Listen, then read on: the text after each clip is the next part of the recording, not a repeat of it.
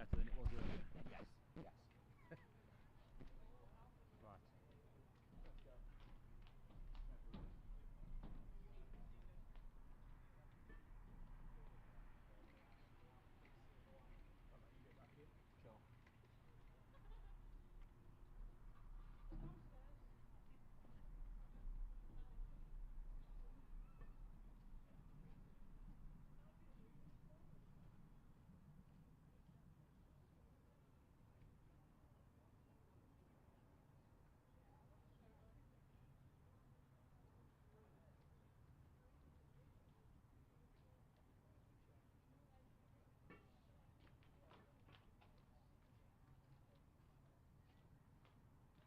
Please welcome our umpires, and we'd like to play Powerplay on two teams, Yorkshire and Lancashire. Just to recap our two teams, Lancashire will toss and urge us to bowl first.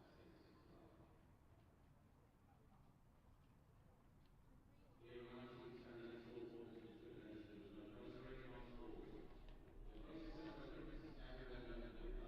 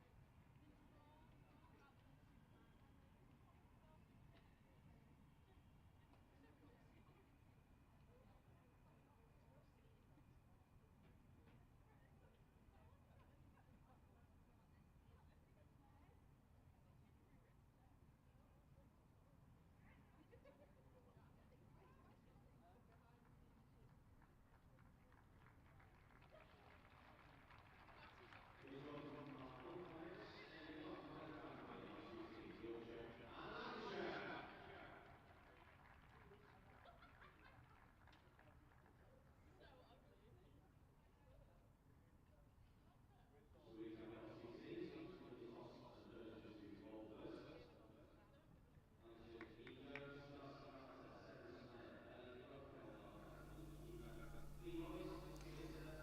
Good morning and welcome to the live stream on Lancs TV for the Metrobank One Day Cup fixture between Lancashire and Yorkshire. We're live from a very sunny Emirates Old Trafford for the highly anticipated Roses Derby. Lancashire have won the toss and will bowl. I'll quickly run you through the teams. For Lancashire, opening the batting, Eve Jones and Darcy Carter, Seren Smale, Captain Ellie Threlkeld in at 4, Fee Morris, Elsa Lister, Kate Cross, Tara Norris, Mahika Gore, Grace Potts and Hannah Jones. And for Yorkshire, Captain Lauren Winfield Hill alongside Georgie Boyce, Jess Jonathan, Stair Callis, Amy Campbell, Innes Blackwell, Maddie Ward, Beth Langston, Rachel Slater, Claudie Cooper and Jess Woolston at number 11. I am Polly Starkey. Later we will hear from Mike Perkins, but alongside me, very fittingly, is former Yorkshire and Lancashire cricketer Phoebe Graham. Phoebe, welcome. What are you thinking of the teams? How do you think they'll match up today? What an exciting day. It's the Battle of the Roses. It's the game that everyone's most excited for in the season, and it's not the first time these two teams have met. So they played each other a couple of times on pre-season tour. Lancashire actually dominated Yorkshire in those matchups, so Yorkshire will definitely have the bit between the teeth. Lancashire have got a bit of a different attack with the bat in hand, with a few injuries with Gabby Lewis and Eve Jones, so it's going to be an interesting game. Yorkshire with confidence after the last win, and Lancashire have had double defeats, so it's an exciting battle and I'm looking forward to the game ahead. If you asked me 10 days ago, I think very confidently I would have said Lancashire would have been the favourites, but after Yorkshire's incredible defeat of the Blaze last week, it really hangs in the balance, so it should be an exciting one today. So Kate Cross with the new ball in and comfortably defended by Lauren Winfield-Hill.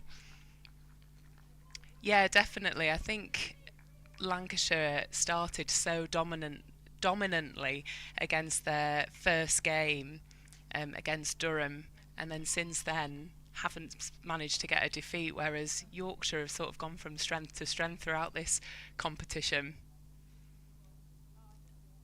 As Cross in, and big appeal for LBW given. She gets Lauren Winfield-Hill, the old foe. Big celebrations.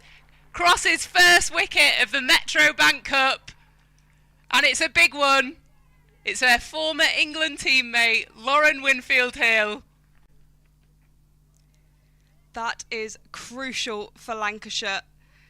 We said before we went on air, the thing with Yorkshire is they have these amazing players at the top of the order. You think Lauren Winfield-Hill, Jess Jonathan, Stair Callis, and when they beat the Blaze, it was those three players that really fired, and they needed them to show up today. And Lauren Winfield-Hill has gone out for a duck, and that is huge for Lancashire. Yeah, just watching the ball on replay, it's a Kate Cross special. Nips in, and it's right in front of the pads. Big appeal. She's been waiting for that as Kate Cross. And you can see the relief from her teammates as well. She's off the mark in this Metro Bank Cup campaign. And she seems to love getting the wicket of Lauren Winfield-Hill as well. There's something about it. It's I guess that the rivalry, the energy coming into this game, and a fantastic start for Lancashire. Precisely how they would have wanted to start. When Ellie Threlkeld won the toss and opted to bowl, I like to think that's what she envisioned, and it happened in the perfect way. So Jess Jonathan will come to the crease for Yorkshire. She's been in brilliant form as well as Lauren Winfield-Hill. She got 90 in her last game against Blaze. Now joined at the crease is Jess Jonathan as Cross in and defended into the offside for no run. Yeah, Winfield-Hill was in fantastic form. Started the season pretty well. I think she scored 36 against Somerset, then 60 against Surrey, then as you say 90 against the Blaze. But Jess Jonathan coming in had a very good game against the Blaze, 4 for 18, and then also scored 67. So she's in a nice bit of form as well. In and works that down the leg side as Hannah Jones sprints in and they take the single. But coming into this game, Lancashire are the giants. The pressure's on them. They won the competition last season. They won 2 trophies last season, in fact. So there's a lot of expectation. And Yorkshire are the newbies to Tier 1. They made their way up from Tier 2. And you know, although they were professional last season, it still is a huge step up. So it's fantastic we can have this derby actually in Tier 1 now. But it is definitely a step up for Yorkshire. Works into the offside for no run. Boyce on loan from Blaze. Got a strong batting lineup of Blaze, so hasn't managed to get any opportunity with them, and came on loan to Yorkshire in Tier 2 last season. Did Georgie Boyce, former teammate of Kate Cross, as she comes in, and Boyce defends that off the front foot. Solid defence, and that's a brilliant first over from Cross. Yorkshire, 1 run for 1 wicket off the first over. All the ones, and a fantastic start from Lancashire. Captain Threlkeld will be chuffed there with Kate Cross. Yeah, brilliant display of bowling to start from Kate Cross and Lancashire. I'm sure Threlkeld will be very, very happy with that start. And it's the most glorious day in Manchester. We've had lovely weather all week and it's stuck around for the cricket.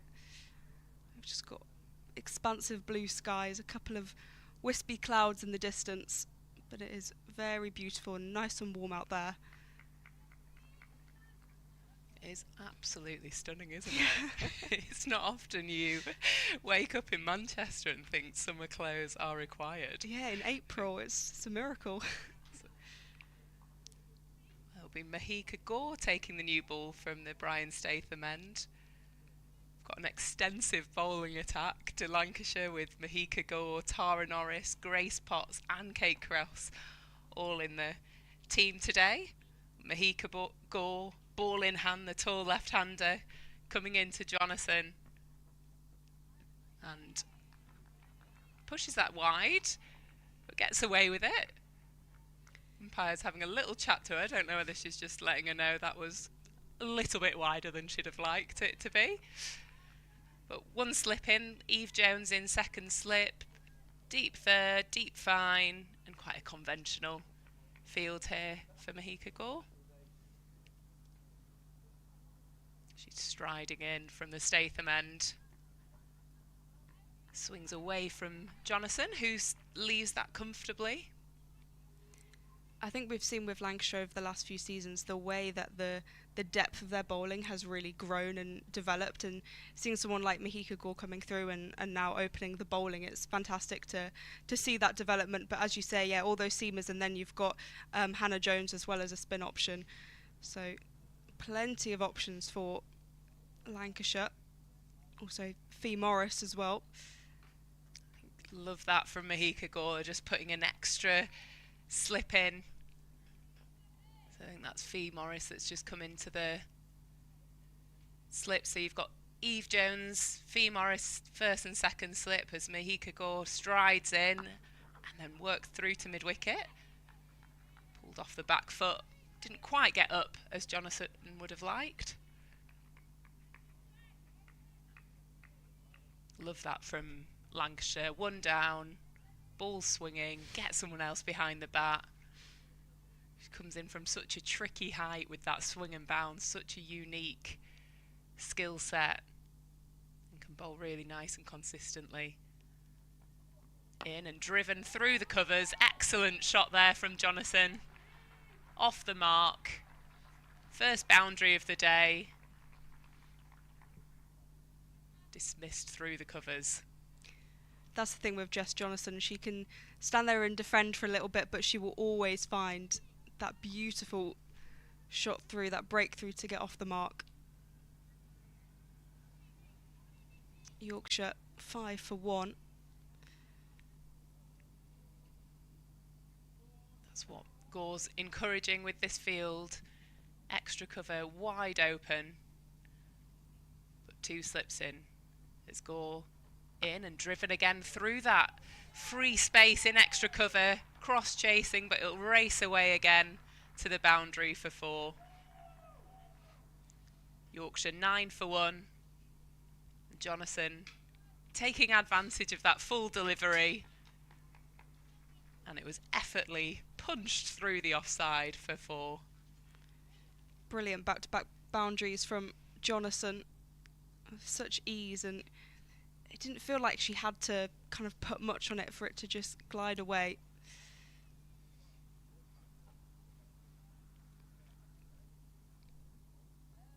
Gore takes the slip out. In, and Jonathan lets that go through the wider delivery. So at the end of the second over, Yorkshire are 9 for 1. 2 boundaries conceived off that first over from Mahika Gore. She was getting some nice shape, but just missed her line a couple of times there and was punished through extra cover from the class of the left-handed Jonathan. Yeah, it was a nice first few deliveries, and then those 2 fuller balls being punished by Jonathan. Well, Cross with the new ball again. Third over into the attack and worked off the back foot. Boys playing that on a tippy toes. Is it nice to see Cross as a regular spot in the Lancashire team now? Yeah, that is brilliant. I think it's just fantastic to have someone like her around the team as well, and have her consistently here, as you say. It's I think it can be a bit frustrating when there are the England players constantly coming in and out of the team, but to have her around the team all the time and opening the bowling is brilliant. Worked off the back foot. Boyce carves that through covers, takes advantage of the shorter ball and just rocks back and punches it through cover.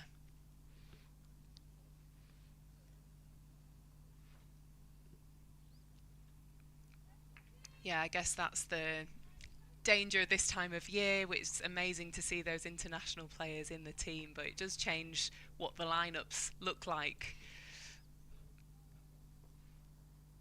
Cross in and played comfortably by Boyce. Exactly, and all the teams are going to experience that quite a lot this summer with the Home World Cup, which is incredibly exciting, but with English players, Scottish players, Irish players, and also Stair Callis for the Netherlands, there will be players missing from Tier 1 to be taken away for that in June. Cross striding in and defended again by Boyce.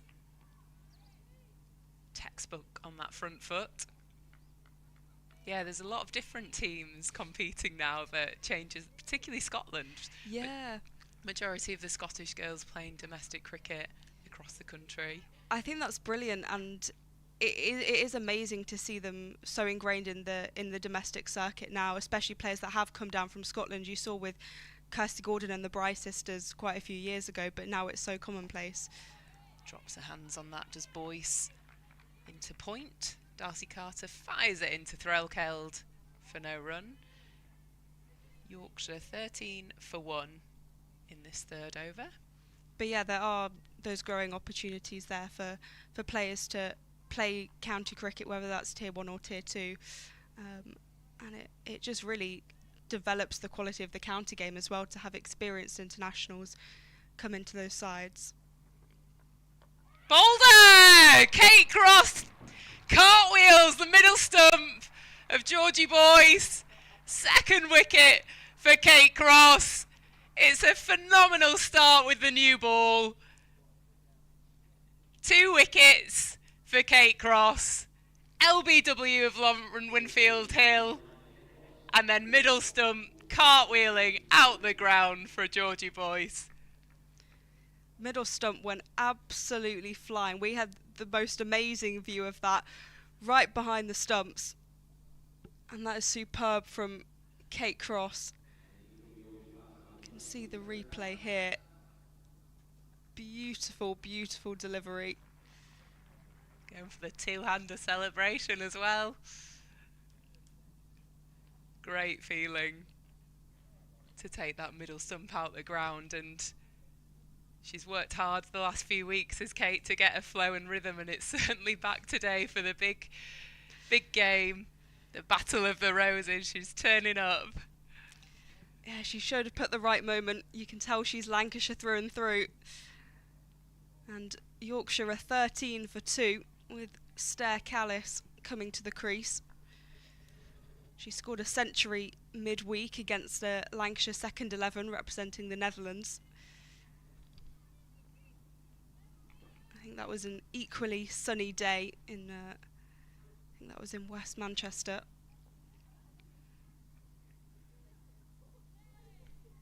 Yorkshire 13 for 2. Gore comes in to Jonathan, drives that to mid-off. Cross comfortably fields and into Threlkeld for no run.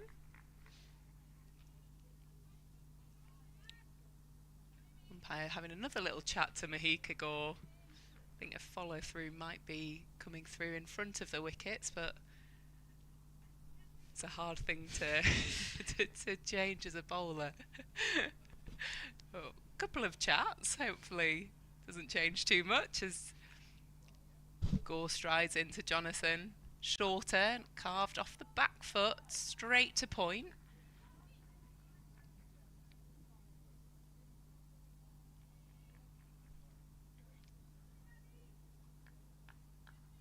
Another little chat to the umpire. Yeah, glorious day here at Emirates Old Trafford. And what a start in this Roses campaign. Yorkshire 13 for 2. Gore in and punched off the front foot. It's a classy shot from Jonathan. Wonderful stroke. Yeah, beats a diving Darcy Carter at point and just sails away.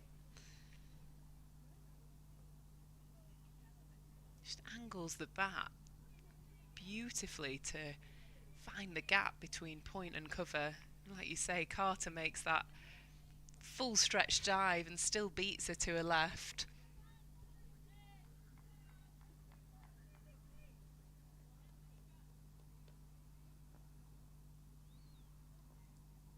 Gore into Jonathan. Jonathan leaves that alone. Nice bit of swing and shape from Gore.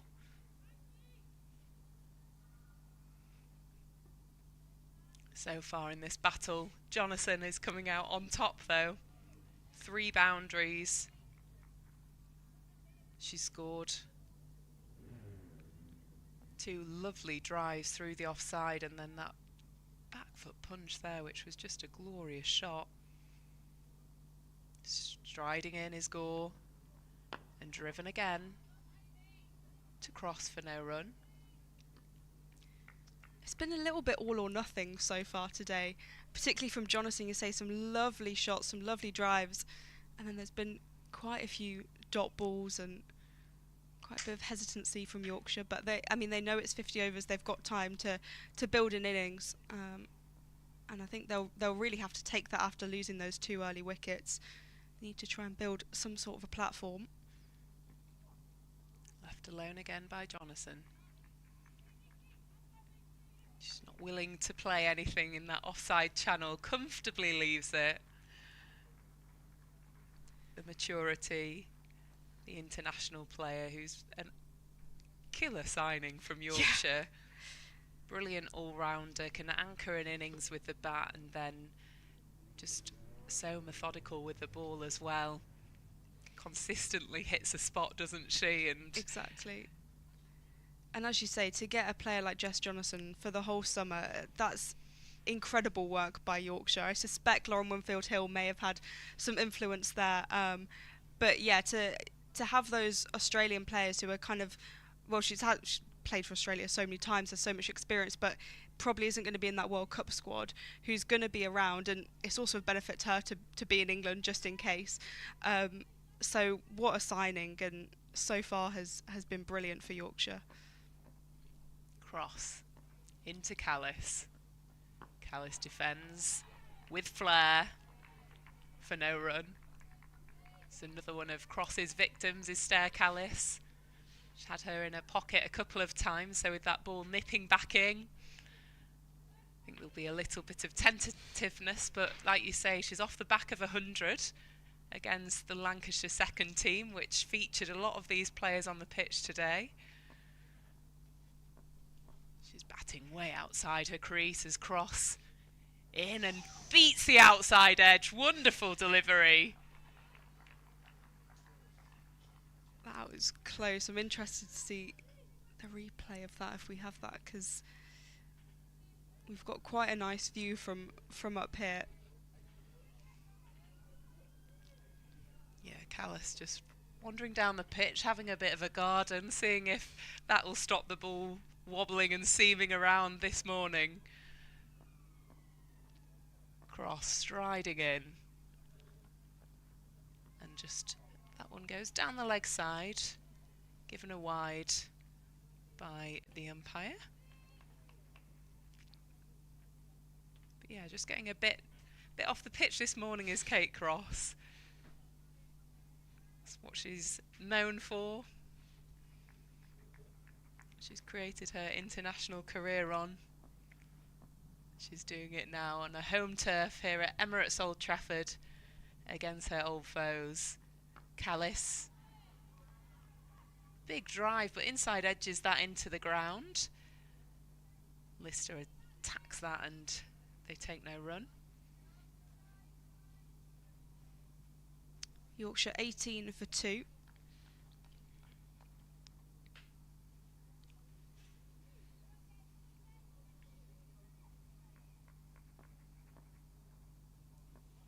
cross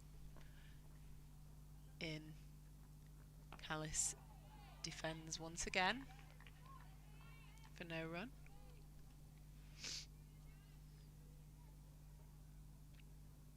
This has been brilliant bowling from Kate Cross this morning. A reminder that she got Lauren Winfield-Hill out on her second ball, LBW, and then a beautiful delivery to cartwheel Georgie Boyce's middle stump away for 4. Cross bowls and carved off the back foot. Carter stops that unconventionally at point for no run. Yeah, Darcy Carter's been busy already today in the field. A lot of the balls coming straight to her. Looks like she'll be batting at the top of the order as well today, which she scored a brilliant 90 against the Netherlands this week. Cross bowls and worked off the back foot quite clumsily to cover. Callis misses out that time. Another good over from Cross. Yorkshire 18 for 2 after 5. Cross dismissed Winfield-Hill for no runs and cartwheeled the middle stump of Georgie Boyce, taking the 2 big wickets this morning in the first session. Lancashire on the charge already today, Phoebe. And it's been led by Kate Cross, hasn't it? It's been a fantastic spell of opening bowling and exactly what Lancashire would have wanted, having won the toss. Indeed.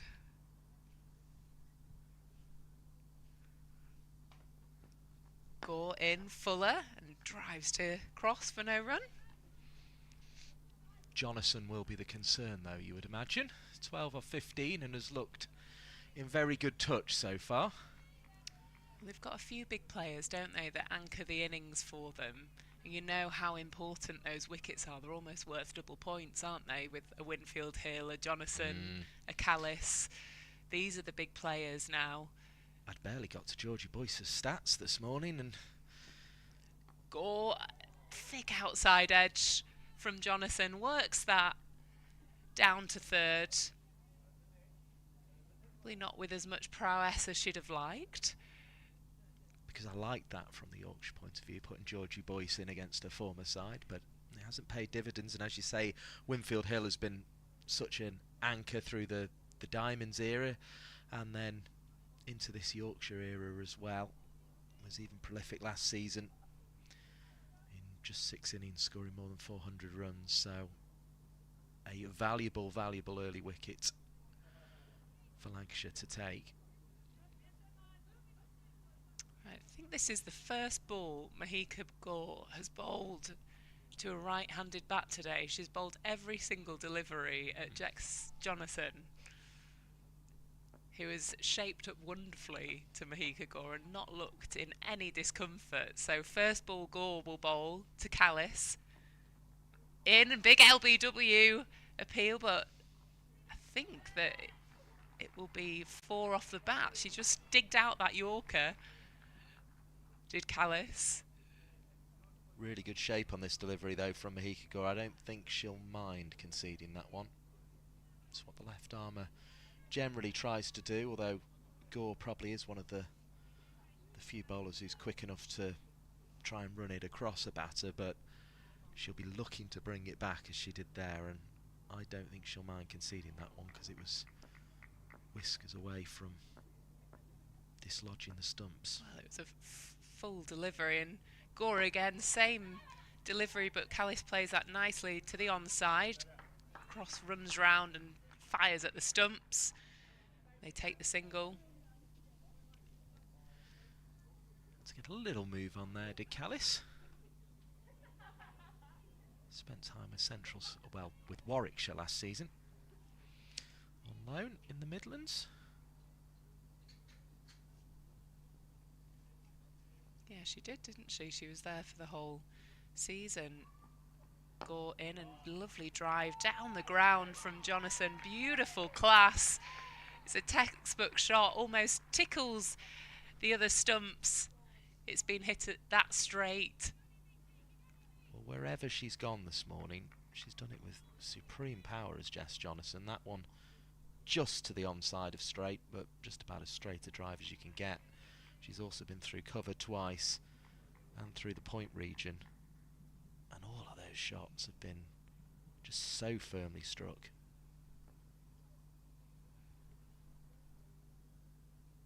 Gore in and worked off the back foot by Jonathan. She's shaping up so wonderfully as Jonathan today, and you can see the class of how she's hitting good deliveries for four. That last ball wasn't a bad ball by Mahika Gore, but she just shaped it wonderfully, played the most perfect on dry, full face of the bat, swing causing her no trouble whatsoever. Yorkshire 28 for 2 off 6. As we say, everything she's struck has just been middle of the bat and with real power. She'll be the concern early on for Lancashire. 17 off 18 already, and even with the 2 wickets down, still looking to take advantage of the power play. Reminder, one of 4 games taking place today in the Women's One Day Cup. Elsewhere, Essex 18 for 2 against the Blaze, batting first. Durham 29 without loss, and Somerset are 36 for 2 against Surrey. Cross in and driven down the ground for no run. And we were saying before we started here, it's got the feel after 3 games as if it's wide open this season. Everyone sort of seems to have the ability to beat everyone else. Obviously Surrey have taken a little bit of a march at the top, but they've started well in previous years, be it as Surrey or South East Stars in the previous competition, the Rachel Hare Flint Trophy. So that doesn't necessarily mean they're going to run away with it. Callis just stopping here because there's a couple of fans behind the side screen with picnics. They've paused directly behind the side screen and now they're moving, but I don't know if they're parents or family members, but we should try and get the binoculars out there and note this down. It's cross in and steps onto the back foot.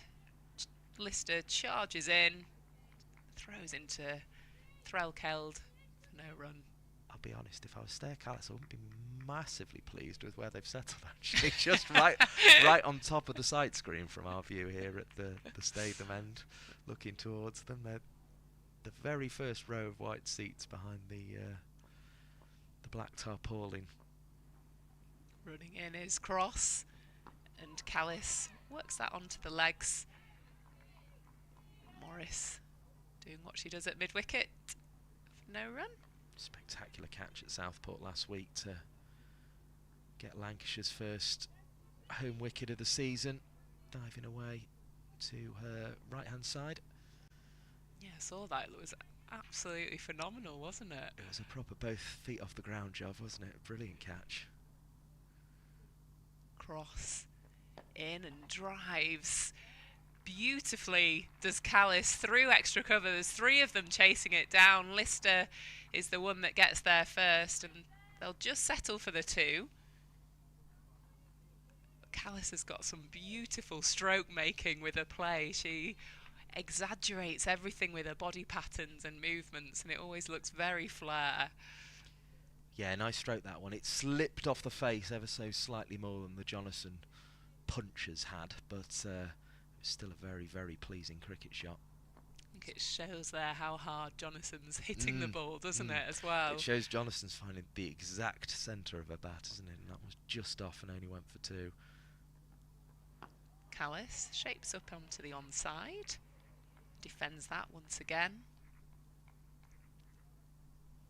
Really can't afford another wicket though before 10 here, Yorkshire. You feel they've got to get through this power play. I know they'll want to take advantage of the fielders up. They also need to keep an eye on that wickets column. Yeah, and I think it'll be the trickiest period at the moment. It is moving around off the pitch for cross. She comes in. Callis defends again for no run. Gore was getting some shape, but Jonathan's navigated that wonderfully. Yeah, I think she's just got in such strong positions, Jess Jonathan, that it's batting very easy for her. Mind a voice alongside myself, Mike Perkins, Phoebe Graham, former Lancashire and Northern Diamonds cricketer, so the perfect person to have with us on a Roses match like this. We'll have knowledge of both camps, I think it's fair to say.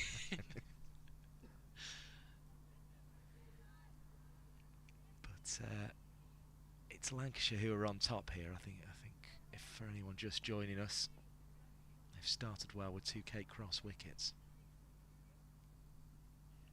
Gore striding in from the Brian Statham end, full delivery and technically perfect drive straight to Cape Cross again.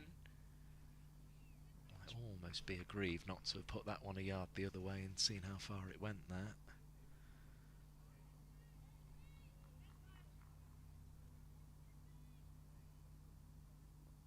Keep you up to date as well with Lancashire Durham in the county championship, but our focus here is this Roses match. Gore lets that fly down the leg side, a great take by Threlkeld. Get some serious bounce and carry. Yeah, nearly took Threlkeld with her, that one.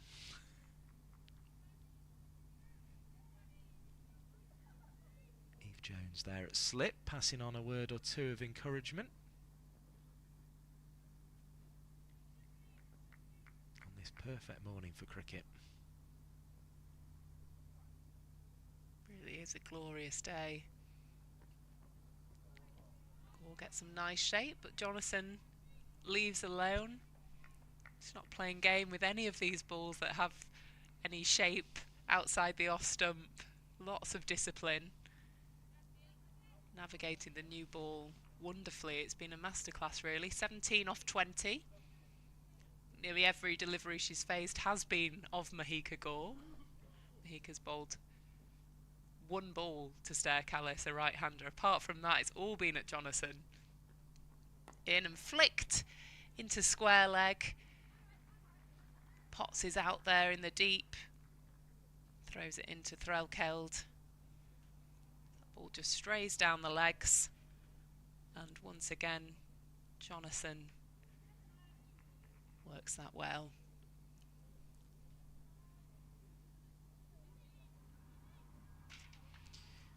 Very comfortable at the moment for Jess Jonathan, but anything but for her teammates. That's the contrast we're dealing with at the moment. Gore into Callis, strays that down the leg side, and it will be given a wide. That's what happens when you've bowled nearly 4 overs at a left-hander all and morning. It is what she's looking for to the right-hander, isn't she? She's looking to bring it back, and it does become a fine margin, but Gore not quite getting that right. Still just 20 years of age, but progressing well in the shirt of Lancashire. Worked off the legs by Callis, plays that nicely, very fine. Jones is running round, but it will race over those boundary ropes. One of our friends from over the Pennines has managed to get a white rose into the ground this morning. We see down there. It'll be fun and games throughout.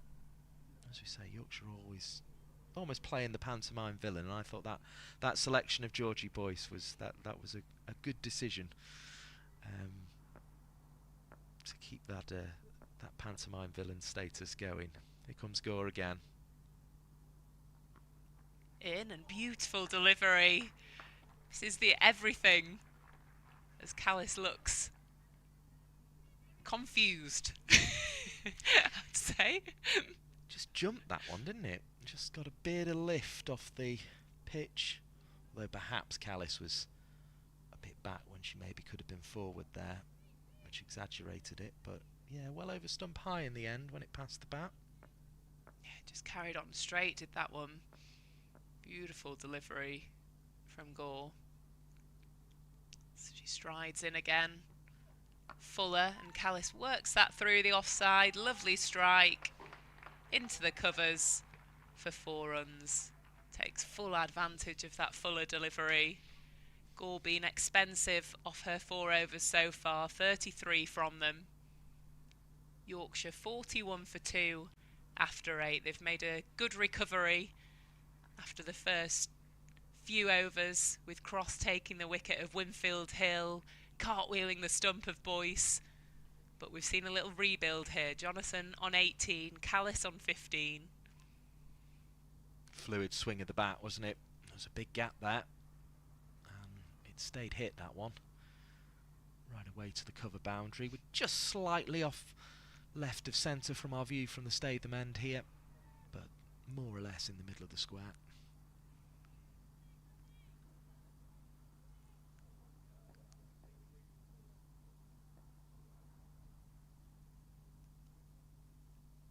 Cross running in and worked off the legs. That'll go out to fine to Hannah Jones, who fields that nicely down at fine leg. Jonathan moves on to 19. Score is 42 for 2. Had a little bit of the irrigation on the outfield there to deal with, didn't she? And kept her eyes on it well, did Jones. Cross, who's been economical, I can't even say the word. Economical, as always. 2 for 8 off her 4. In and worked off. Carter dives, and that will go away for 4.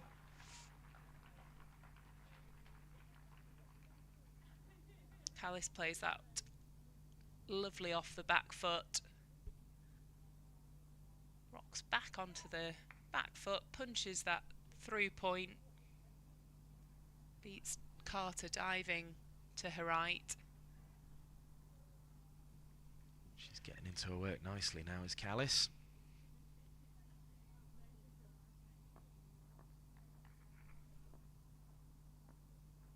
Something for Cross to ponder. Cross in and gets thick outside edge down to 3rd. She moves away off the pitch. She'll move off strike. Will Callis?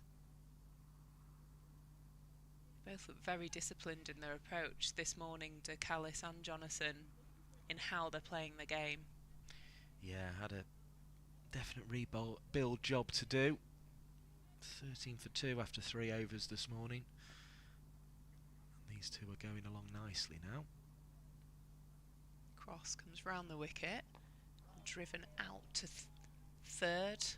Another thick outside edge for 1 run. There had been a discussion the previous ball to the right-hander Callis about whether they wanted a gully in place. Jones and Threlkeld were contemplating the change of field. They've instead gone for a short extra cover here. But certainly the last 2 deliveries have gone in the air through that gully region. Yeah, and I think with her playing with so much flair, you do often get a thick outside edge rather than a thin, as Cross in, and big stride forward from Callis defends that. Looking solid off both front and back foot is Callis at the moment. So yeah, this change to the Lancashire field, you've now got 4 players between backward point and short extra cover, as well as a mid-off and a fielder at 3rd. So really packing that offside. Cross in and worked off the back foot down to 3rd, and Jones runs round to her right. Feels that well. Yorkshire 49 for 2 off 9. Been a really solid rebuild here from Callis and Jonathan. They were just 13 for 2 in the 2nd over when Cross got the wicket of Georgie Boyce. But they've both come out here and played a very mature innings thus far. It's actually starting to look, runs-wise, like a pretty decent power play, this one for Yorkshire. They've got 6 more balls to add to it. But Tara Norris back into the side. 1 of 2 changes for Lancashire today. Sophie Eccleston missing out.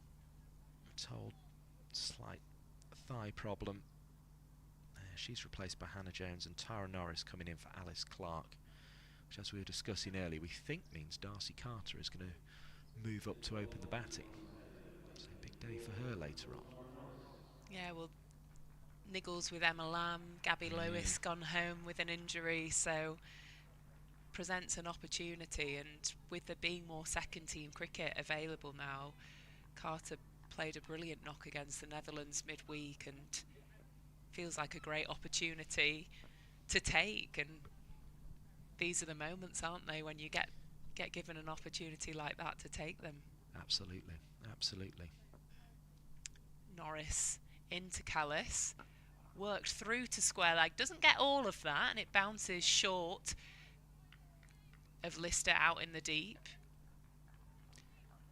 Been a bit of alarm amongst the visitors' dressing room there as that one went airily off the bat of Callis.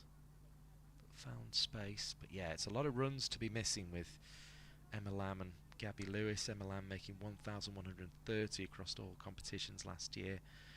Lewis came in at the back end of the season and made 242 runs in 5 matches at an average of 68, including 141 not out in the final.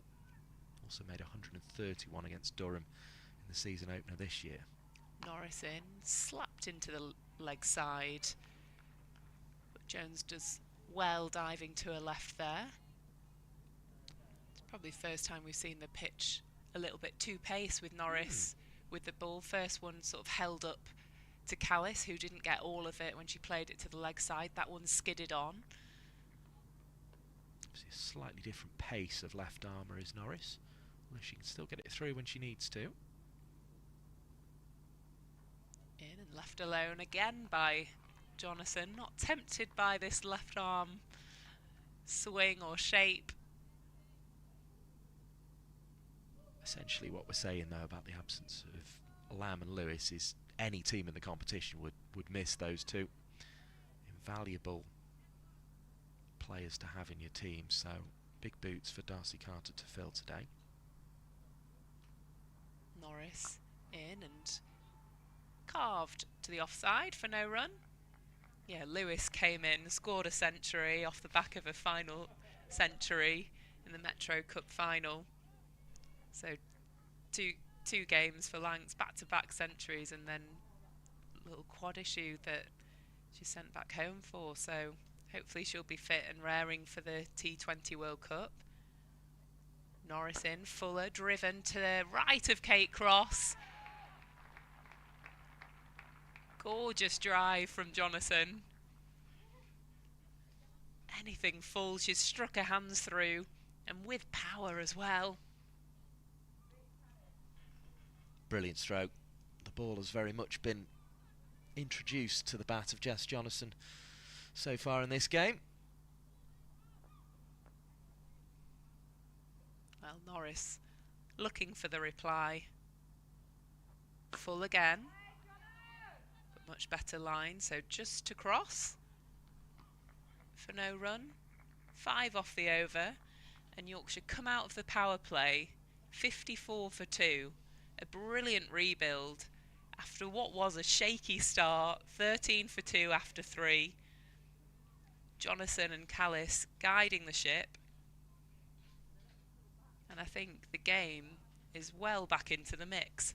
It is indeed. Thank you for guiding us through that, Phoebe Graham. She'll be back in a moment, the former Lancashire and Yorkshire Diamonds cricketer, or Northern Diamonds as it was in the regional era. Polly Starkey to come back in alongside myself, Mike Perkins, to pick up the commentary. Writer, podcaster, and of course women's cricket commentator Polly Starkey. And we're going to see a bit of Grace Potts from the Sir Jimmy Anderson end, Polly. Grace Potts, the change in bowling for Lancashire, as Stair Callis will be the batter on strike, currently 22 from 22. Potts in, this one down the leg side, will scamper through for 1. Score 55 for 2. I've had a quick look at games elsewhere. Essex are 31 for 2 against the Blaze. In fact, actually, the scores have just gone back to what they were. There's a slight change in field.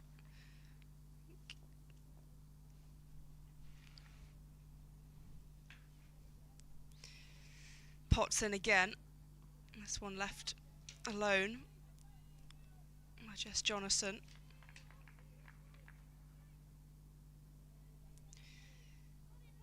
Jonathan 24 from 29.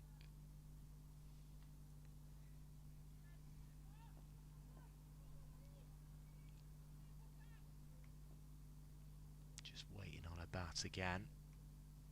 Eyes will be wide looking for this next delivery. Slapped away by Jonathan. But we'll just find the fielder on the boundary. Seren Smale. 56 for 2. So yes, Essex 36 for 2 against the Blaze. Durham 51 for 1 against Hampshire. And Somerset 55 for 2 against Surrey. Potts in once again, and that's guided nicely by Callis, but we'll just find mid-on. No run on offer.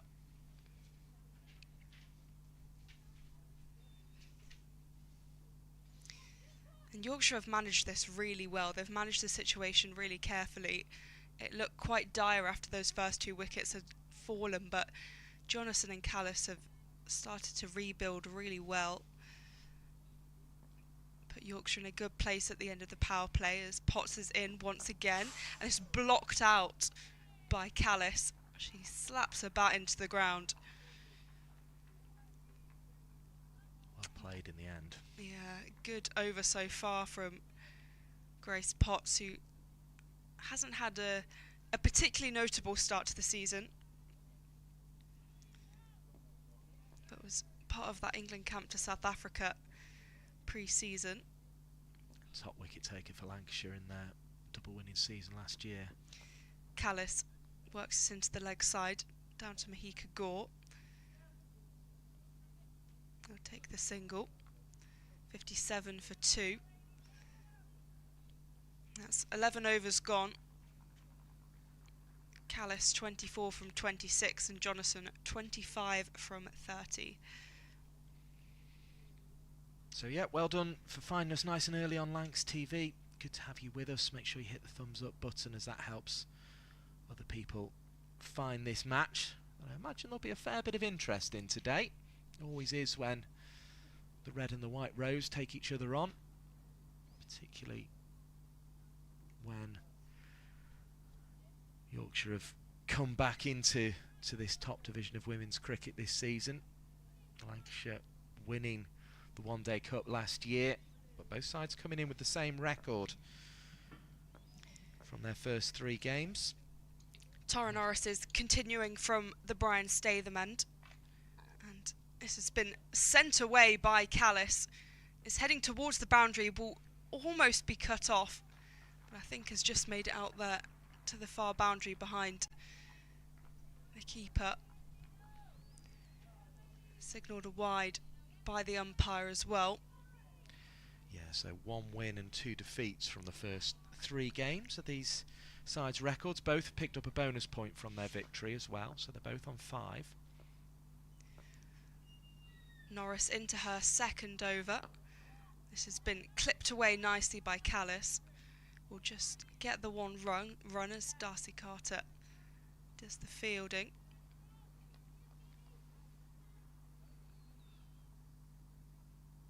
Just wafted the bat at that one, but managed to get something on it. And that's the 50 partnership up for Stair Callis and Jess Jonathan. 50 from 49 balls, so it's been nice and steady, but precisely what Yorkshire needed after that unsteady start, as this is driven straight down the ground by Jonathan. As Ellie Threlcow just a leap in the air to catch that throw from Mahika Gore. 63 for 2. Probably not the throw to send in your captain's direction. No. But well caught in the end by Thralkeld. Norris into her run-up, the left arm seamer. That's swatted at by Jonathan.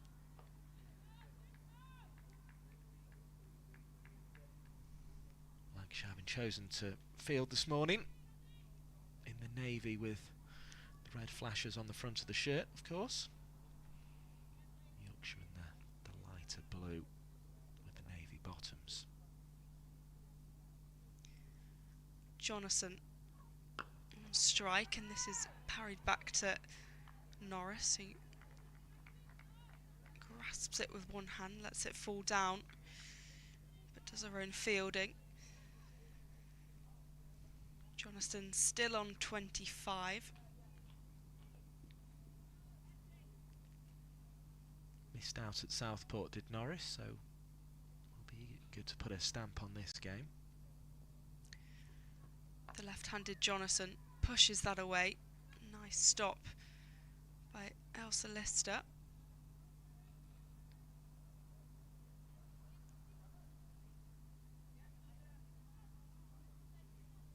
There have been 4 dots in a row so far.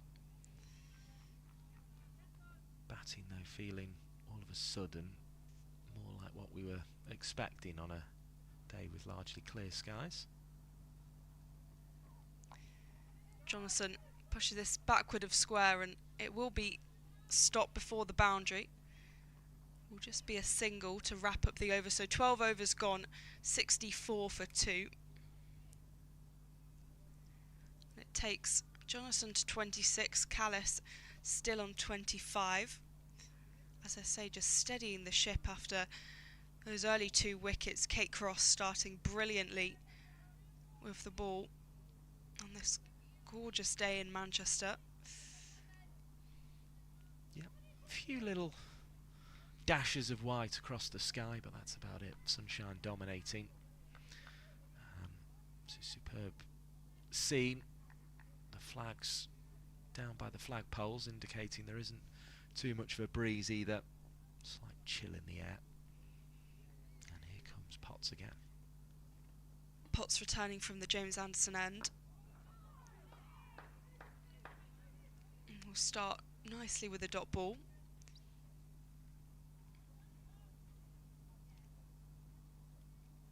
Jabbed down well by Jonathan.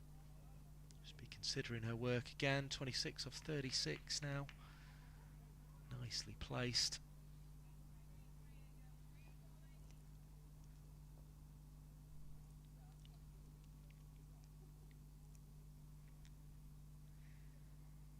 Jonathan taps a bat and guides this one. Will just find the rolling Elsa Lister to prevent a run.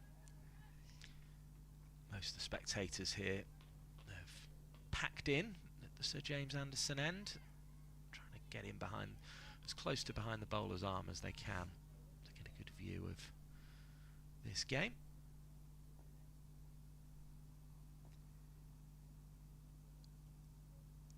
Two dot balls to start the over as Potts continues. This one slapped away by Jonathan. Seren Smell is working hard on the boundary. As the words "great stop" flash up on the board, and I think that's an accurate way to put it. 65 for 2. Just one conceded from this over so far as we're halfway through this Grace Potts over. She's back in again, and this is left alone by Stair Callis.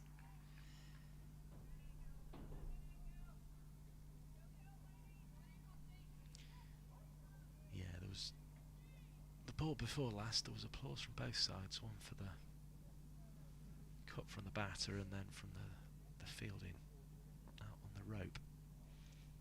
Field a little more spread now. We're outside the first 10 overs. 4 fielders allowed outside the 25-yard ring. Callis on 25 guides this back past Grace Potts, but no run on offer.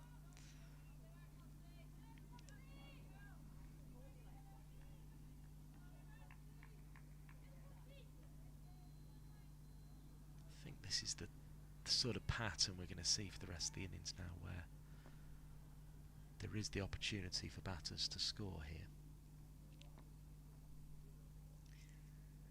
Callis searching for a run, and she will find one as she turns it round the corner and manages to get a single to finish the over. So 2 conceded in that over. 13 overs gone, 66 for 2. Yeah, swiveled that last one round down to long leg.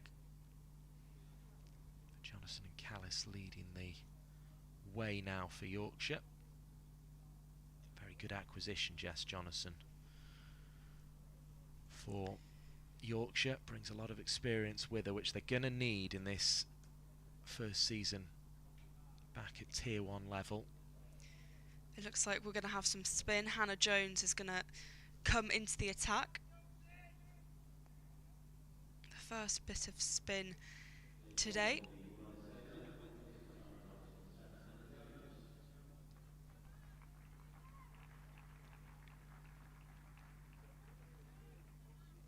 Hannah Jones, one of the changes coming into the team for this derby.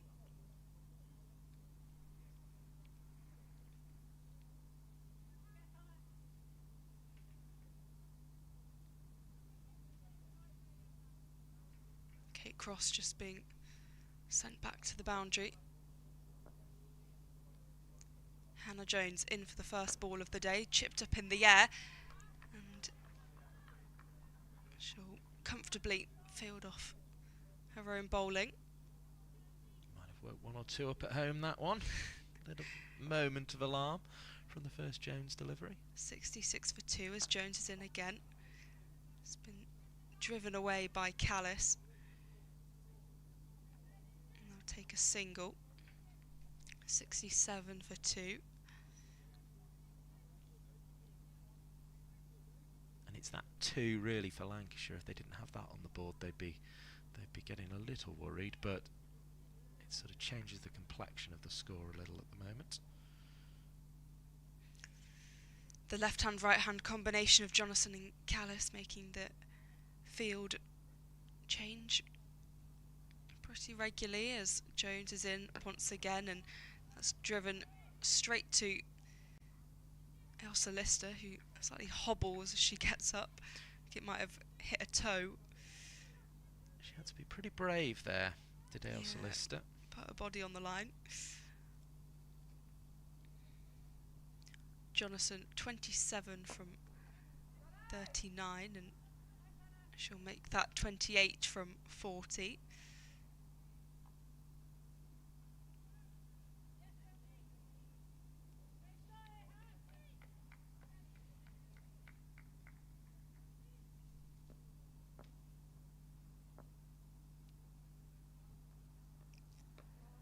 Callis this time tries to swat it away.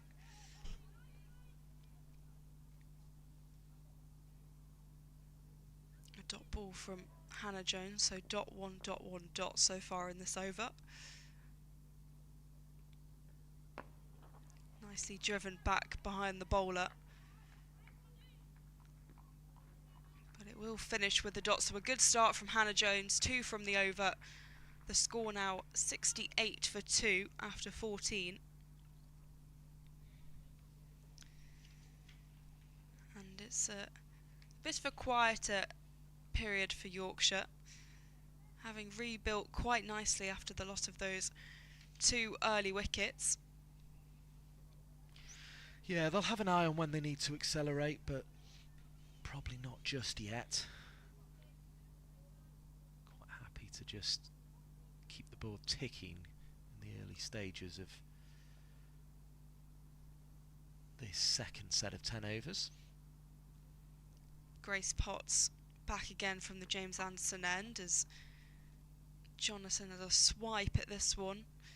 Will just get a single. They're happy to just rotate the strike.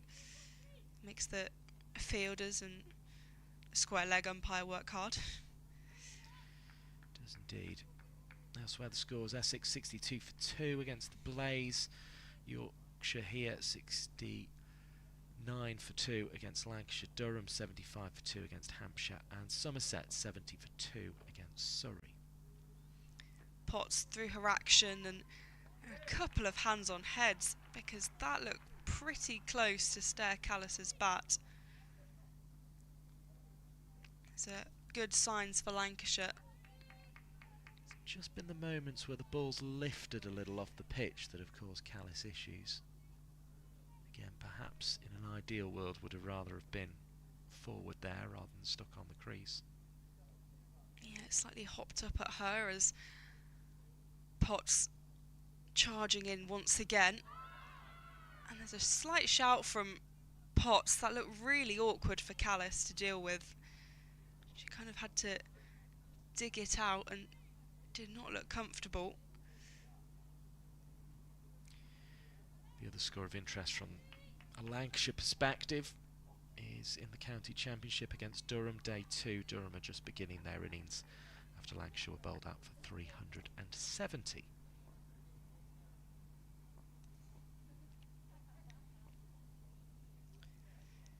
Callis on 27, and she'll manage to grab a quick single. Good bit of fielding from Fee Morris, quick to get the ball back. We'll keep an eye on Yorkshire's game in Division 1 of the county championship as well. Sussex 398 for 6 at the start of day 2 there. They've been playing for around about half an hour in those county championship matches.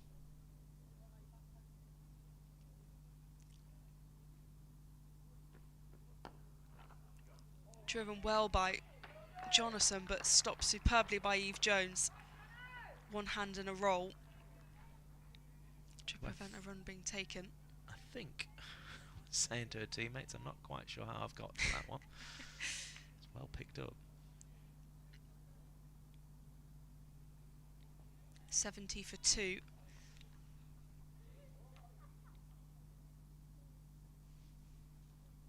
Potts into her rhythm.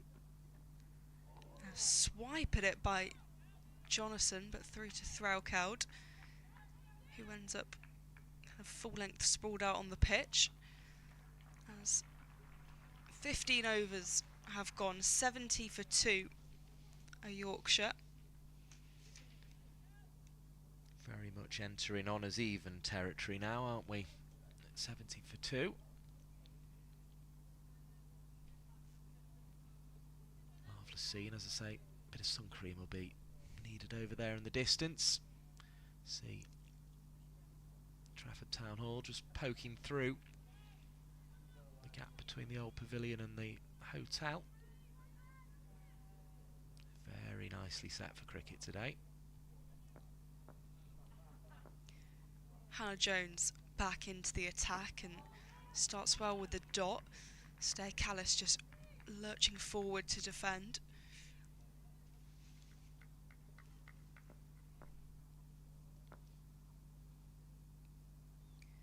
Jones, the left arm spinner again, and they will take the single. Again, that's one of those balls where you just feel very much honours even. It's how Lancashire had set the field with the long on out. They won't mind conceding one there, but Yorkshire will happily take it. They're hoiked in the air by Jess Jonathan, and that will be 6. That easily cleared the boundary, and that is the first 6 of the day. And a statement from Jess Jonathan just dispatched Hannah Jones out the ground. And in fact, it looks like there'll be a bit of a search on for the ball. Well, it's gone right out towards the grass nets on the far side, and it's where the stage goes when there are gigs here, but obviously when there isn't a gig here, it's a big gap, and that one's gone a good distance back to the shorter side of the ground. As we say, we're over towards the left of the square. Thought we were actually a bit more central at first look than we actually are. We are a little over towards the the left of the square as we look from the Statham end. And Jonathan has dispatched that one a good distance. It bounced just in front of a set of red steel railings and then kept on its way across the concrete. The ball has been retrieved.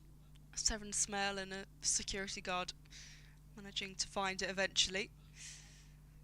That was a huge 6 from Jonathan. 77 for 2.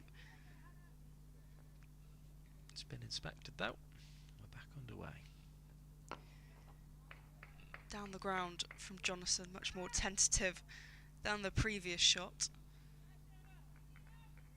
78 for 2, bringing Callis back onto strike. So far, .161. As this is defended by Callis for no run. She takes a few steps down the pitch, but right back to her crease. Won't phase Hannah Jones this though. Jones in again, driven down the ground. We'll find Kate Cross as a rolling Elsa Lister tried to cut it off.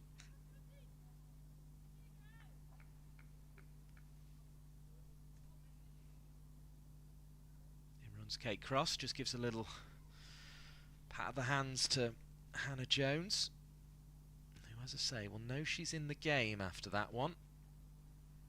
And this wicket of the Australian Jess Jonathan, Queenslander, also played for Brisbane Heat, Delhi Capitals, Trimbago Knight Riders, Welsh Fire in the 100 as well. That's going to be a crucial wicket for Lancashire to take, but they've also got Stair Callis to worry about, and that's who Potts has got in her sights. Potts back in as Callis pushes this one out into the offside for a single.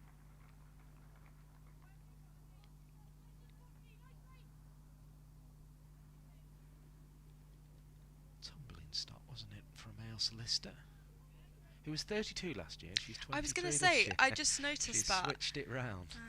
I was thinking like, that am all I the last reading it week. backwards? Yeah, she's now 23 as Potts through her action and just left alone by Jonathan. Presume it wasn't a mix-up at the printers. Either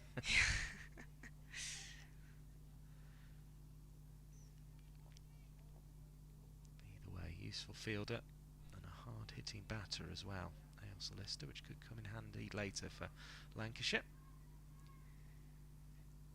Jonathan slices the ball out, but will just find Eve Jones on the onside. Reminder, if you just join us, you're with myself, Mike Perkins, and Polly Starkey, writer, podcaster, the Naughty Child podcast, and of course women's cricket commentator. There's been plenty to discuss in the early stages between you and your dad Richard. Potts back in and it's defended nicely. Yeah, there's just been so much going on. There's so much cricket. We've had Tier 1, Tier 2. Now the County Cup is also starting today. There's been internationals to talk about. We know we've got the World Cup coming up this summer. So there is just an endless stream of things to talk about, which is absolutely brilliant. But the first few rounds have been fantastic. I had the pleasure of being up in Durham for the first round where Lancashire was so dominant. But we've tried to get to as many games as possible over the last few weeks as Potts is in again, down the ground, and cut off really well. That was a tumbling stop. The return to Threlkeld slightly astray. She just couldn't get round the batter. Jonathan coming to the striker's end here, but Hannah Jones was on hand to back up and keep the score into 1. Brilliant bit of fielding by Tara Norris.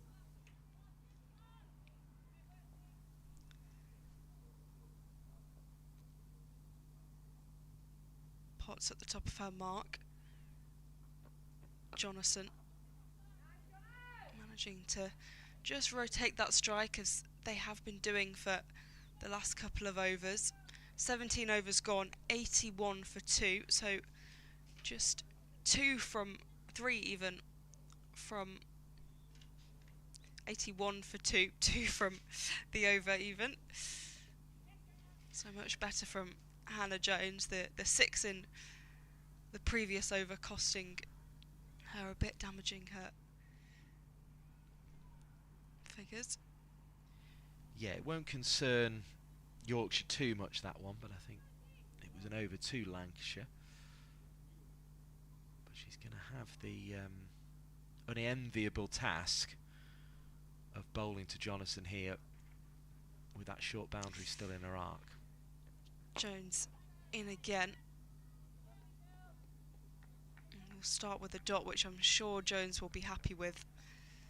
Shorter boundary, we should say. Yeah, they're all long here at Old Trafford, if we're quite honest. 3 back on the leg side.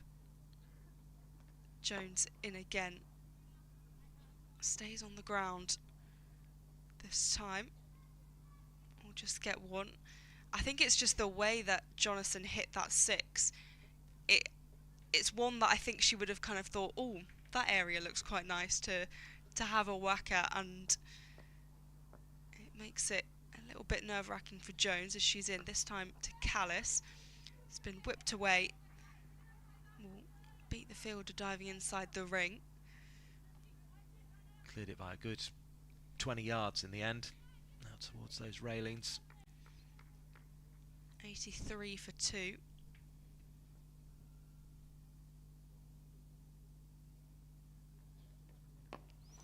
Chipped up in the air and should meet the boundary, and does. So that's a 4 for Jess Jonathan. Just lofted it up and it raced away. Kate Cross nor Tara Norris could get to it. 87 for 2. That moves Jonathan into the 40s. She's on 42. Another nice stroke. Jones, left arm and straight back to her on the pitch.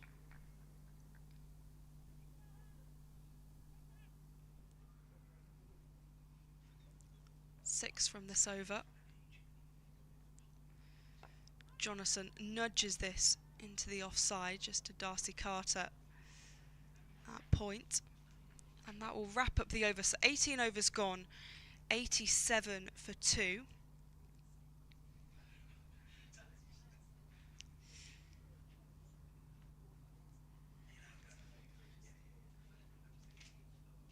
And Yorkshire, the 2 batters just discussing in the middle. It's been a good recovery from Jonathan and Callis, who, as we said at the start of the day, those 2 needed to fire, probably with Lauren Winfield Hill as well, but she was out for a duck from her second ball she faced. Kate Cross, brilliant with the ball early doors. But Jonathan now 42 from 55, and Callis 32 from 43, creating a good platform for Yorkshire in this highly anticipated derby as Potts is back from the James Anderson end. This has been whipped away by Callis, and that will be 4. It goes behind those red barriers once again, but that was a fine shot by Callis, executed well and just slapped away backward of square. And that brings Yorkshire into the 90s, 91 for 2. Callis moving to 36. Lancashire will be looking for another wicket, looking to break this partnership, and has built really well.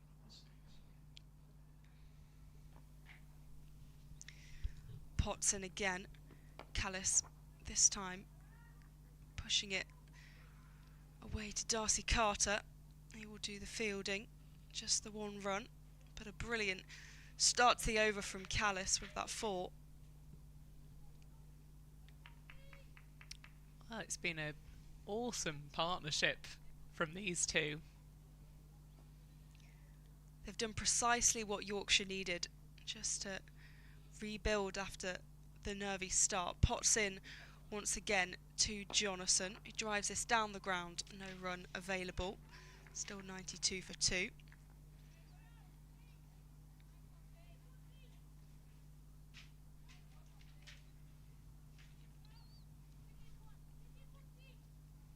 Yeah, it's been effortless, flawless, no opportunities given. And both Potts and Jones have been hammering the stumps, bowling a good length, but they're building well here. Potts again, and Jonathan straight to Eve Jones. I think the way Yorkshire have approached it as well, you've seen these two, there have been quite a few dot balls, but they haven't let that frustrate them. They've responded really well, and there was the epic 6 by Jess Jonathan, and then there have been a couple of nice 4s as well, but just rotating that strike regularly, keeping the score ticking over. Potts in again, and Jonathan takes a few steps down the pitch and tries to have a big swing, but doesn't make the contact she wants. Just as you quote her patience. She gets a bit impatient. She goes for the big aerial down the ground shot, and snooker cues it. Absolutely brilliant. Potts at the top of her mark. Will Jonathan risk attempting another shot like that? I'm sure later in the innings, as she gets an edge on this, and Mahika Gore will do the fielding. 93 for 2 after 19 overs. So Jonathan 43 from 59, and Stair Callis 37 from 45.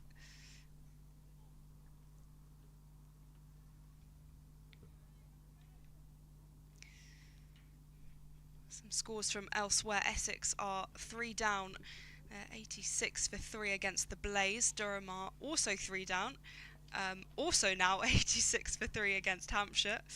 And Somerset are 94 for 2 against Surrey, doing well after also losing 2 early wickets.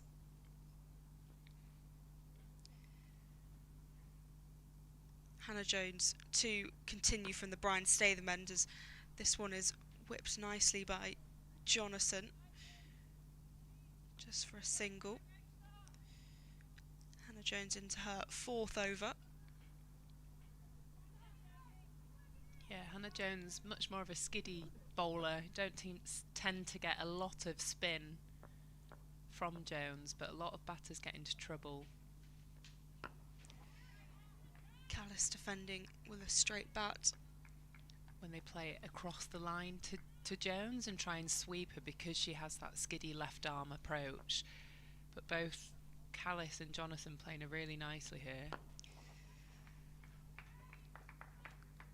Kate Cross running in from the boundary. A nice straight shot by Callis to move Yorkshire to 95 for 2. It does look a reasonable surface to bat on. Jonathan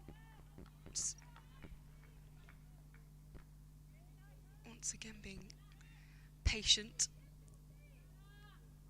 She finds herself on 44 from 61. Down the ground by Jonathan. Another dot ball though. Both batters to Jones have played really high up the ground. No one's tried to sweep. There's a little bit of inconsistency with bounce, but we saw that slog sweep 4-6 from Jonathan. Pushed away by Jonathan. Fee Morris running round. They'll still just take the single. So 20 overs gone, 96 for 2. But she still played that high up the ground.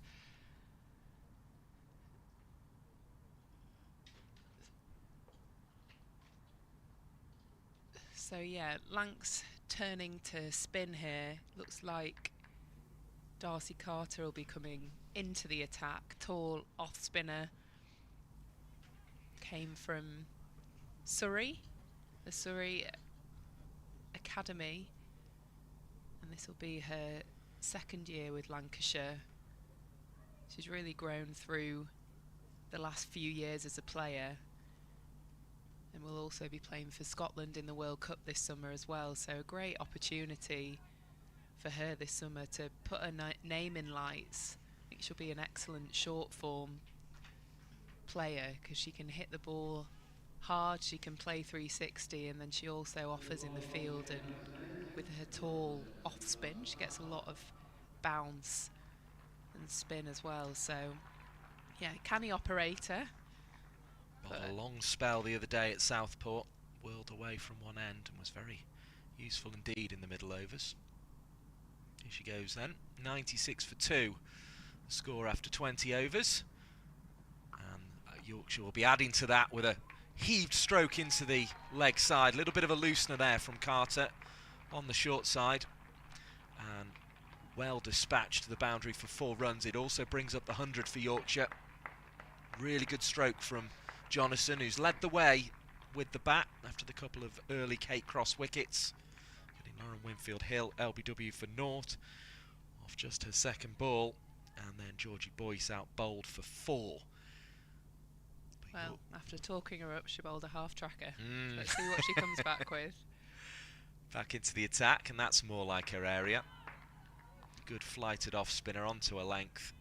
Forward came Jonathan with a forward defensive. No run out towards Eve Jones there. That was more what we saw the other day from Carter. Round the wicket, slightly into the pitch this time, cut away.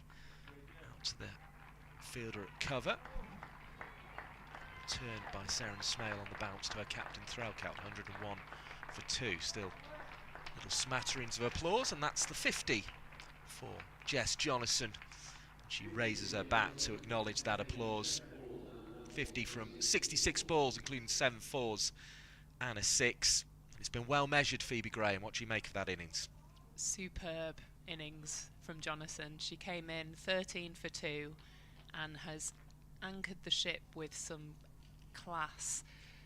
Happy to leave the ball alone wide of the off stump, navigated the innings really, really well, but anything too full, anything short has been hitting and striking with power and prowess. Callis's turn now, turns into the leg side of the front foot. Eve Jones is there, keeps the scoring to 1. 102 for 2. Second successive single. These two rotating nicely. But you've been right. I mean, there's been the odd big shot square of the wicket, but generally it's been down the ground from Jonathan, hasn't it? She's kept things going, but in a controlled and a safe manner, and she's just looked relaxed, and all her 33 years age of experience. She works that one behind square, picked up by Hannah Jones one-handed. Again, can't prevent the single. 103 for 2. Well, yeah, you can tell that she's got an international career behind her. Like, she plays with so much maturity, and you know that she's got more gears that she can go to, which is quite a scary thought in this game as to where she can get to. Carter at the other end of her career delivers to Callis, who sweeps the ball fine of Mahika Gore. Long chase on towards the boundary, picks up just inside. 2 taken though as a result. 105 for 2, 21 overs gone. Phoebe, I'm sure those are the sorts of chasers down to fine leg that you don't miss. The kind of ones where the ball just feels like it's running away from a tall fast bowler like Mahika Gore and like yourself. Absolutely, it seems to be the fielding position we always end up, even though we know we should be in the covers or mid-wicket, but yeah, good chase by Gore there in the deep. How are you finding the transition to non-playing life, if you like, as Hannah Jones is about to start this latest over, the 22nd of the innings? It's driven firmly up to Tara Norris. There'll be no run for Jonathan off that first ball of the over. I feel very content that I'm not playing any cricket. I feel very happy that I'm sat here talking about cricket. Here comes Hannah Jones, floats one up, met on the full by Jonathan, and she'll be a little gutted that she didn't get it past Tara Norris at mid-off. Second successive dot ball, 105 for 2. I think the biggest challenge as an athlete when you're transitioning into your next career is really figuring out what's next, and that's probably the bit that I found more difficult than not playing. Here's Jones, who's bowled. This one's slid off the face of the cut shot there from Jonathan. It'll only be one out to backward point, 106 for 2. So enjoy my commentary, so trying to do as much of this throughout the summer, and then used to work in marketing commercials, so potentially moving into that space as well. But yeah, it's trying to navigate what's next that's the trickier part. Hannah Jones bowls, driven firmly back past the bowler, got a hand on it, but again can prevent it going to long on for a single. Nice firm drive from Callis that time, 107 for 2. Because you were always sort of fairly business orientated during your career as well. You were always sort of had things on the go, I think it was fair to say. Yeah, and still spinning loads of plates at the moment. Here's Hannah Jones bowls, sweep shot from Jonathan. This one won't go for 6, but it will go for 4. Smale can't cut it off. 111 for 2. Jonathan's gone in that direction twice of Hannah Jones and hits it well again. 111 for 2, really neat stroke. Yeah, it's a great strike outside of the line of off stump, so low risk sweep shot. And she's starting to see the ball like a beach ball now. And this is the danger with Jonathan. She's playing a really mature innings because of the nature of the Yorkshire team at the moment. They've got a lot of young players. She knows the responsibility she holds at number 4. But she's got more gears, and she's a very expressive player. This is her playing within herself. Jones bowls, back goes Johnson and keeps things moving with a cut shot from probably slightly fuller of length than she would have first wished, and that will take us to a single away from the 100 partnership. 112 for 2 after 22 overs, a productive one for the visitors Yorkshire. But yeah, Jonathan looks really settled into her work here, doesn't she? But Phoebe, you were one of those players who kind of spanned the era from the amateur days to the professional era. So I guess in some ways that transition from playing to your non-playing career is a little bit easier, because you obviously had that non-playing career before, or even though you were playing, if that makes sense, from the sort of amateur days. As Carter bowls, this one's hooked away into the leg side, around about knee high by Jonathan. Keeps things moving, and that is the 100 partnership. 113 for 2.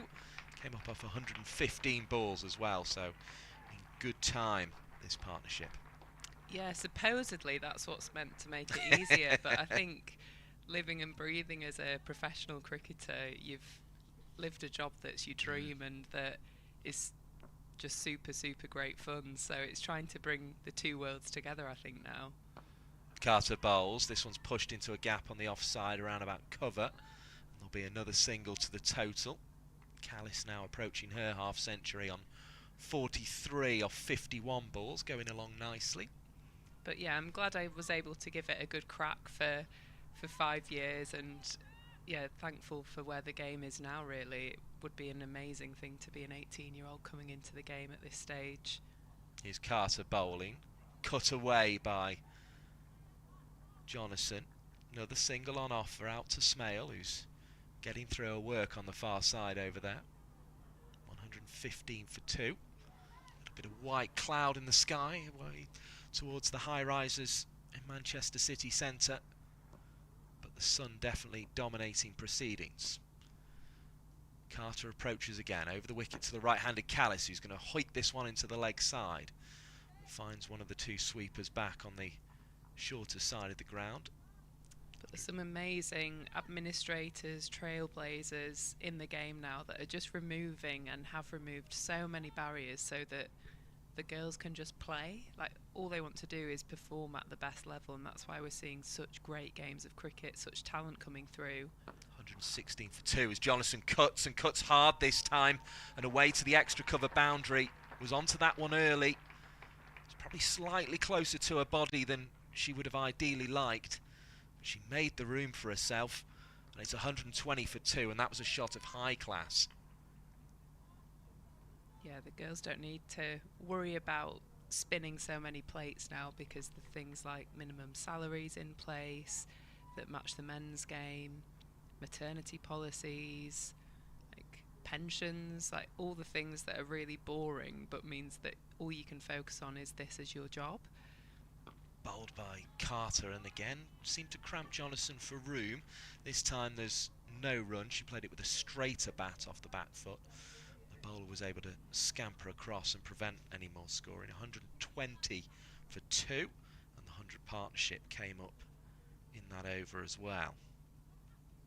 And it's important those things are in place, because the salaries that came in with the 100 auction this year have taken a lot of headlines, and there's been criticism of that, as well as people pointing out the positives and how it will help cricket rival the sort of salaries that you see in WSL football. And of course over in the States, the women's NBA seems to have really led the way in terms of player salaries and that kind of thing. But actually those things at the bottom, the making sure maternity cover's in place, pensions are in place, and that there is that minimum salary in place as well.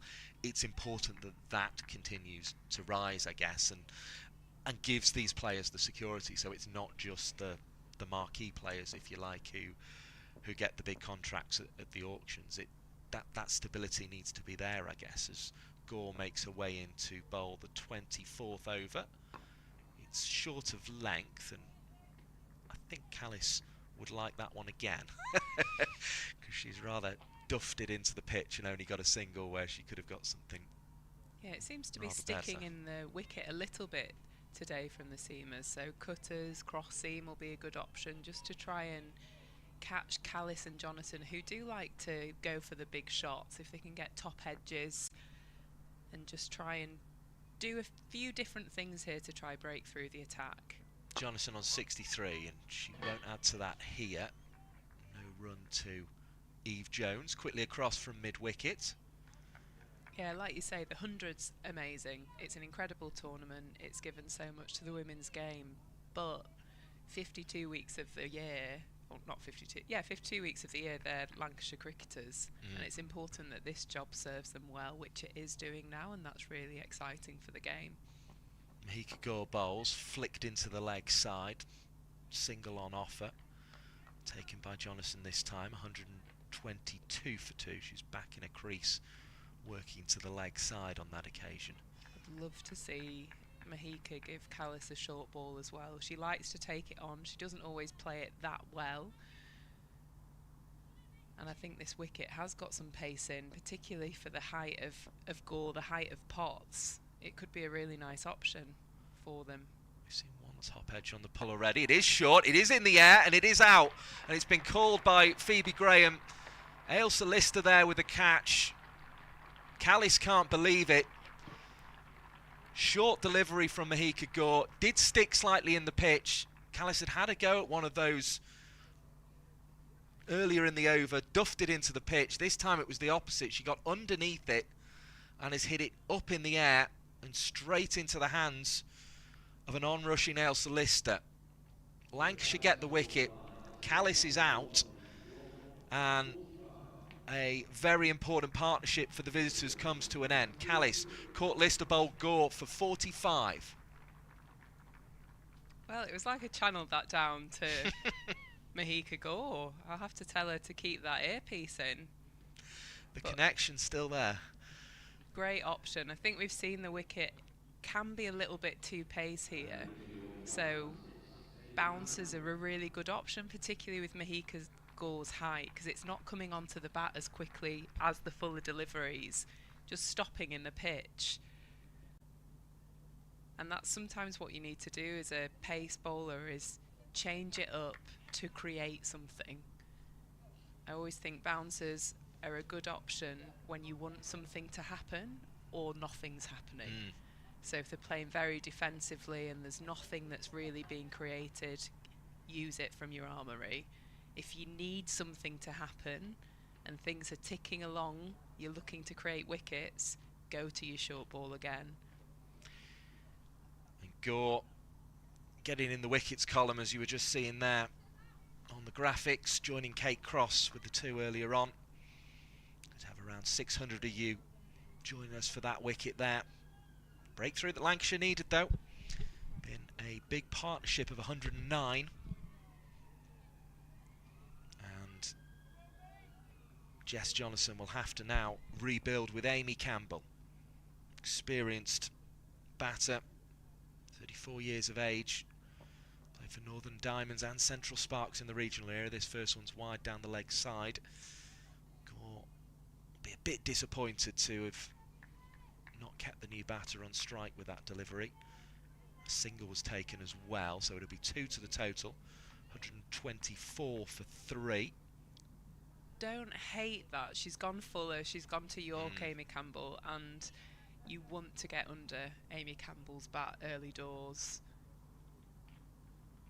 I don't mind it at all from Meeks. Gore bowls a good length delivery that is blocked into the offside by Jonathan, and there is no run as a result.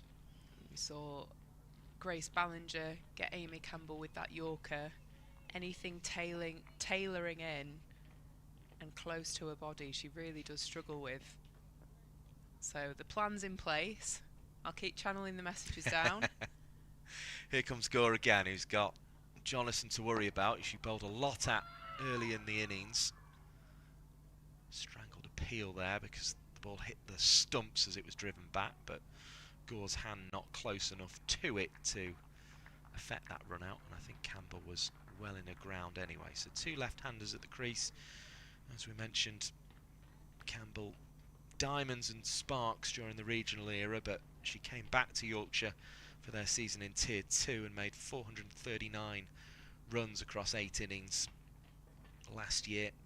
4 not outs, giving her an average of 109.75. cricketworld.com indebted to for tracking Tier 2 last season for us. Yeah, I think it was a really good decision from Amy Campbell to move to Yorkshire.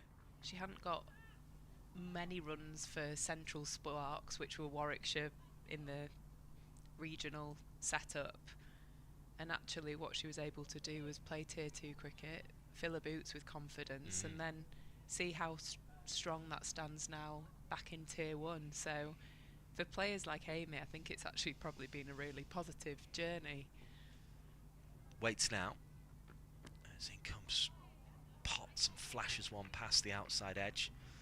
Threlkeld seemingly having seen enough of the spin for now, looking to perhaps with the new batters at the new batter at the crease to get a bit of pace into the attack and try and double her money in terms of the breakthrough. Well, yeah, she's bowled really, really well as Potsy. None for 15 off 5, going at 3s to that partnership as well of Jonathan and Callis, so bowling at a tough part of the game.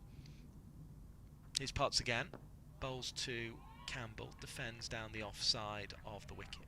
No run again on offer as she settles into her innings. But yeah, I guess there would have been, given where she's from originally, there'd have been a bit of temptation for Durham to come and have a slight look at Amy Campbell and maybe bring a home player in, if you like. But as you say, the move back to Yorkshire's worked really well, and she's here at the crease at Old Trafford in Tier 1 cricket now in a Roses match, as this one's played away to mid-wicket. It's Lister there, busy with the fielding, having got a catch in the previous over. Yeah, she went to university in Leeds as well, so got lots of friends and a base around there. I actually lived with her when we played at Northern Diamonds together. Oh, really? So know Amy reasonably well. Waits again, does Campbell, for Potts to bowl, and this one's defended into the offside. No run. So is she, what sort of cricketer is she? Strikes me as quite calm rather than being a quirky one, or is that? Oh, wow. That's probably how she'd love to be perceived. Right, but not necessarily true. A bit of a firecracker is our Amy Campbell. I'm sure anyone listening will agree with that, but no, she She's a very, very good player, and it's managing her innings that will take her to the next level. Potts bowls. This one's defended to extra cover, where Eve Jones is on hand. Another all know Amy Campbell well from their time at Central Sparks. No run on offer as a result. She can get to her 20s, 30s reasonably comfortably, and you always know you're in the game because she's got a bit of a explosive shot in her that doesn't really suit where she's at in her innings. So when she's in this calm state and her body language is calm, is often when she's batting at her best. Waits now for Potts and bowls. This one's driven to mid-off. No run. Good over from Potts, that one. A maiden over, in fact. And much needed for Lancashire. She's pulled a couple of low-scoring overs out at the right moments for Lancashire so far in this innings, and they'll be quite glad to get halfway through their work here. Lancashire having put Yorkshire in, a couple of early wickets. They've added another one to it just before the break. So quite an intense character then, Amy Campbell, in terms of takes her cricket seriously. Yeah, definitely. She trains really hard, works really hard at a game, and it is just that piece of managing her emotions as a batter in the innings. So she gives a very calm persona off, but can then still have that explosive shot in her that doesn't really fit the need of the 50 over format. She's actually much more suited to a T20 when she explodes, and I think I watched a bit of her innings when she scored, was it 150 odd in tier 2, and just kept clearing the rope. She's got that in her, and she knows she's got that in her, so can get quite frustrated if she's not scoring runs and rotating the strike. So whereas you see Jonathan knows that that's going to come, you can see the tempo of her innings build. If Amy doesn't have that tempo, then can sometimes explode. So it'll be interesting here. She seems to have started well and looks calm and comfortable, but if you dot her up, that's where you see this explosion of character really. So yeah, really good girl, really good character, and yeah, even though a Lancs fan, don't mind watching Amy Campbell get some runs. And I guess a lot will have changed from those early days where you were at Northern Diamonds. I mean, it just seems we come back every winter, and particularly this 50 over competition has evolved again and has moved on. There just always seems to be something now, and there seems to be more and more progress. I mean, what for you has been the sort of the biggest change, either from that time where you were at Northern Diamonds and then obviously moved over the Pennines to Lancashire to now, or even just in what are you noticing this season that's changed? I think you can't get away with just being a good cricketer anymore. You've got to spend your winter working on your game. You've got to be strategically aware. You've got to know how the wicket plays, read the game. And I think you got away with, in years 1 and 2, maybe just being a good cricketer. And the development of the game, the training in the game, the coaches that have come into the game look completely different now than they do in year 1 and 2. Yes, yeah. Makes a massive difference to how you start thinking about the game strategically, as well as making those marginal gains. I think we saw a lot of cricketers come on leaps and bounds in those first 2 years, and then it's how do you get from being excellent to very excellent, and it's those marginal gains that are really, really important.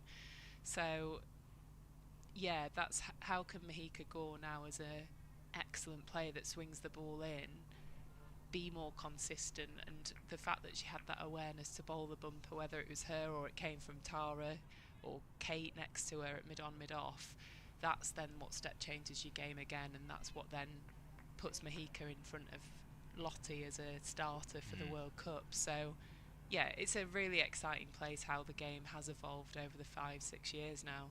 Jonathan, who's led the way for Yorkshire in this innings so far, picks up a single to start again after drinks. What we'll do is we'll bring Polly Starkey back into Phoebe's seat, and then Phoebe will rejoin us for a bit of commentary at the 30 over mark as Yorkshire starts with a Jonathan single and a powerful drive into the offside. This second half of their innings having been put into bat earlier today. And here comes Gore to bowl to Campbell, who's solid and defends into the offside. No run that time for Campbell. In fact, no runs at all for Campbell so far, who is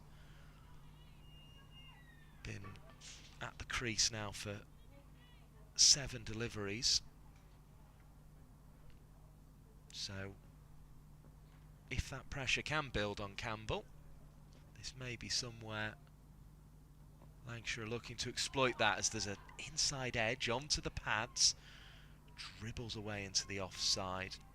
Carter comes across with the fielding and picks up nice and cleanly. And does so without any addition to the score there. Gore again. Striding in, knees up, bowls, and this one is off the inside half of the bat from Campbell, who struggling to get started here. That her 10th delivery of the innings. Another dot. Yeah, as Phoebe mentioned, Amy Campbell's sort of play, you know, we saw her last season in Tier 2 against Derbyshire, where she absolutely dominated, but it's making that consistent when you're up against more challenging bowling attacks. 9th delivery, I beg your pardon, as she negotiates the 10th, but only just. It's threatening her off stump there. Another dot. But yeah, a brilliant player, and it's been great to see her at Yorkshire. I think, as you guys both said before, it was a really positive move after the Central Sparks era, going to Yorkshire. 439 runs across 8 Tier 2 innings, as this one goes off the outside half of the bat, out towards the sweeper on the offside, and Campbell is underway. First single comes off the 11th ball, 126 for 3. That's the score at the end of the 26th over of this innings, and that's in the 50 over format as well, so it's yeah, a move that's brought her confidence back by the sound of things as much as anything. Definitely, and I mean, also going into this Yorkshire side, it is quite a young team, so coming in with a lot more experience and being a senior player for a lot of young batters actually they've got coming through. I think about Innes Blackwell, who we'll probably see later on, who's just 16 and has been opening the batting for Yorkshire alongside Lauren Winfield-Hill. She's got plenty of good people around her in that Yorkshire side to show her the ropes of senior cricket. Here's Grace Potts, right arm over the wicket from the Sir James Anderson end, and this one is played to Eve Jones at short extra cover. No run as a result of that. So early stages of the Campbell innings. So she's got the shots to catch up later on, so she won't be too concerned, you wouldn't have thought at this stage. Of course, was also in a Central Sparks team with Grace Potts. Yeah, there's connections everywhere, isn't there, as Potts bowls, and this one beats Campbell outside the off stump. A little bit like those ones that beat Callis early in her innings that just seemed to lift. Potts now 8 balls without a run to Campbell. Test early on. Seems as if Lancashire are just almost trying to wait for a mistake here.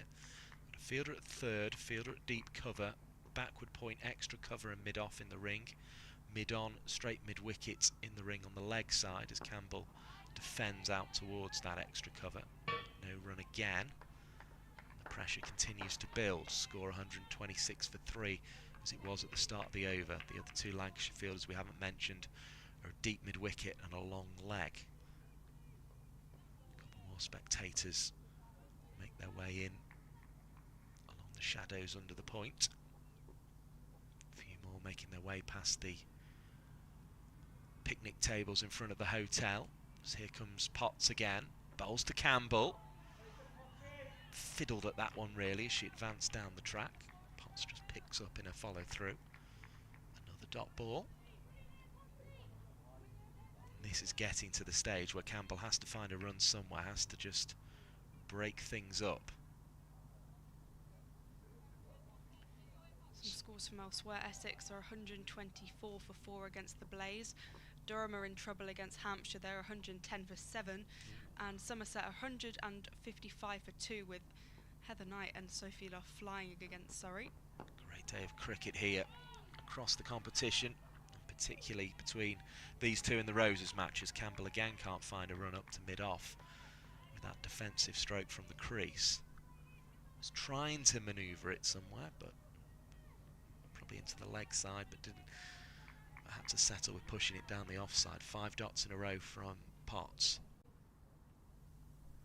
You can see she's feeling the effects of the sunshine a little bit late in this over as she delivers one. It's driven back past her, and Campbell thought about trying to steal a single and then thought better of it. Another maiden over from Grace Potts, 2 in a row. Really important bowling from Potts. We've had 27 overs. The score remains 126 for 3. This is brilliant from Grace Potts. Fantastic bowling. She's been pretty consistent throughout today. And 2 maidens is so helpful for Lancashire. It looks like Kate Cross will be coming back into the attack after her brilliant start. 5 overs, 2 for 15, including a maiden.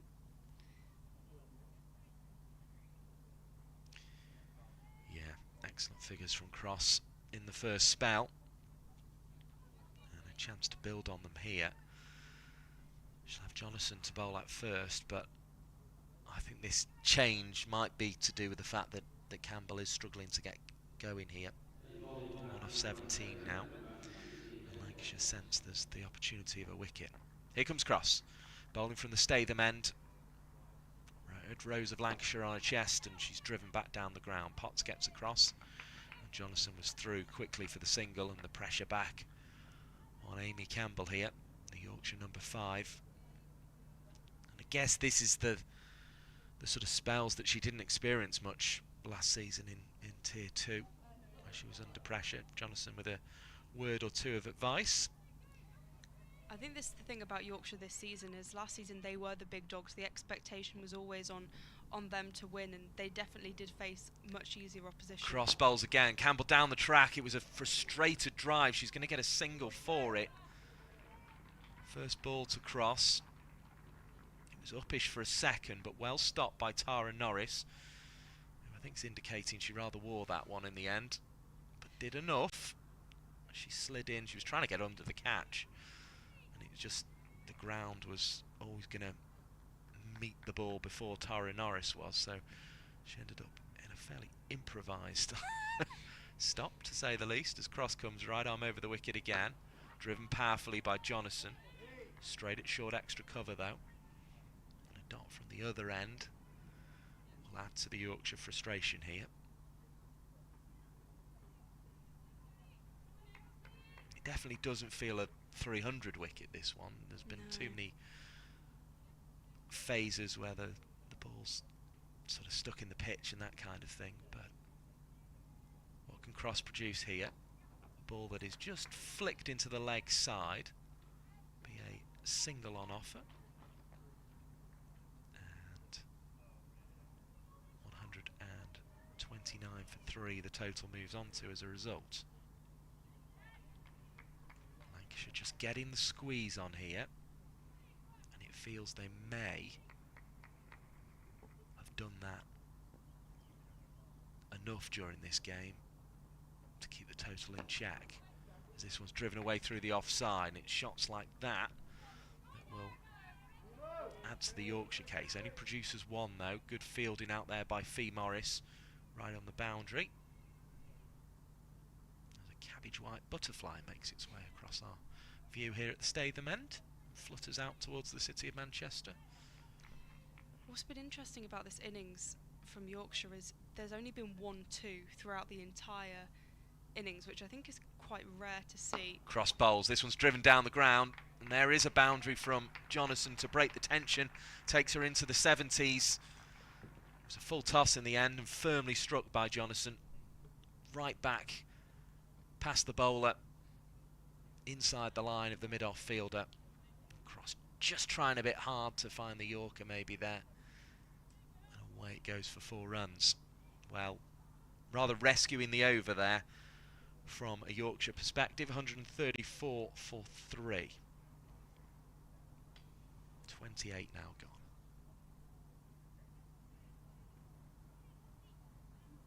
The breeze just a breath, if anything. Tell that from the flagpoles at the far end. More discussions with Grace Potts. Don't think you'll be getting the ball out of her hand anytime soon. The back of 2 maidens here. Lancashire have taken 3 wickets in the county championship as well as the 3 they've taken here. Durham 44 for 3 in reply to Lancashire's 370 on day 2 of that match in Division 2 of the county championship. We also have Yorkshire at Sussex in Division 1 of the county championship as Potts comes into bowl here in the Women's One Day Cup, and that one's flogged away by Amy Campbell, and that'll be 4 much needed runs. Shorter length, and it breaks a spell of tension with 2 maidens created by Grace Potts. The first ball the next over though goes away to the extra cover boundary. 138 for 3. Campbell lifting it almost baseball style in the end over the offside and away for 4. She'll feel better after that, Polly Starkey. Yeah, not the most aesthetic shot, but it gets away, and once again Seren Smale has been out beyond the red barriers to retrieve the ball, but definitely building a bit of confidence for Campbell. Here comes Potts with flashes of red on her shirt as she approaches the crease for Lancashire and forces a defensive this time from Campbell. That was more in keeping with what we've seen in recent overs. Dot ball recorded by our scorers. So Sussex now 441 for 8 in Division 1 of the County Championship against Yorkshire. That game also in its 2nd of 4 days. In this competition though, Essex 129 for 5 against the Blaze. Durham 111 for 8, not looking like they'll bat there. 50 overs against Hampshire, as in comes Potts and bowls to Campbell. Drives firmly, Eve Jones has to be brave again. Gets a thigh behind it in the end. Prevents a run being scored. And then the other game that we haven't mentioned, Somerset 167 for 3 against Surrey, who start this round of fixtures at the top of the table.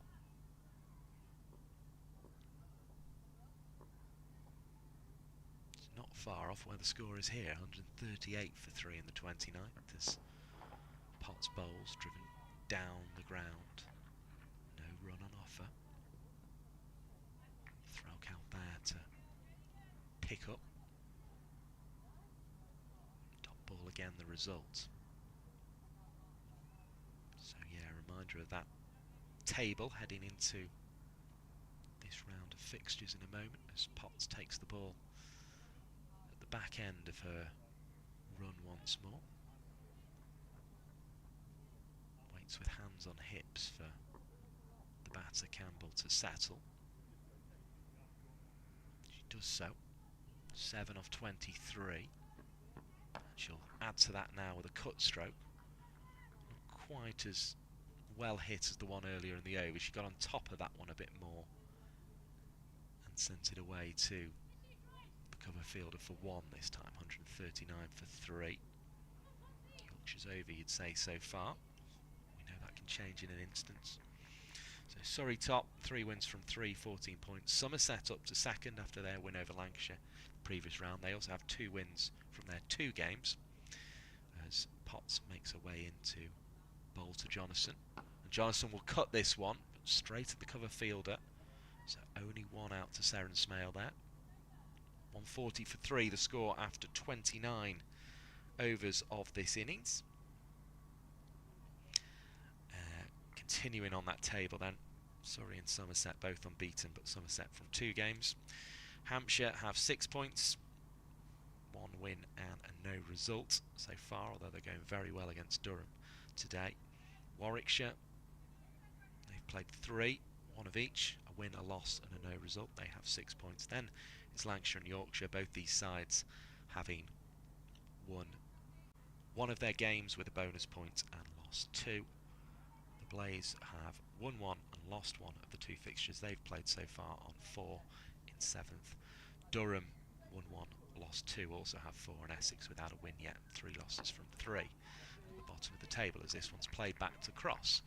No run as a result, she picks up in her follow-through.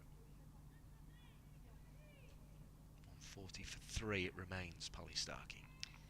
Jess Jonathan just cruising along nicely, and for Yorkshire it's so important she stays there.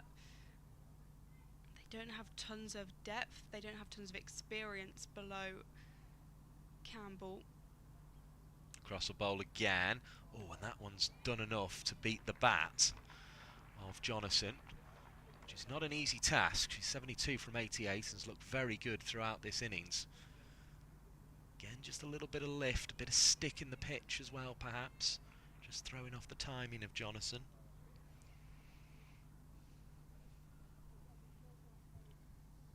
Cross at the back of the mark, turns again, places the ball between her first 2 fingers and delivers it. It's away to Darcy Carter at backward point. No run. The result again. 3 in a row from Kate Cross, keeping it 140 for 3. This is good from Cross. There's been a lot of pressure on Campbell at one end, building up the dot balls, but if she can do that to Jonathan, I think that's the way they pile the pressure on Yorkshire and put the squeeze on at this stage. Hard work for the seamers in the sunshine, but they're enjoying it. The Lancashire players, single from the off drive this time. Push between bowler and the mid-off fielder. Potts was round to keep the scoring to 1. 141 for 3. 2 balls remaining in the over then for Campbell. 2 balls remaining for Cross as well. Here comes the Lancashire fast bowler. Delivers right arm over the wicket. This one's defended. Out to Lister on the offside. Picks up. Turns to Potts, who was the leading wicket taker last year in this competition for Lancashire. And throws the ball to Kate Cross with those 101 ODI wickets under her belt. Very impressive career, and she's determined to make the last part of it in the red rose count. There's a big swing from Campbell in the white rose. She doesn't connect. 141 for 3. We've had 30 overs of this innings so far, Polly Starkey. How are you viewing this one? Yeah, I think at this stage Lancashire will be searching for that wicket of Jonathan, but I think they'll be quite happy actually with how things are going along now. After those first 2 wickets, I think Lancashire would have felt really comfortable, really fired up, but for Yorkshire they had this amazing rebuilding phase with Jonathan and Callis, and it looked like they could just motor along all the way to the end. The wicket of Callis was really important, and I think now it's about making sure Jess Jonathan can't run away with the game and getting her out, and then you start to get further down the order. Of course, Innes Blackwell has been opening the batting, so by no means are you at the tail or anywhere near that yet, but there's a lot less experience in terms of batting lineup once Jonathan or Campbell are potentially dismissed. We're going to see some Fee Morris here. Yeah, Fee Morris with some spin from the James Anderson end. Jonathan to face, and she whips this away. Will be stopped by Mahika Gore. A rolling stop. Jonathan 73 from 91, and Campbell at the non-strikers end 8 from 26.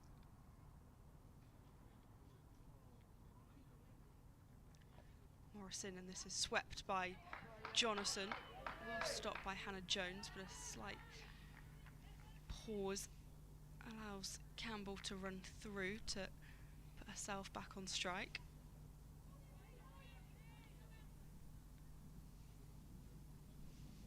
.142 for 3. Morris to Campbell. That's driven down the ground, no run on offer. Campbell just playing the shot back with shadow batting. So a change of pace here for Campbell.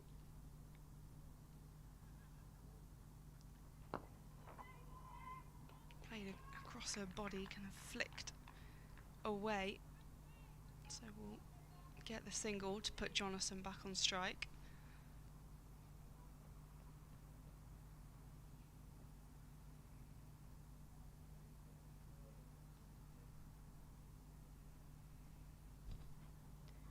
Jonathan working this into the leg side for no run. So a good over so far from Morris, .1.1. Looking to wrap up the over. There's a slight shout, it's signalled a wide, so in fact this will be re-bowled. Ellie Threlkeld scrambling to collect the ball.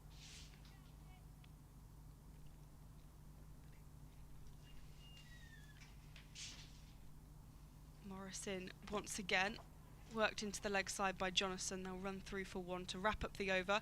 145 for 3 after 31.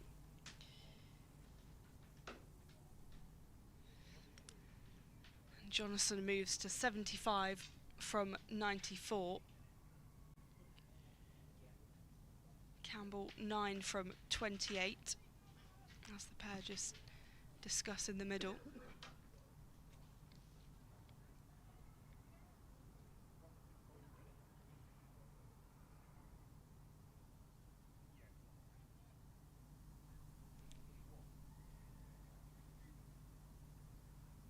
It will be Tara Norris who is coming back into the attack for Lancashire. So far has just bowled the 2 overs, going for 12.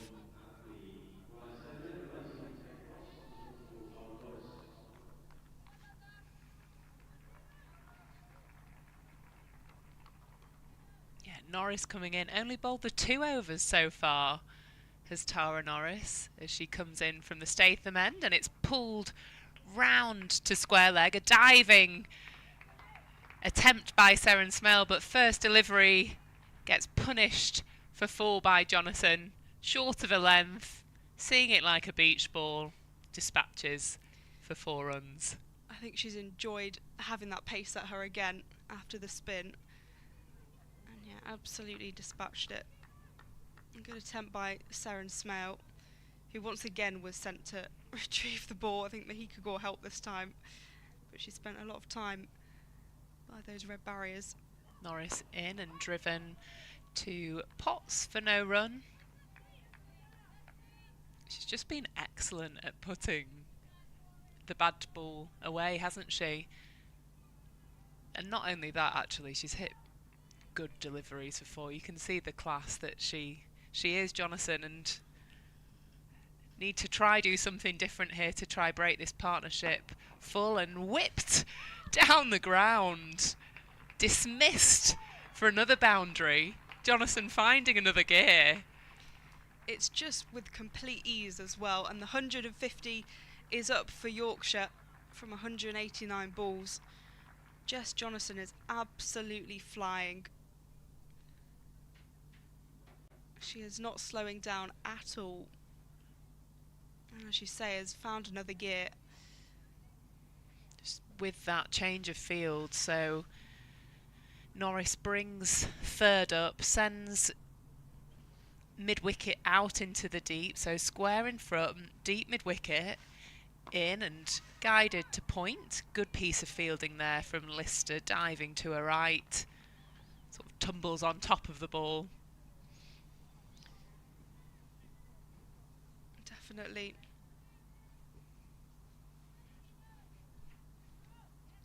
You've got Johnson at one end, Campbell at the other.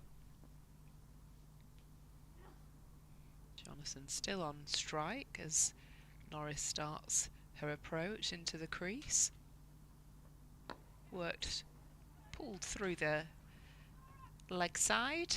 Little punt to cross in the deep.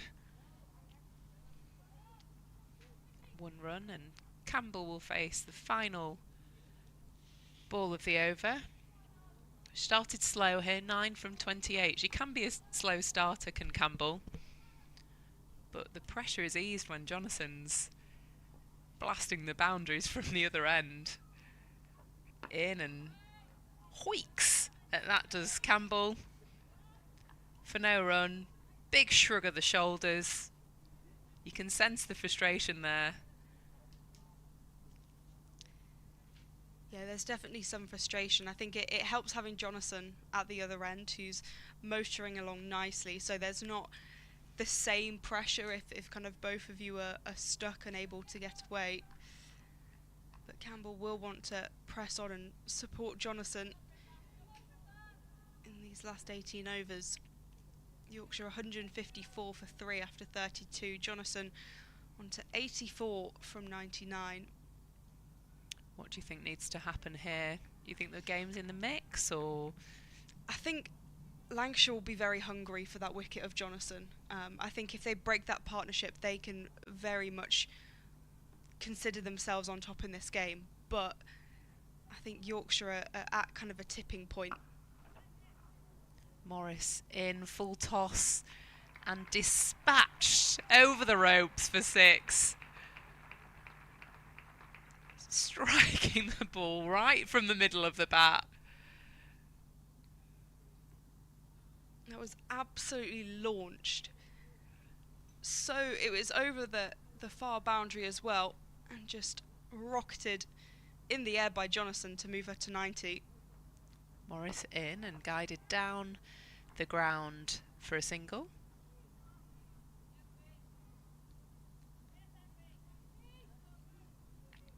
Yeah, this wicket of Jonathan is so important. This time it'll be Morris to Campbell. Campbell advances, up in the air, there's an opportunity. Drops short of Mahika Gore at point. She runs round and throws the ball in. Come back for 2. You can really sense the frustration from that shot alone. Just didn't get the contact she wanted and kind of spun away behind Gore, which probably saved her really.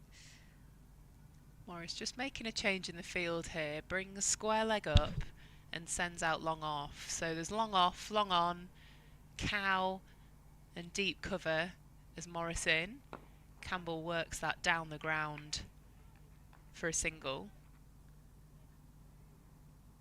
And that is exactly what I was talking about, Amy Campbell, is the fact that the partnership is doing well. But she's 12 off 31, so sensed that frustration, played a shot, got away with it. Probably didn't need to play that shot. Morris in, and Jonathan punches straight back to Morris, who fields it off her own boulding.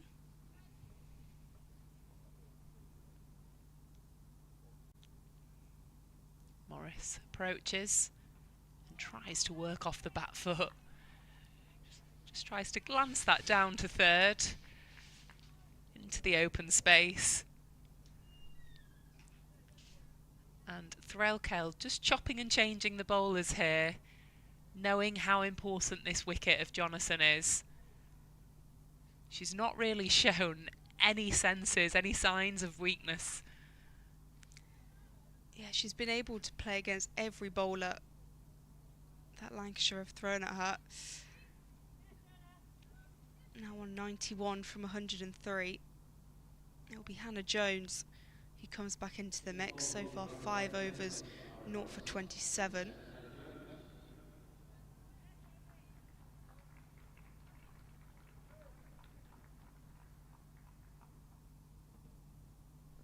Jones, who's known for just putting it on her 50p pence, comes in, and Campbell advances and strikes that down to long off. Norris works round to her right and throws back in to Jones.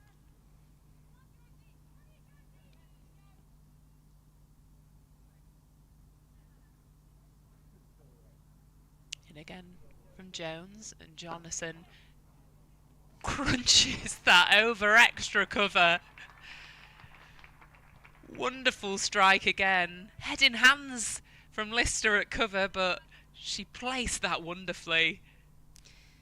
It was so nicely played by Jonathan, just whipped it away. And we've seen that throughout this innings from Jonathan. Everything with complete ease and confidence, and no matter what Lancashire are trying to do, she knows they're all after her. But she is just completely unfazed and creeping towards that milestone.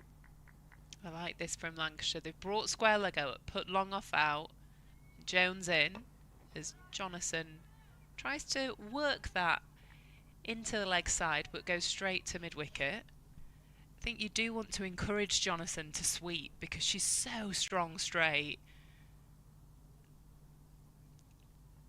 In, and Jonathan manages to guide that past Jones, who dives and doesn't quite get a hand onto it. So it'll be Campbell back on strike. Yorkshire 170 for 3. Jones in, and Campbell advances again. Out to deep cover as Carter throws that in for 1 run.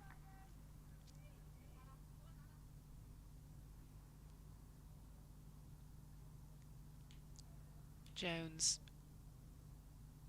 just changing the field here, so mid-wicket will go into point, leaving that open on the leg side for Jonathan to really tempt into the sweep. She goes full and works that round to mid-wicket for a single. She moves up to 97.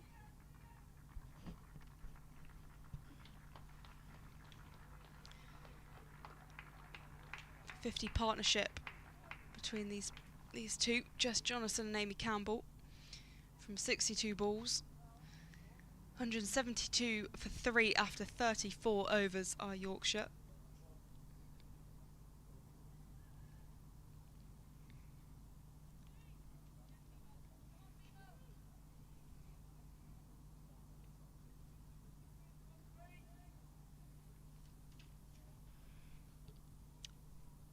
Morris into Jonathan, who works that down to square leg. It does drop short of Potts.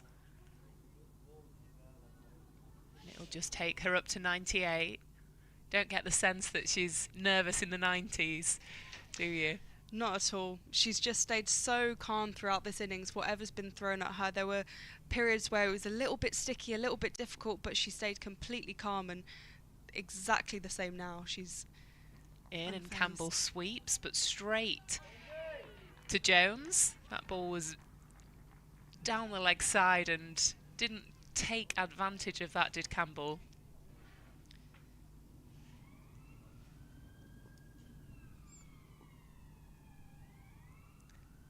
Morris approaching the crease, and Campbell swipes at that.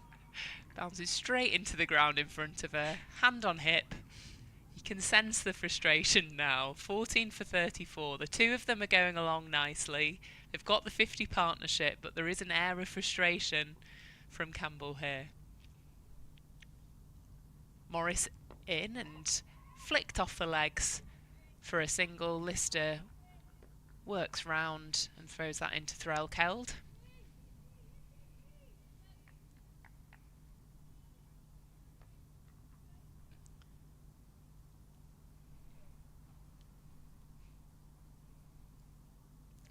Morris in, and Jonathan gently touches that to the leg side, taking up to 99. The score is 175 for 3 now.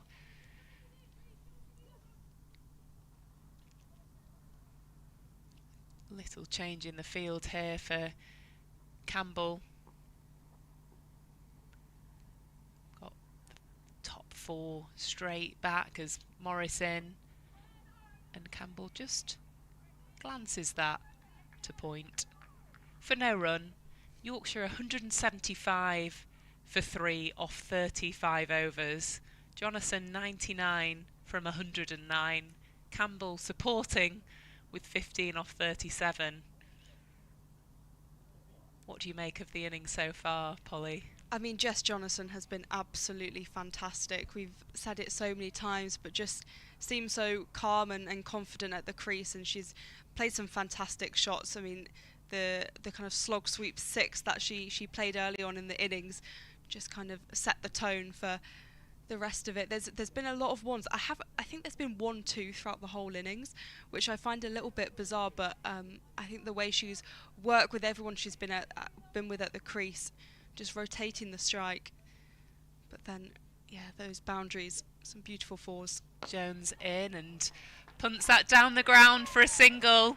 That brings up the 100 for Jess Jonathan. A wonderful knock here at Emirates Old Trafford as she raises her bat and her helmet. She's anchored the innings for Yorkshire. Struck the ball powerfully, navigated the new ball. She's been absolutely outstanding and deserves that 100. A wonderful, wonderful knock. It's been a superb innings from, I mean, what a signing for Yorkshire. And she's been brilliant today. In and down the ground from Campbell. Opportunity, cross takes, wonderful diving catch to her right. And in the frustration, Amy Campbell strikes the ball straight down Kate Cross's throat. She puts in some hard yards, does Cross, but makes it a simple cross catch. Just after Jonathan bringing up the 100. Lancashire get that breakthrough wicket. Yorkshire are now 175 for 4. It was a really good catch, but with all the frustration that you could see build up, it felt somewhat inevitable that Campbell was going to be dismissed, probably caught. And that's exactly what happened. But a good bit of work from Kate Cross right on the boundary. And even though it's not the prize wicket of Jonathan, it is certainly a breakthrough. And Innes Blackwell, the 16-year-old, who's been opening the batting for Yorkshire in the past few weeks, will come to the crease. Yeah, you could sense that wicket was coming from Campbell. She's got that nature of a calming look at the crease, but as the frustration builds, plays shots that she doesn't always need to play. And with long on out in the deep, and one of the biggest strikes of the boundary, dismissed. Just seeing Threlkeld, Jones and Cross having a little chat here. Yorkshire 176 for 4 with 15 overs remaining.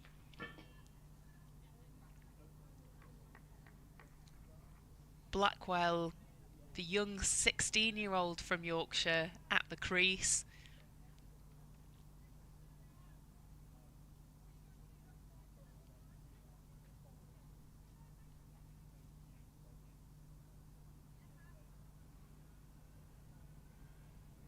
She's had a big role to fill opening the batting for them, so coming in at 6 could be a better option. She's in and works that to cover. They take the quick single.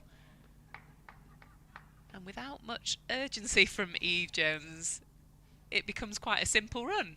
Yeah, it looked a little bit dangerous at first, but I like that intent from Blackwell, and yeah, I'm excited to see her. My dad watched her last week against the Blaze and was singing her praises, and she didn't have the best strike rate, but her technique is really good. She scored 86 on the pre-season tour in South Africa, and really impressed there, and well, clearly because she was opening the batting for Yorkshire. Jones in and carved off the back foot. Strikes the ball so well, does Jonathan. Darcy Carter does the work in the deep. Well, there are a few players out on loan at the moment for Yorkshire, so Rebecca Duckworth, Ria Fackrell, that will be fighting for that spot. But it's good to see the player in form to take that.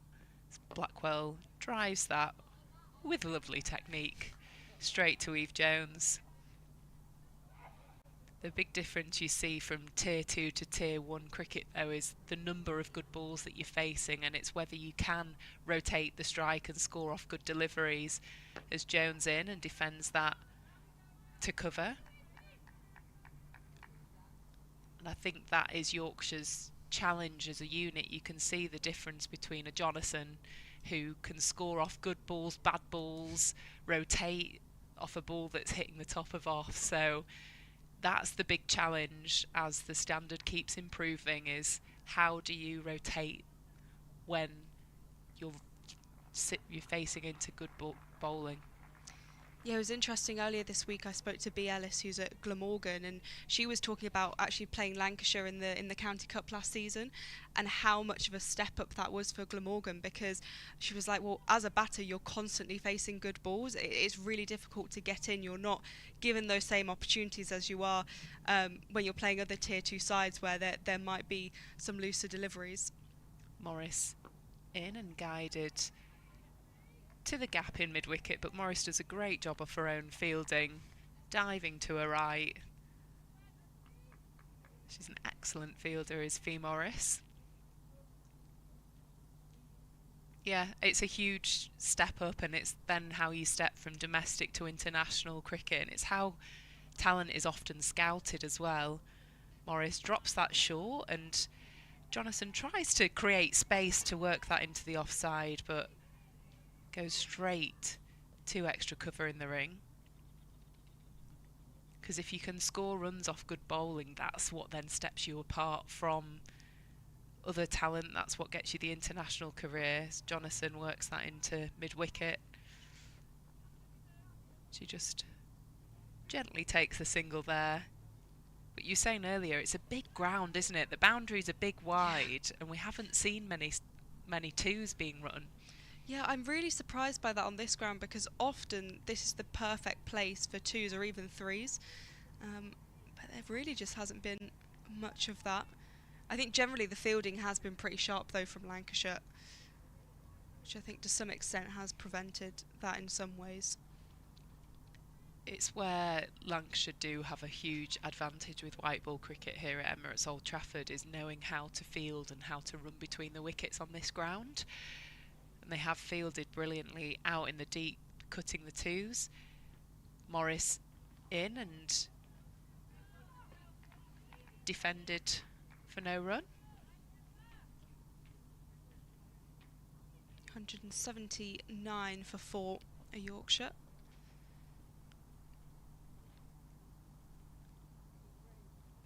Morris in and once again driven to the fielders by Blackwell.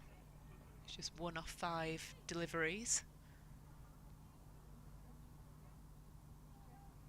This is the patience of this experienced Lancashire team, knowing it's about dotting Blackwell up here. But last ball of the over, she's taken mid-wicket out. I think knowing it's about giving the one here. Morris in, straight to cover, no run. Yorkshire are 179 for 4. 13 overs remaining. Just one from the over. Just having a look at the scores around the Women's One Day Cup, Metro Bank Cup. So Essex women are 167 for 7. No real scores there. Grucock 44, Smale 34, and wickets across the board for the Blaze. Durham 118 all out. Poor day for Durham again. They seem to be all or nothing at the moment to Durham with their campaign. And then Somerset 227 for 4. Jones in and defended back to Jones, but misfield means that Jonathan rotates for a single. And I think it's Heather Knight that's doing Heather Knight things at Somerset. 95 not out she is at the moment, batting with Danny Gibson with 4 overs remaining. So there could be a bit of a party happening there. Somerset versus Surrey. Jones in and driven to mid-off for no run. So yeah, I think that would be a good game to tune into now. Somerset versus Surrey. Last 4 overs, Knight and Gibson batting. Jones in shorter and driven again straight to extra cover. She's finding the fielders. Here is Blackwell, who's 1 off 7. Yeah, very much so. Nice technique, but yeah, straight to the fielders. 180 for 4 are Yorkshire. Jones floats that one up and straight back to her.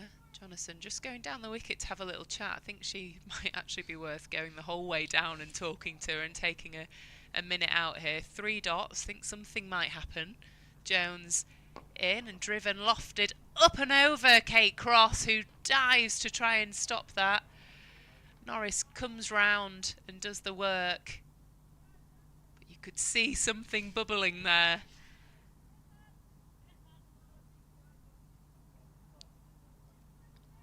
Yeah, you sense this is a big opportunity for Blackwell.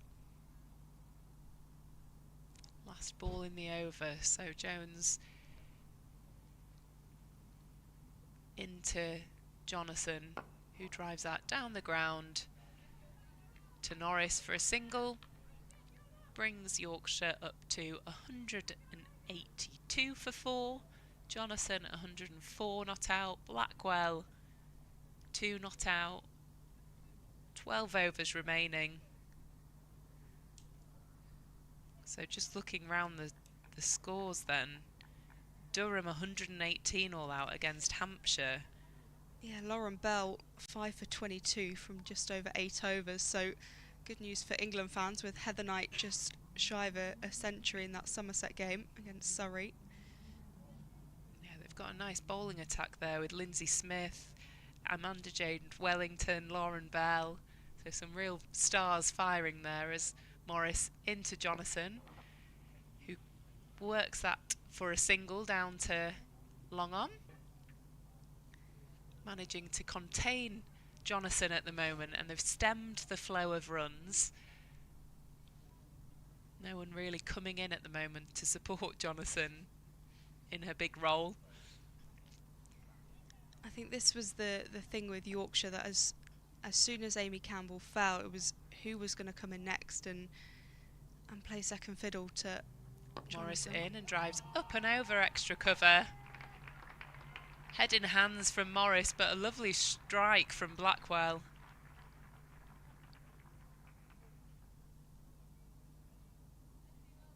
You'd hear the Yorkshire bench cheering as well. She's got her teammates behind her as the young 16-year-old.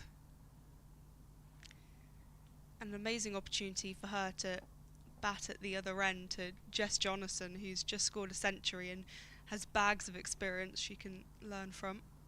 Morris in and guided to mid-wicket for a single. Gore does a nice tumble tot there. Doesn't quite stop the ball, but does a job, does Blackwell there. First boundary of the day for her. 7 off 12.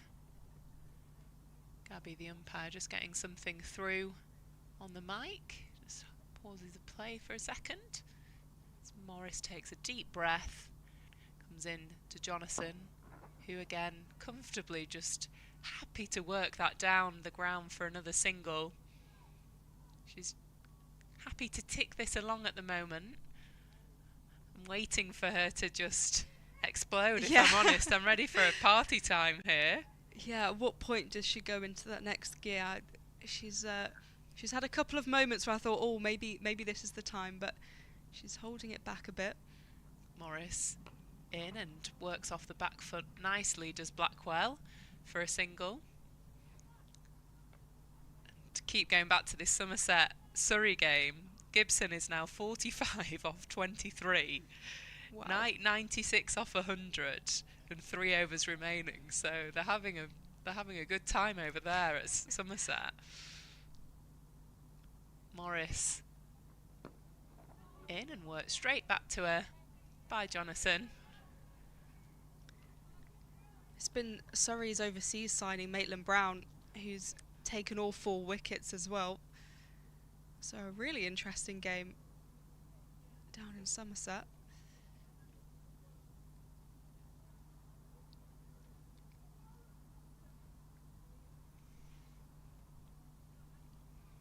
Surrey undefeated in this tournament so far, so it'd be nice for the underdogs, Somerset, to come in and ruffle a few feathers. Obviously beat Yorkshire, beat Lancashire, and they've got some good international stars that are really stepping up. Gibson played a wonderful knock against Lancashire. Luff doing Luff things in the tournament so far, got another 50 today, just a workhorse. And then Heather Knight coming in today and what looks like scoring 100 as Jones in and driven straight back to her for no run. The first game in the T20 County Cup is underway. Glamorgan against Devon, and Glamorgan are 121 for 6. Jones in and driven straight back to her again. This is a nice change of bowling from Threlkeld. Blackwell doesn't look too comfortable on her stumps, and there's one woman in this team that will never leave the stumps, and that's Hannah Jones. In and tries to work that through to mid-wicket and does manage to come through for the single. See the field spread when Jonathan is on strike. So there's no deep square, cover long on, long off, and deep mid-wicket, so bowling as full as possible to Jonathan, trying to encourage that sweep. It's Jones in, and she does sweep that, and she'll clear the ropes. There's a diving effort from Morris. It's a brilliant piece of fielding out there in the deep. Covered a lot of ground. They've only taken the single as well. Excellent piece of work there in slow motion from Morris. She's a brilliant fielder, is Fee Morris. Her athleticism is awesome. There's Jones in again and work to mid-wicket. There's a diving attempt forward, dropped by Lister. They look for the single but don't take it. That was an opportunity.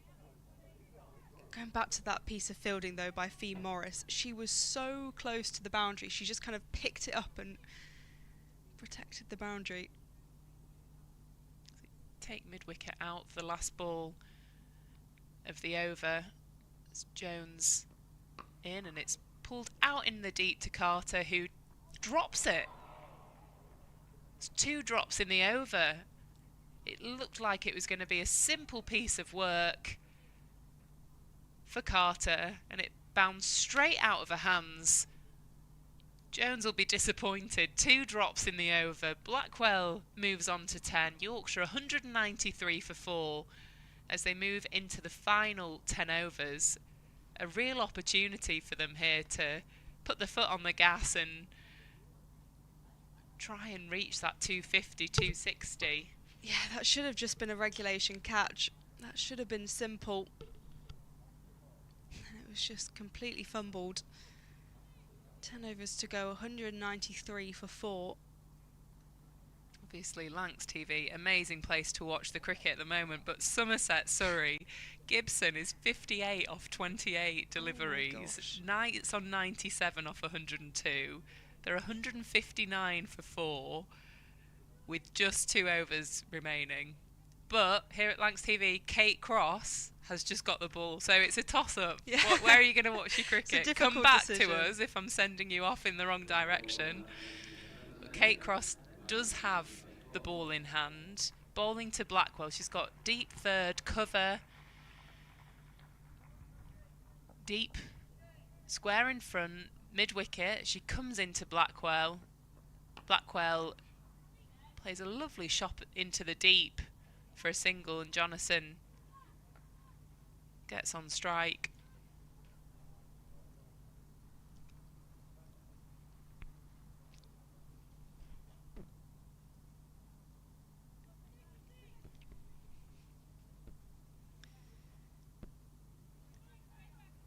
Cross coming round to Jonathan. Change of field here, so she's got her third and fine up in the ring, 3 out in the leg side and deep cover as cross in and worked into square leg for what looks like it'll be a single. And they're that's the running between the wickets that we've spoken about, Polly, isn't it? That they're just taking that first single quite casually, not pushing for two. And you look how deep square leg and mid-wicket is, and that square boundary is so big. It is surprising at this stage of the game. I understand not doing it earlier and not wanting to take those risks, but it feels like if they want to press on a bit more, that's the best way to do it. Cross in and work to extra cover. Lister fields that wonderfully on the bounce. Is a keeper herself, is Lister, so excellent in the inner ring. You can see how far in front she catches the ball. Very keeper-like technique. But cross in again to Blackwell. Blackwell flicks that off her legs. And they'll take another single. Lancashire do have an abundance of keepers with Elsa Lister, Seren Smelt, of course Ellie Threlkeld, who's actually behind the stumps, Alice Clark as well, who's not playing today. There's a serious keepers union, isn't there? 196 for 4. Cross composed in, and Jonathan pulls that out to long on. There's a catching opportunity for Norris, who takes the catch. Wonderful piece in the deep. Cross takes the wicket of Jonathan, but what a fabulous knock and innings it's been. Morris shakes the hand of Jonathan as she walks off. It's been tremendous, hasn't it, Polly? It has been absolutely incredible to watch. Vital for Yorkshire and so important in building a platform for them and pushing up to a competitive total. But it's just been a masterclass in batting from Jess Jonathan. We've seen some glorious boundaries. We've seen some lovely technique. And we've just seen her anchor the innings so well. And she has been superb on top form today. And Lancashire would have wanted that wicket a little bit earlier, but they'll be pleased to have it now. Absolutely. It's the breakthrough they wanted. They'd have loved to have got that wicket earlier in the day, but with just shy of 9 overs remaining, 196 for 5. It's come at the right time, and we didn't quite see Jonathan go into the next gear, which as a spectator would have been absolutely fabulous. I think she was erring on frustration then, as before she was working down the ground for singles and took on the big boundary. Great catch from Tara Norris in the deep, but Cross has been the star of the show here. 3 for 27 so far. And it will be Maddie Ward who comes to the crease in some flare orange shoes as Cross in and defended. And they do take the single. It's very good running. And the breakthrough over comes from Cross. Yorkshire 197 for 5 with 9 overs remaining. It's been a pleasure to watch that innings from Jonathan. A huge knock from Jonathan. But now the responsibility falls to Maddie Ward as the more senior of this pair. She's only 21, but the 16-year-old Innes Blackwell at the other end. They've got 9 overs to see out and push to a competitive total. Hannah Jones will bowl her final over. 1 for 44 from her 9 so far. Ward on strike and nudges this into the leg side. They're going to scamper 3 for 1.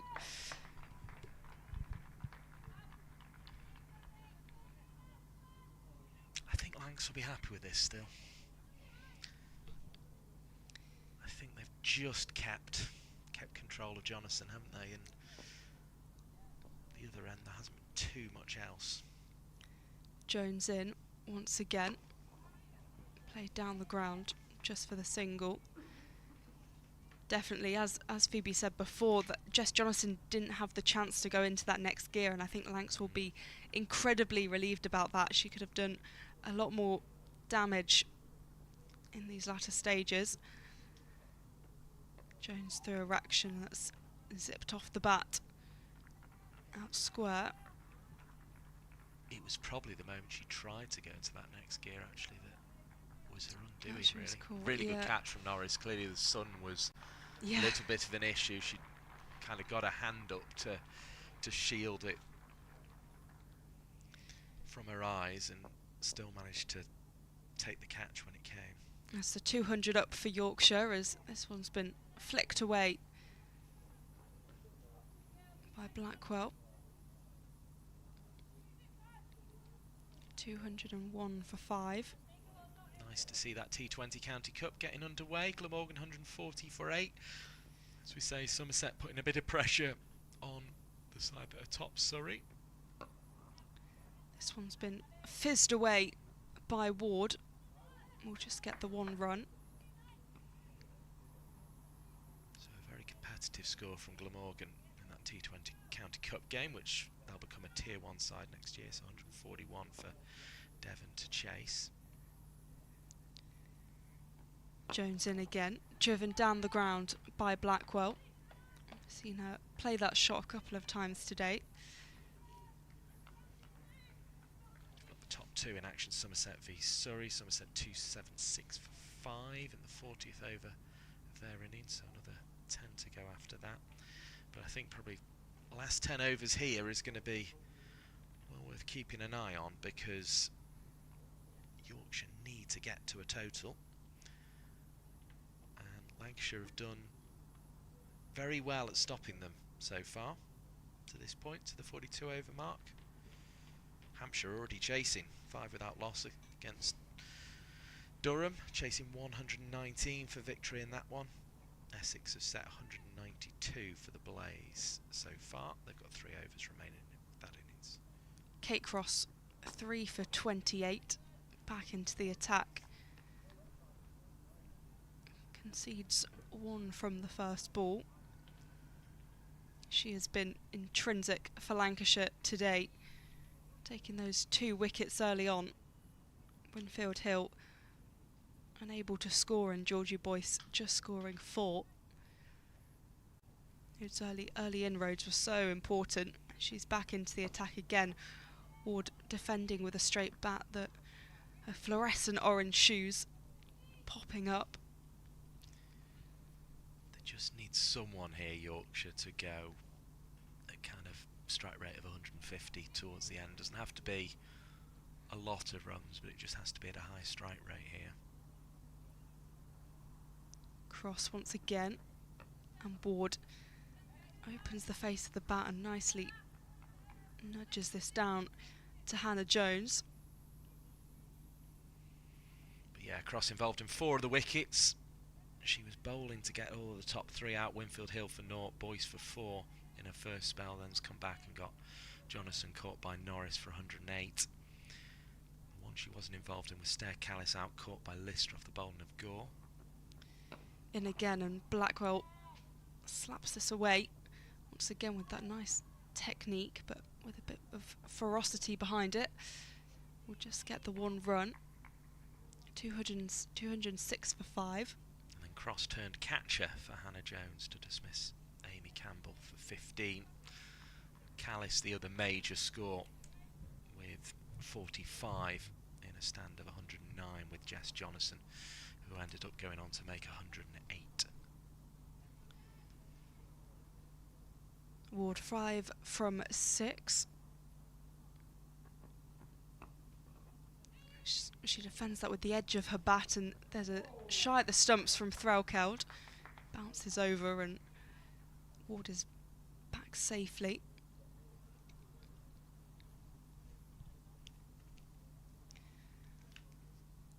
Four from this over so far. Blackwell 17 from 26. cross in, and it's been pushed away by Blackwell, driven nicely to Darcy Carter. And that wraps up the over. So 43 overs gone, 208 for 5, 7 overs remain. Maddie Ward 6 from 7 and Blackwell 18 from 27. It's a platform, isn't it, for Yorkshire? They can lose almost a wicket an over now. They get into that sort of stage, so they can really put their bat through the ball and really sort of take a risk in the early stages of this over to try and make it a big over. But at present, Lancashire just keeping things in check, but we won't really know until we've seen Lancashire bat on it how much that slight stickiness in the wicket's going to play its part. It does feel, though, with the sun out, that later in the day it's still going to be very good to bat. Tara Norris is returning from the Brian Statham end. So far just the 3 overs, 0 for 21. And there's a big shout. Threlkeld was keen, Norris was keen. Umpire uninterested. A little bit of puzzlement amongst the Lancashire players, but it was a fairly firm and early denial from the umpire, that one. Norris in again. It's been hooked up in the air.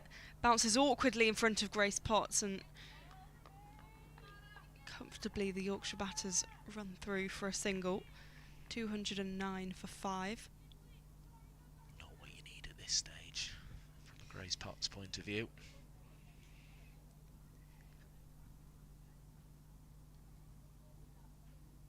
Norris considering putting a mid-wicket back on the fence here. He's got 2 back on the leg side now, or 3 if you count fine leg as well.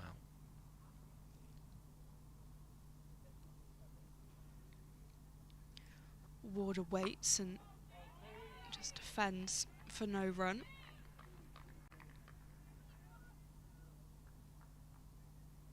Still got to keep those balls out even at this stage.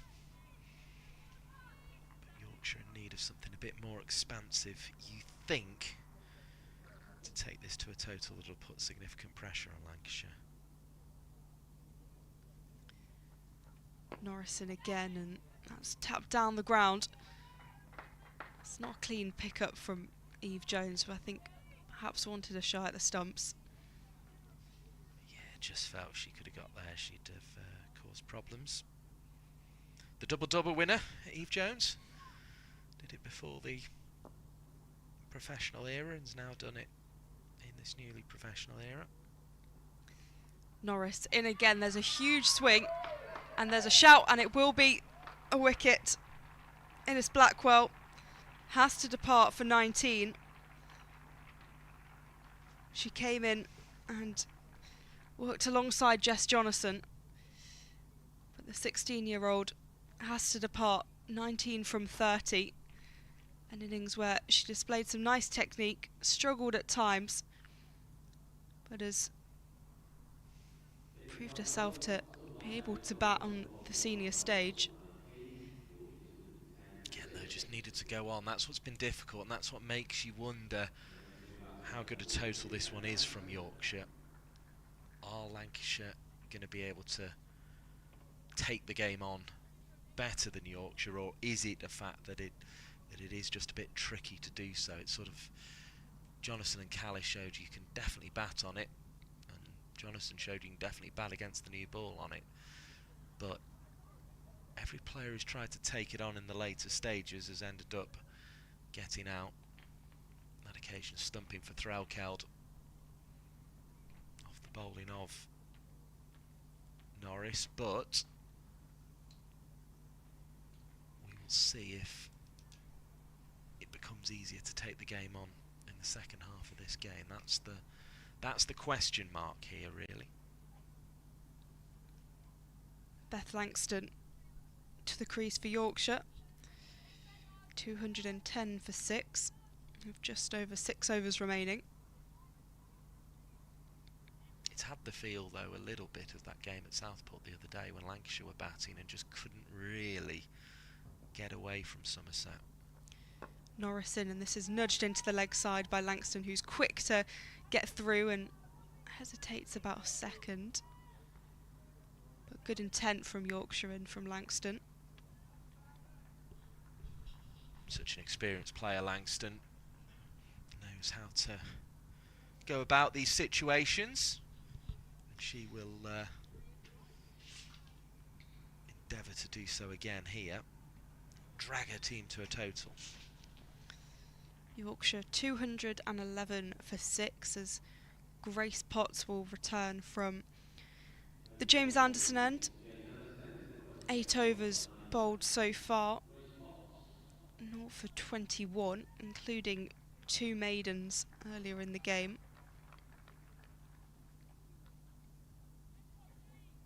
Another little mark of the guard for Langston. She's ready to face again. Potts in. This one clipped into the leg side. Whipped away by Langston, who's very fast between the wickets. Yep, certainly not allowing her junior partners to get one over on that front, is she, Beth Langston?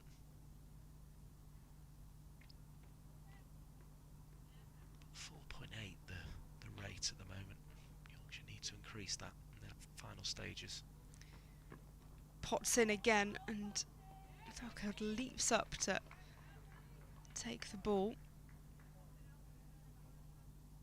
For a second I thought it was the bail that had dropped off there, but I I realised thought that the for a bails second, are, and I was like, the bails ooh. are red and it's the ball that's Yeah. white. I just saw something drop, and I thought, ooh. I think Thalcott did disturb them as well there.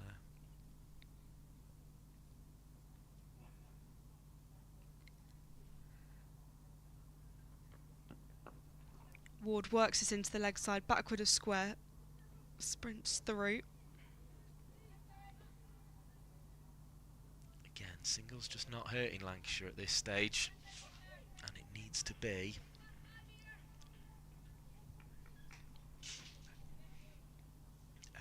Needs to be more than that, really, from the Lancashire perspective.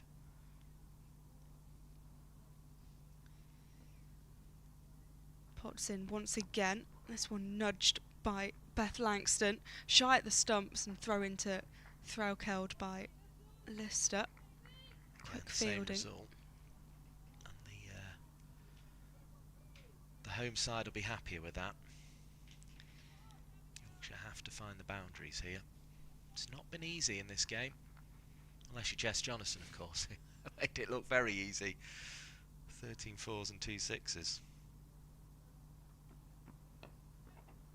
It's been nudged away by Maddie Ward. There's a misfield, not a huge sense of urgency from Elsa Lister, who, quite frustrated, picks the ball up to throw to Eve Jones. 215 for 6. I'm keen we get Phoebe's thoughts on this total, whatever it becomes. So we'll get Phoebe back in for the last 5 overs. Former Lancashire and Yorkshire Diamonds cricketer, or Northern Diamonds cricketer. Slight nudge away and stopped rolling on the boundary by Hannah Jones. So I'll depart for now, and I'll leave you with Phoebe for company, Polly Starkey. And that will wrap up 45 overs, 216 for 6. And Beth Langston 4 from 4, Maddie Ward 9 from 12. And it looks like Yorkshire will be heading to kind of an okay total, maybe 240, 250, when potentially they could have pushed on to 270 plus if Jonathan was still at the crease with that firepower, as Tara Norris continues from the Brian Statham end, defensive from Langston. No run available. Giving nothing away here is Tara Norris, is she? Straight into the pads of Langston, giving her no space to strike the ball whatsoever. Norris in past the umpire. This one whipped away by Langston. Darcy Carter ensures it doesn't reach the boundary. So it will just be one, and Langston throws her head back in frustration. Shadow batting as well.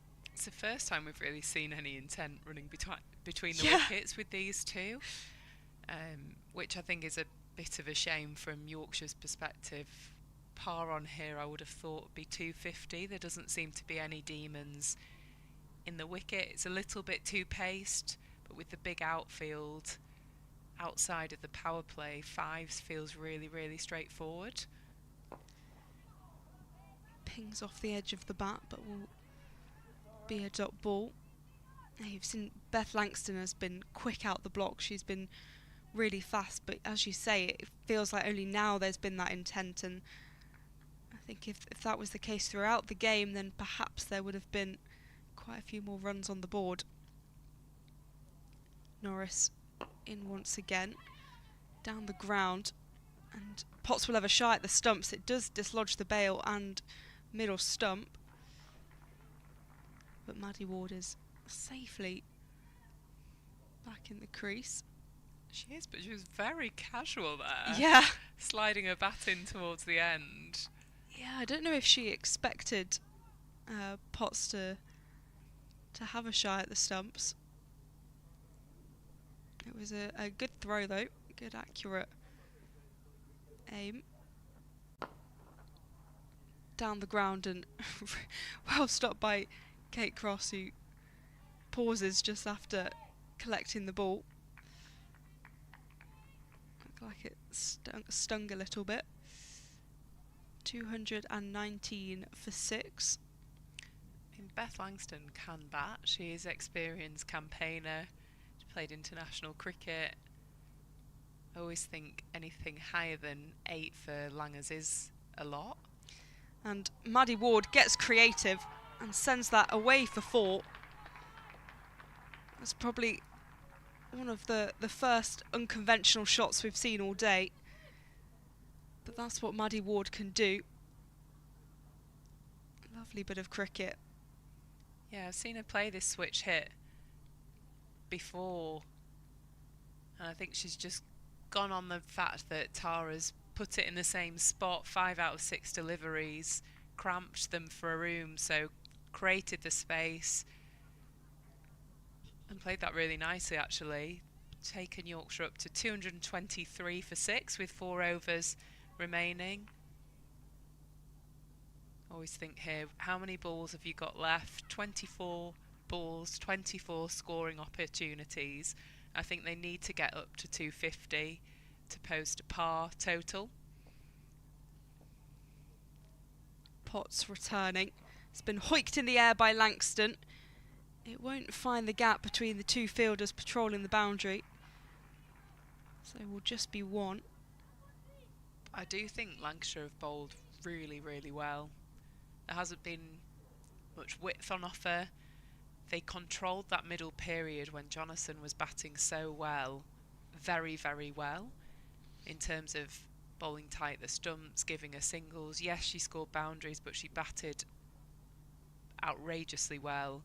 It's been a very well put together innings from Lanc so far. Ward goes for the scoop and will be rewarded almost, but that is a brilliant bit of teamwork out there. The ball was slowing up and Mahika Gore flicked it back to Hannah Jones.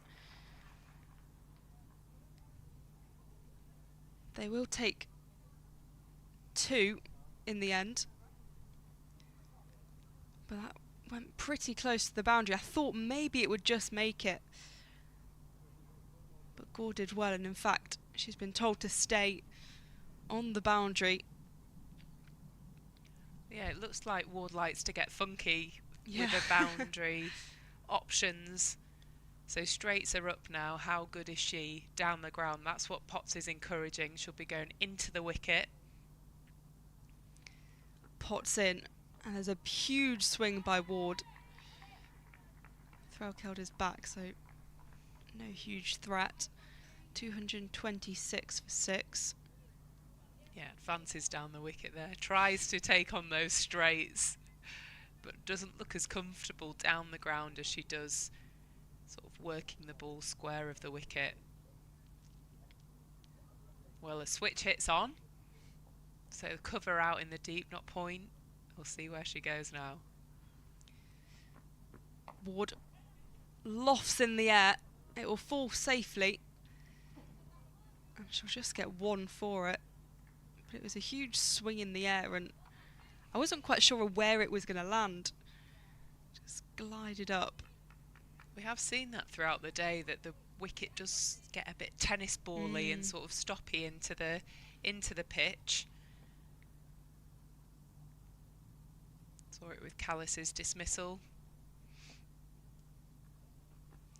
Langston this time on strike. A huge swipe, and it will go for 6.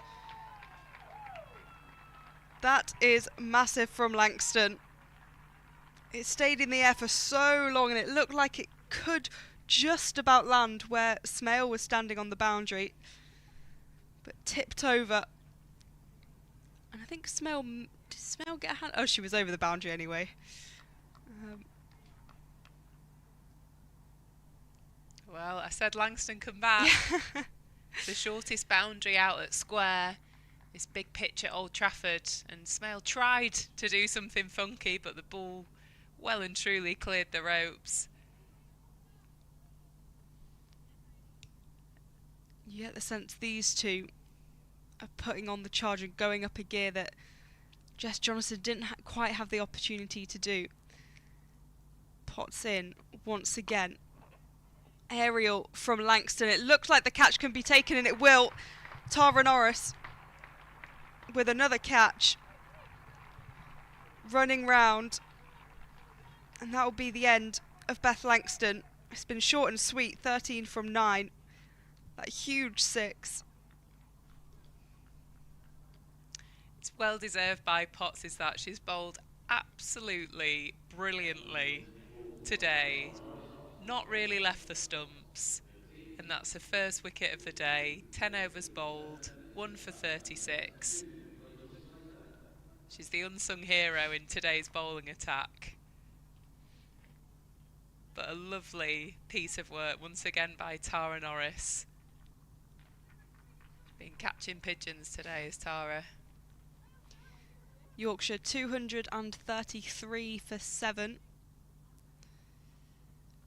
Grace Potts 1 for 36. 2 of those maiden overs from her 10. As you say, a bit of an unsung hero. She's been brilliant. Mahika Gore will be back into the attack. So far, 6 overs, 1 for 39. Now continuing from the Brian Statham end, with Maddie Ward on strike and Rachel Slater at the non-strikers end. This has been swept away by Ward. Kind of clubs it round the corner, just for 1.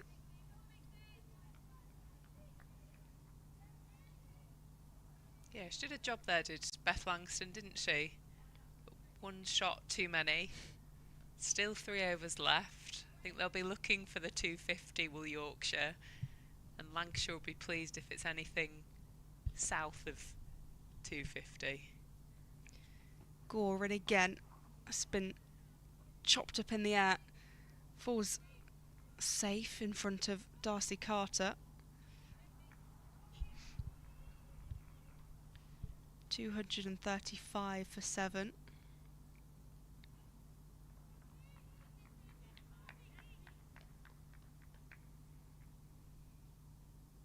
Gore, who is quite expensive with the new ball, didn't quite get her lines and lengths right to Jonathan. Ward down the ground. It will be caught though by Kate Cross, who takes another catch today. And Maddie Ward dismissed 18 from 19. Tried to go aerial down the ground, and it was another good piece of fielding from Kate Cross, who has been, you can't keep her out of this game. She has been so involved in the wickets. It's been a catching masterclass from Norris and Cross today. Not always the straightforward catches there. This time running back. Covered a fair amount of ground. Did Cross there. But they've been brilliant, have both Norris and Cross in the ring, in the deep, long on, long off, mid on, mid off. They've had it covered. Claudie Cooper, the new batter for Yorkshire. She'll be on strike as Gore continues. Kind of hits her on the midriff. I can't get that away.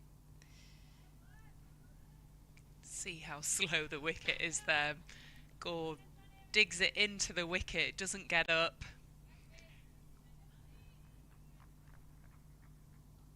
She's got 3 fielders on the leg side, deep cover.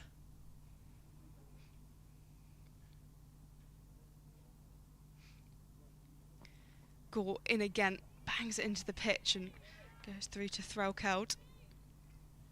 There she goes. Bowls that one. One for the over.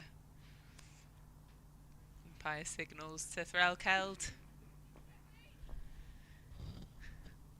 She's using it more as Gore, the shorter delivery. I think it's something, particularly this phase of game, it's a really great delivery.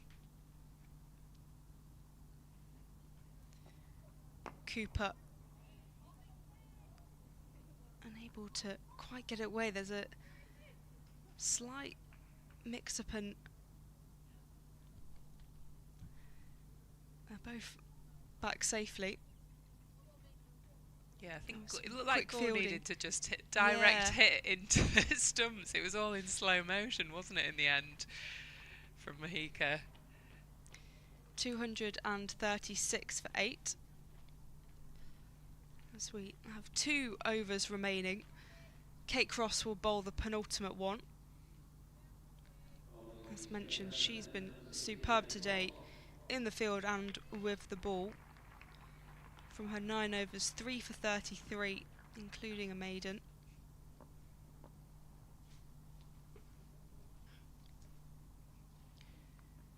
Cross in and slapped up by Cooper, and the catch will be taken.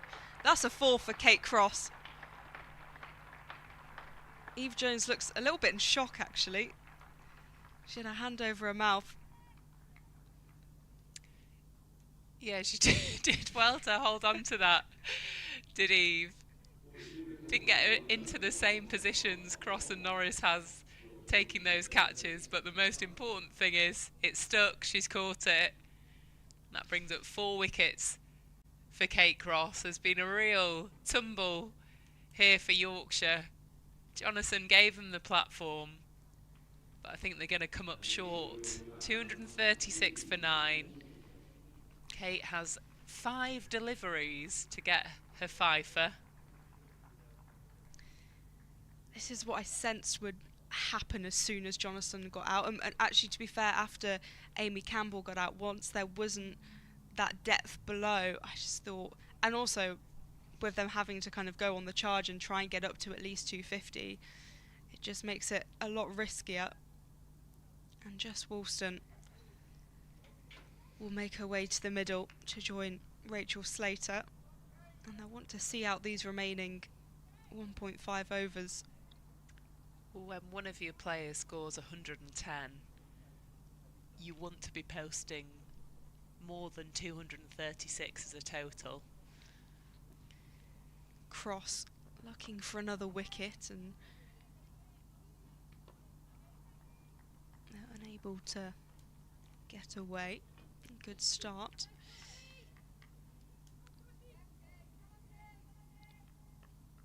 $236 for 9.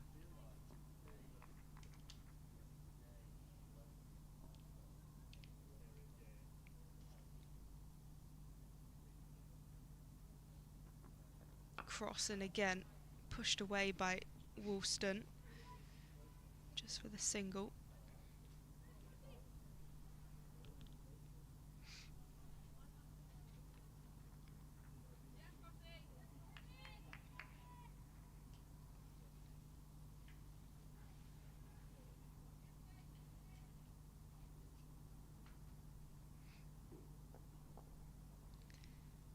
Rachel Slater on strike.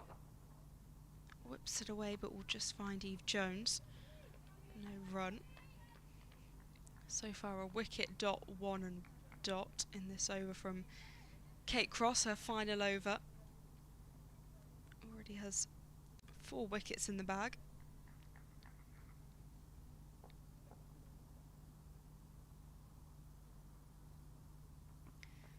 Slater dabs at this one, just defensive.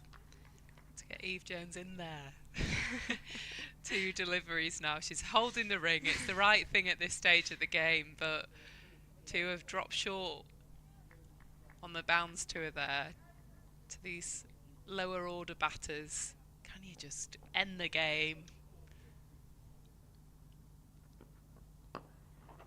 Hoiked in the air over the ring and will be 4. So that's the way Kate Cross's 10 overs ends. Not reflective of how the whole 10 overs have been. It's been a fantastic bit of bowling from Kate Cross. Finishes 4 for 38 from her 10 overs. Well, when it rains, it pours. She's been wicketless for the first 3 games of the competition, but she'll be pleased that she's back. And we saw a signature nip back in us, cleaning the stumps, LBW, Lauren Winfield Hill in her pocket. So it's good to see Kate Cross back in the wickets for Lancashire. Mahika Gore to bowl the final over, and that's one that's dug out by Woolston. Yorkshire 241 for 9.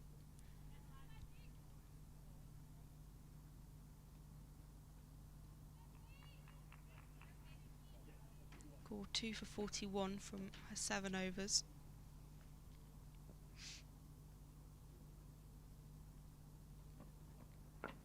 And that will be the end of the innings. Mahika Gore has the final wicket. The stumps are dislodged. The bails fly off. And Yorkshire are all out for 241. Lancashire will be chasing 242. Suggest it's a bit below par. And it's been a fantastic end for Lancashire. A flurry of wickets, and despite Jess Jonason's incredible century, you feel that Lancashire are probably the happier of the 2 sides heading into the break. Definitely. I think Lancashire have managed that innings really, really well. They've been professional throughout, and they've managed to contain Yorkshire to 241 despite an outrageous innings from Jess Jonason. She got 108 off 122 deliveries, anchored that Yorkshire innings, but they never let that get away from them, did Lancashire. Just one big partnership, 109 between Jonason and Callis, 54 between Campbell and Jonason, and aside from that, no one has really stepped up in the Yorkshire camp. In terms of Lancashire's bowling, you can see on the scorecard there, Kate Cross, superb, 4 for 38. Mahika Gore, 3 for 41.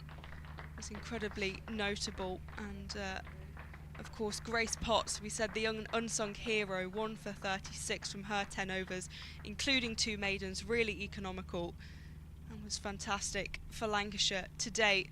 So Lancashire will be chasing 242. Do join us after the innings break, where we should be on for a very exciting finish here in the Roses Derby. As I say, Lancashire chasing 242.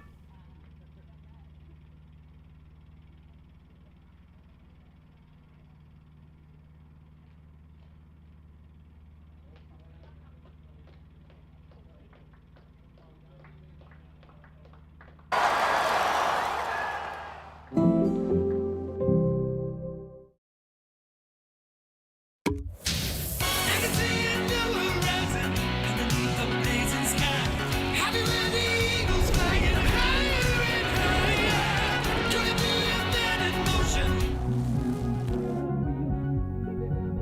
Pass the Pringles.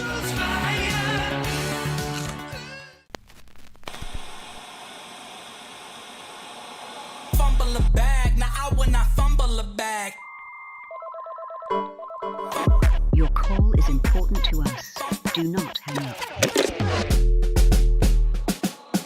Fumble a bag, now I will not fumble a bag. Act like you know how this goes.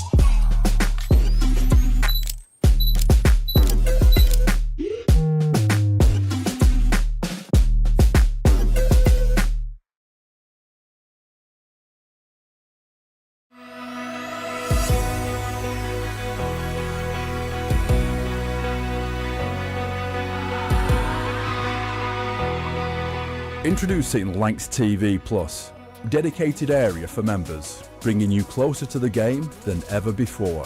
Watch every men's live stream fixture all in one place. Every ball, every moment, live. And this season, don't miss the War of the Roses. Lancashire against Yorkshire, streamed live for the first time ever. Unlock exclusive content you won't see anywhere else, from behind the scenes access to mini documentaries. This is Lancashire like you've never seen it before, all in one place. This is Lancs TV Plus. This is the Red Rose. This is cricket.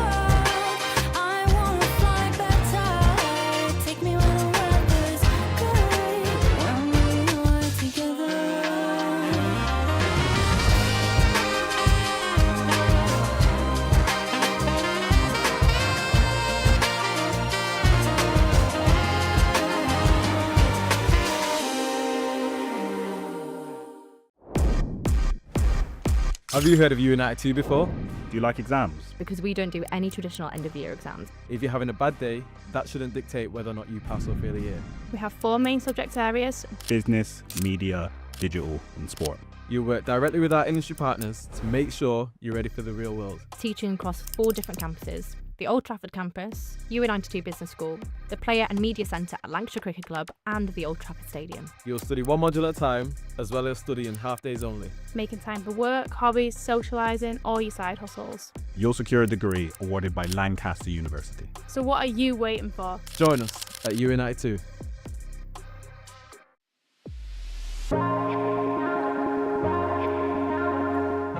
Two names rich in history: Barton's, our family-run business with over 100 years of experience in drinks distribution, and Lancashire Cricket, a club drenched in tradition, heritage and globally recognised moments. Since 1917, Barton's has been supplying the finest wines, soft drinks and premium beverages across the UK, partnering with world-class brands to bring unforgettable experiences to every occasion. Now, we're excited to announce we will be bringing that same passion to cricket fans at Emirates Old Trafford. As the official wine, spirits and soft drinks partner of Lancashire Cricket, we're elevating matchday experiences, hospitality and celebrations across the next 3 years. From the first ball to the final cheers, Barton's is here to make every moment one to savour. Barton's and Lancashire Cricket, a partnership built on passion, unforgettable moments and history.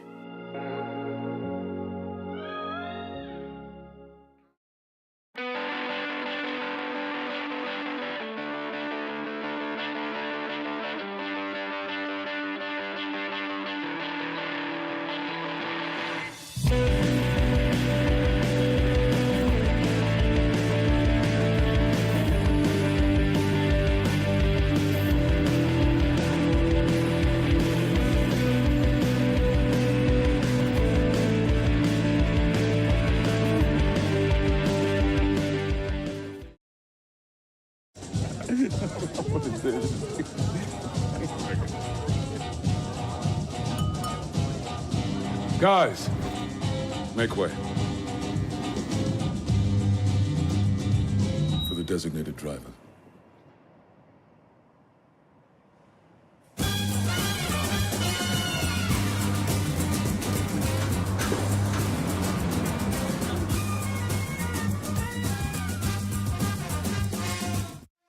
When I was a kid, there was no professional women's cricket.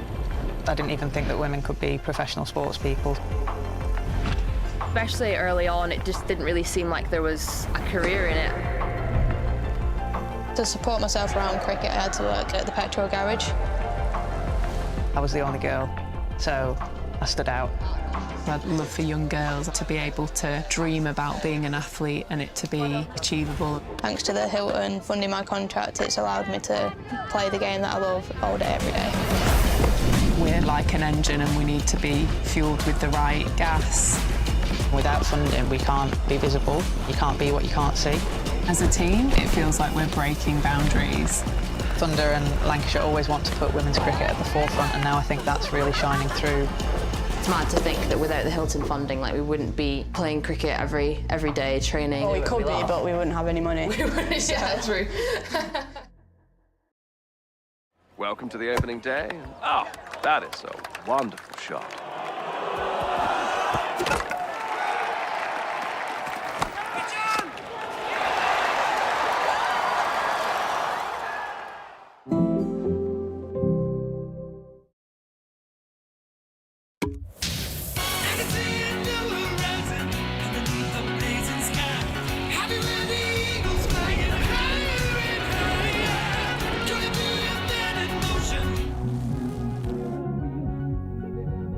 Pass the Pringles.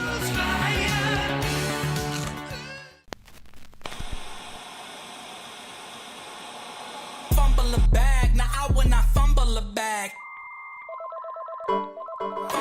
Your call is important to us. Do not hang up. Fumble a bag, now I will not fumble a bag. Act like you know how this goes.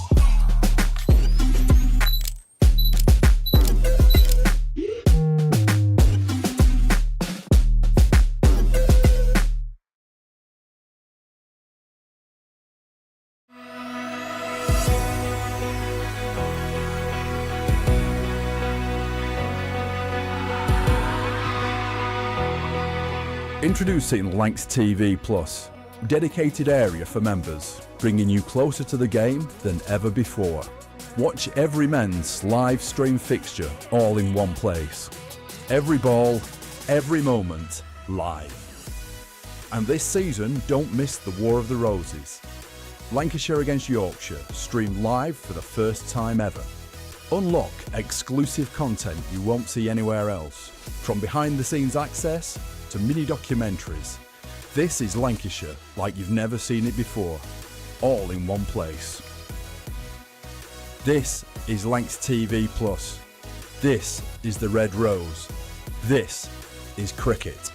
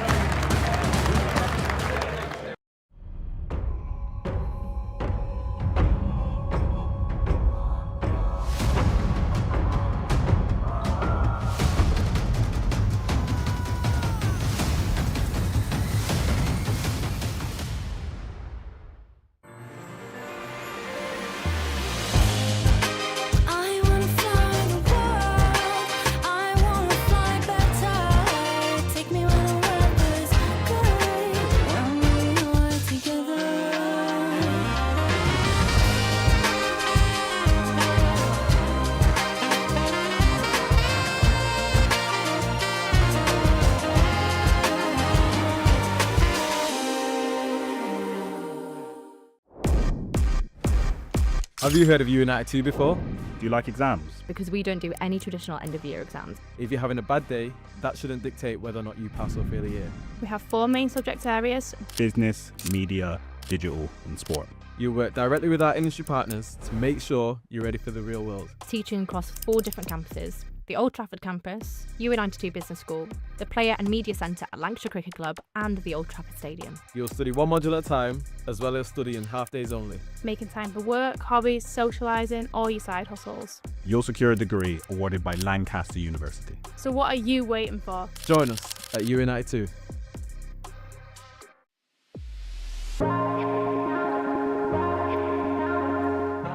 Two names rich in history: Barton's, our family-run business with over 100 years of experience in drinks distribution, and Lancashire Cricket, a club drenched in tradition, heritage and globally recognised moments. Since 1917, Barton's has been supplying the finest wines, soft drinks and premium beverages across the UK, partnering with world-class brands to bring unforgettable experiences to every occasion. Now, we're excited to announce we will be bringing that same passion to cricket fans at Emirates Old Trafford. As the official wine, spirits and soft drinks partner of Lancashire Cricket, we're elevating matchday experiences, hospitality and celebrations across the next 3 years.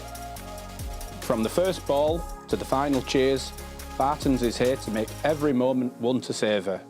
Barton's and Lancashire Cricket, a partnership built on passion, unforgettable moments and history.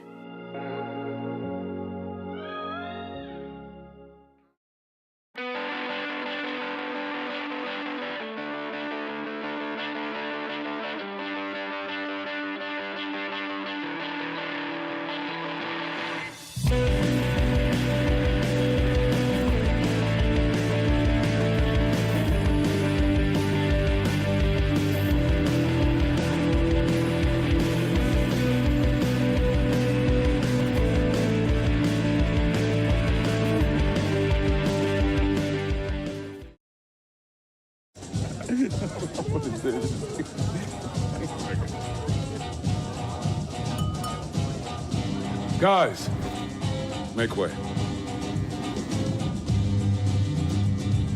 for the designated driver.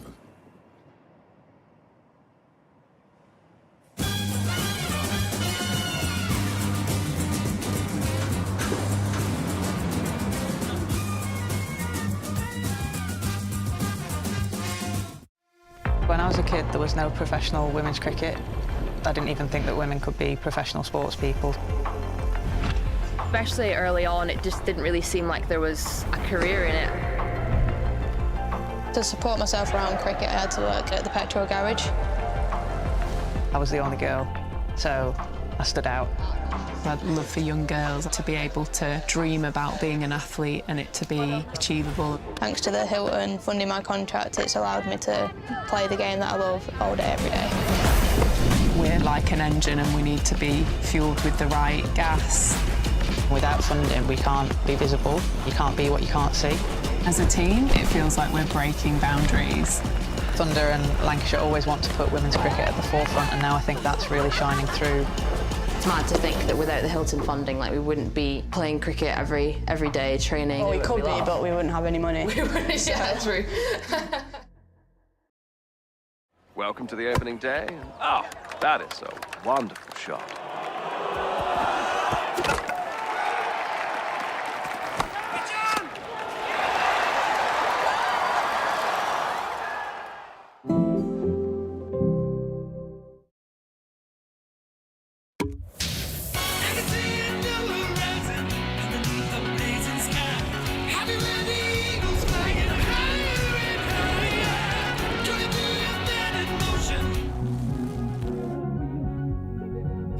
Pass the Pringles.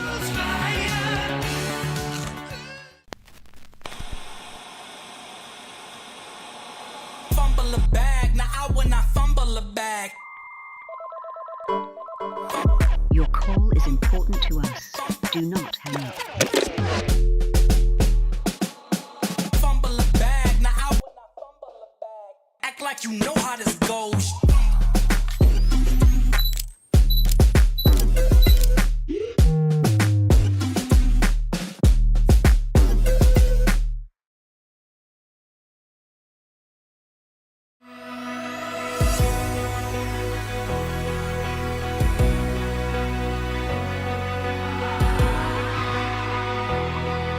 Introducing Lancs TV Plus, dedicated area for members, bringing you closer to the game than ever before. Watch every men's live stream fixture all in one place. Every ball, every moment, live. And this season, don't miss the War of the Roses. Lancashire against Yorkshire, streamed live for the first time ever. Unlock exclusive content you won't see anywhere else, from behind-the-scenes access to mini-documentaries. This is Lancashire like you've never seen it before, all in one place.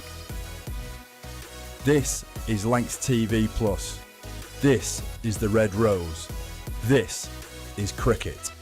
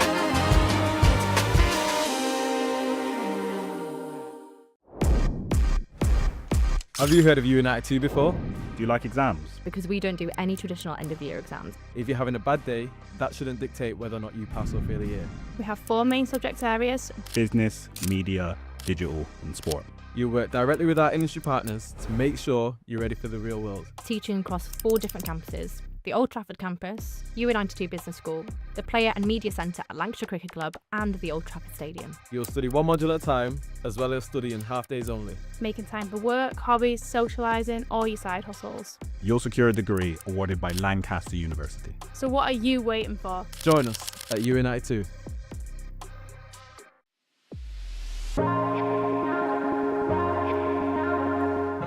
Two names rich in history: Barton's, our family-run business with over 100 years of experience in drinks distribution, and Lancashire Cricket, a club drenched in tradition, heritage and globally recognised moments. Since 1917, Barton's has been supplying the finest wines, soft drinks and premium beverages across the UK, partnering with world-class brands to bring unforgettable experiences to every occasion.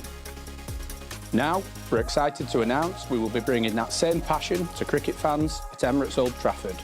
As the official wine, spirits and soft drinks partner of Lancashire Cricket, we're elevating matchday experiences, hospitality and celebrations across the next 3 years. From the first ball to the final cheers, Barton's is here to make every moment one to savour. Barton's and Lancashire Cricket, a partnership built on passion, unforgettable moments and history.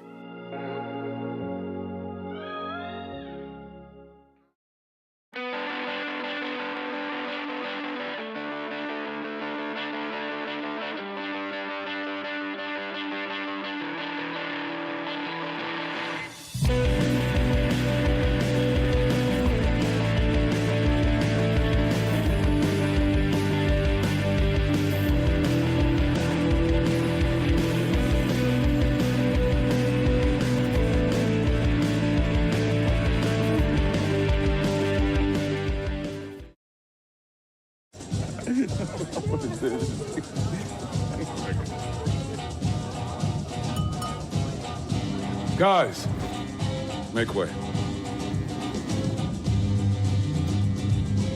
designated driver.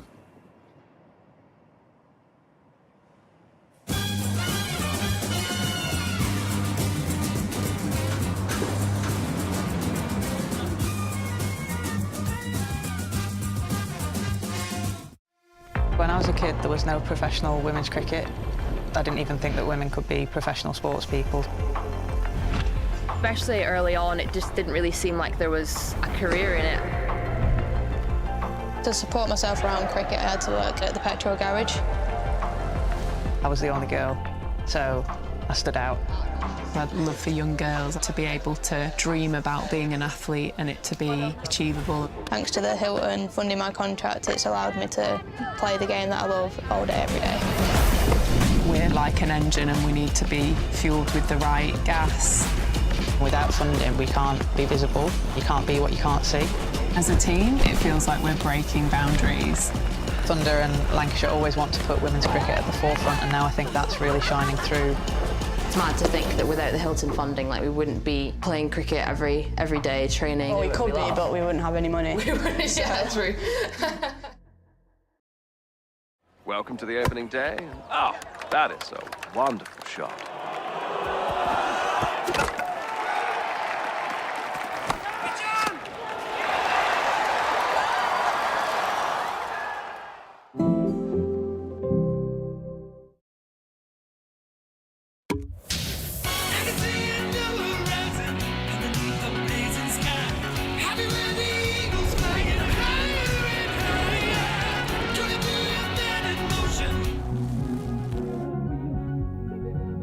Pass the Pringles.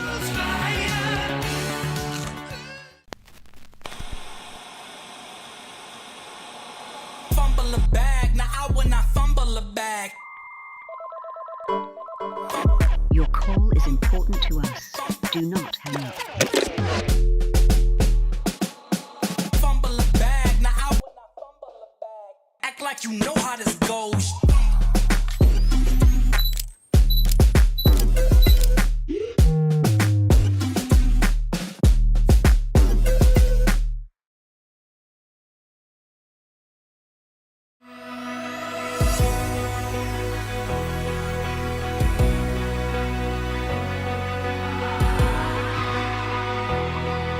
Introducing Lancs TV Plus, dedicated area for members, bringing you closer to the game than ever before.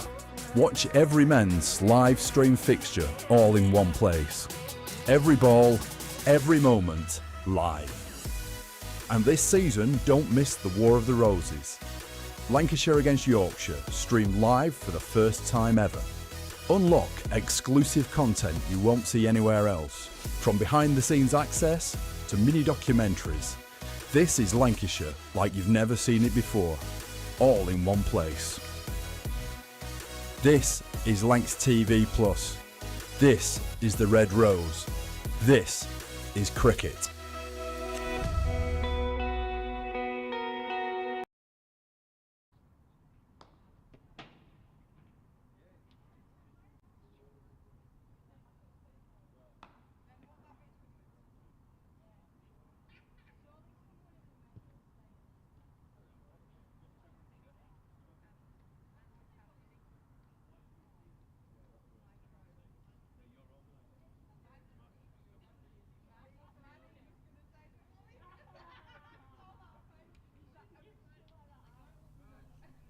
Hello everybody, welcome back, where Lancashire will be chasing 242 to beat Yorkshire in this Roses match on Lancs TV.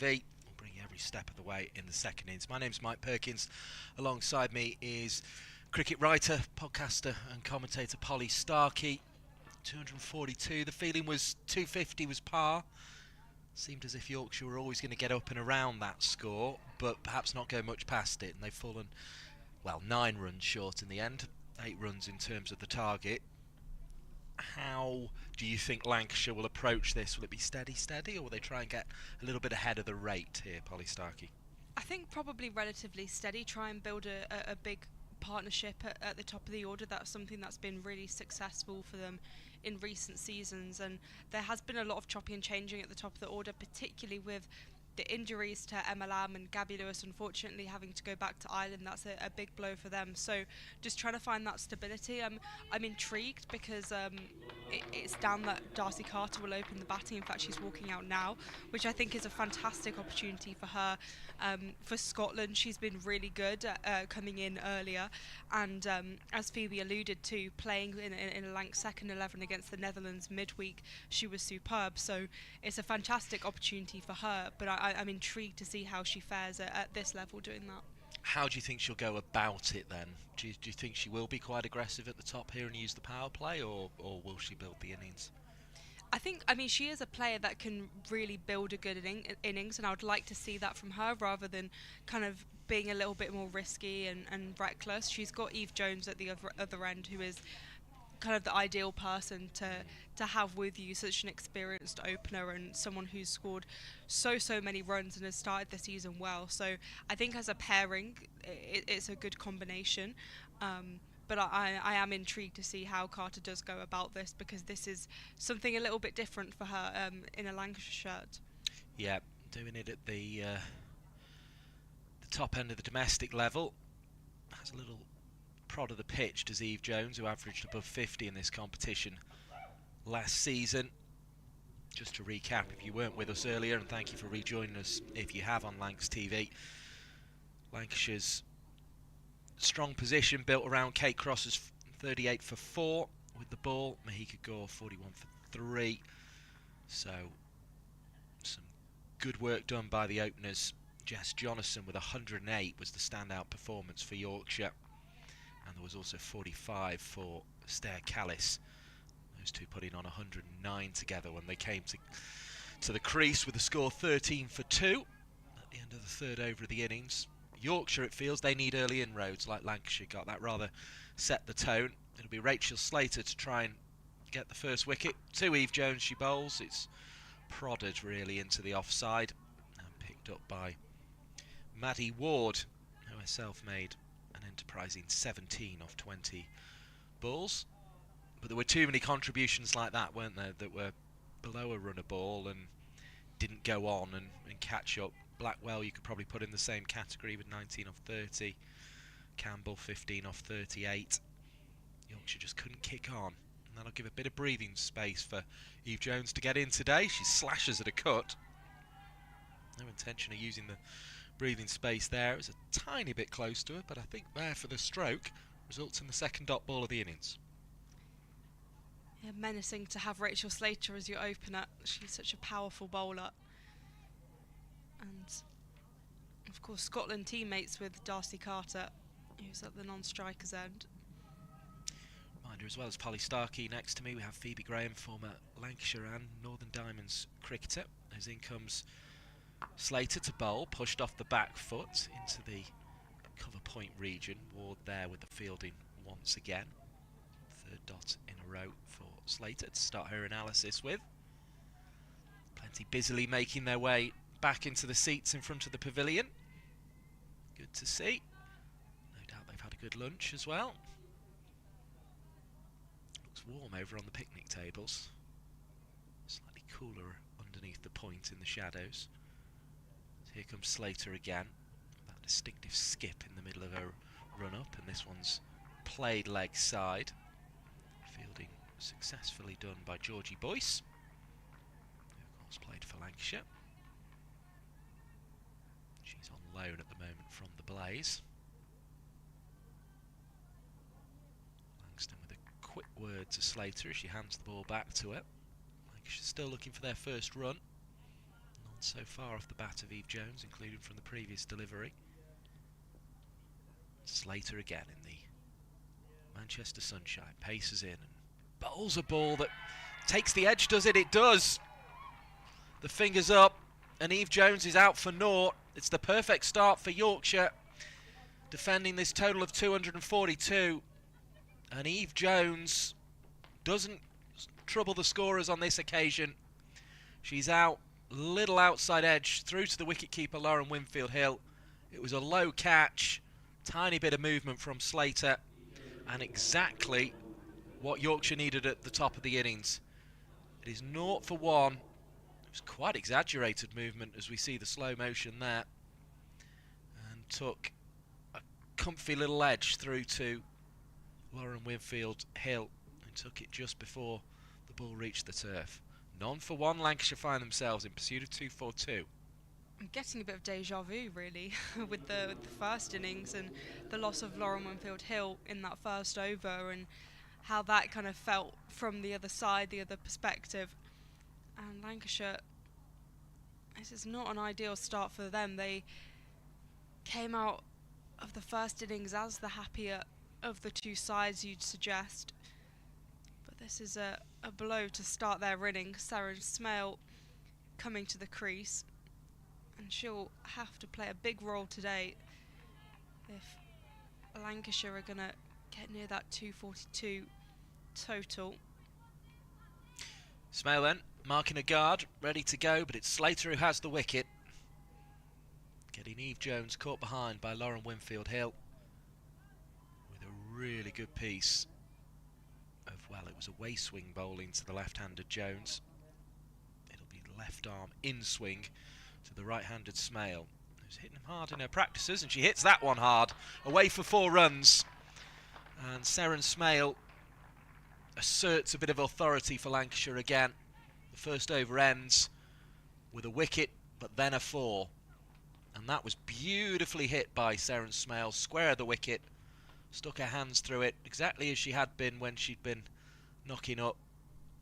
Probably a little squarer than those little warm-up feeds had gone, but 4 runs is the result. End of the first over, Lancashire 4 for 1, needing 2-3-8 more. That's the way to start the innings, and for Smale to get off the mark. He's confident and it sets the tone nicely. Now Woolston's taken the ball at the James Anderson end, and it will be Darcy Carter's first ball. We said she might benefit from the experience of Eve Jones, but she's already seen Eve Jones walk back to the pavilion. It's game on here in the Roses match. Woolston to bowl, right arm over the wicket, and it's wide outside the off stump. 5 for 1 the total moves on to as a result. Slight anti-climax there. Woolston hasn't had the best start to the season with the ball, but has signed a new contract, so will be at Yorkshire for another season. One slip in place, Amy Campbell, who's kind of quite wide, trying to almost cover 1, 2 and 3 all by herself. Slater's down at third, backward point, cover, short extra cover, which is where this one is defended in the direction of. Carter still doesn't get off the mark from it. Boyce is in short extra cover, mid-off, and then you're looking at mid-on, mid-wicket and long leg on the leg side. So Yorkshire will feel they have a little chance in the game if they can attack and turn that first wicket into 2 and 3 here. Woolston charged with doing so. Makes her way in. Smooth approach. Delivers right arm over the wicket, but it slips down the leg side. And the score moves on to 6 for 1. 236 more required for Lancashire.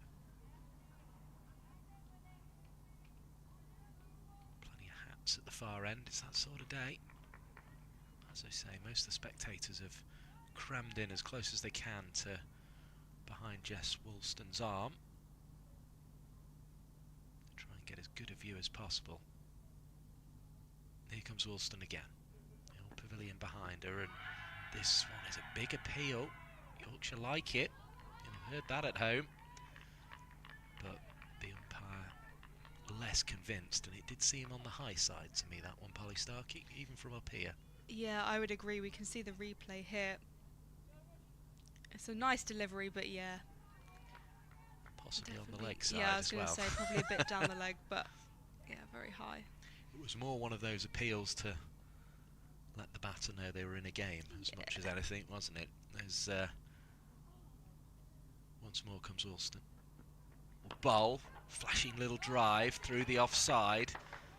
It's parried, but it might still roll away for 4, even on the long side of the ground.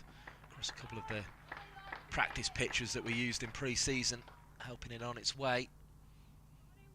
That was nicely hit by Carter. It was full enough to go for the stroke, but she really leant into it and connected with the ball well. 10 for 1. It was well struck, and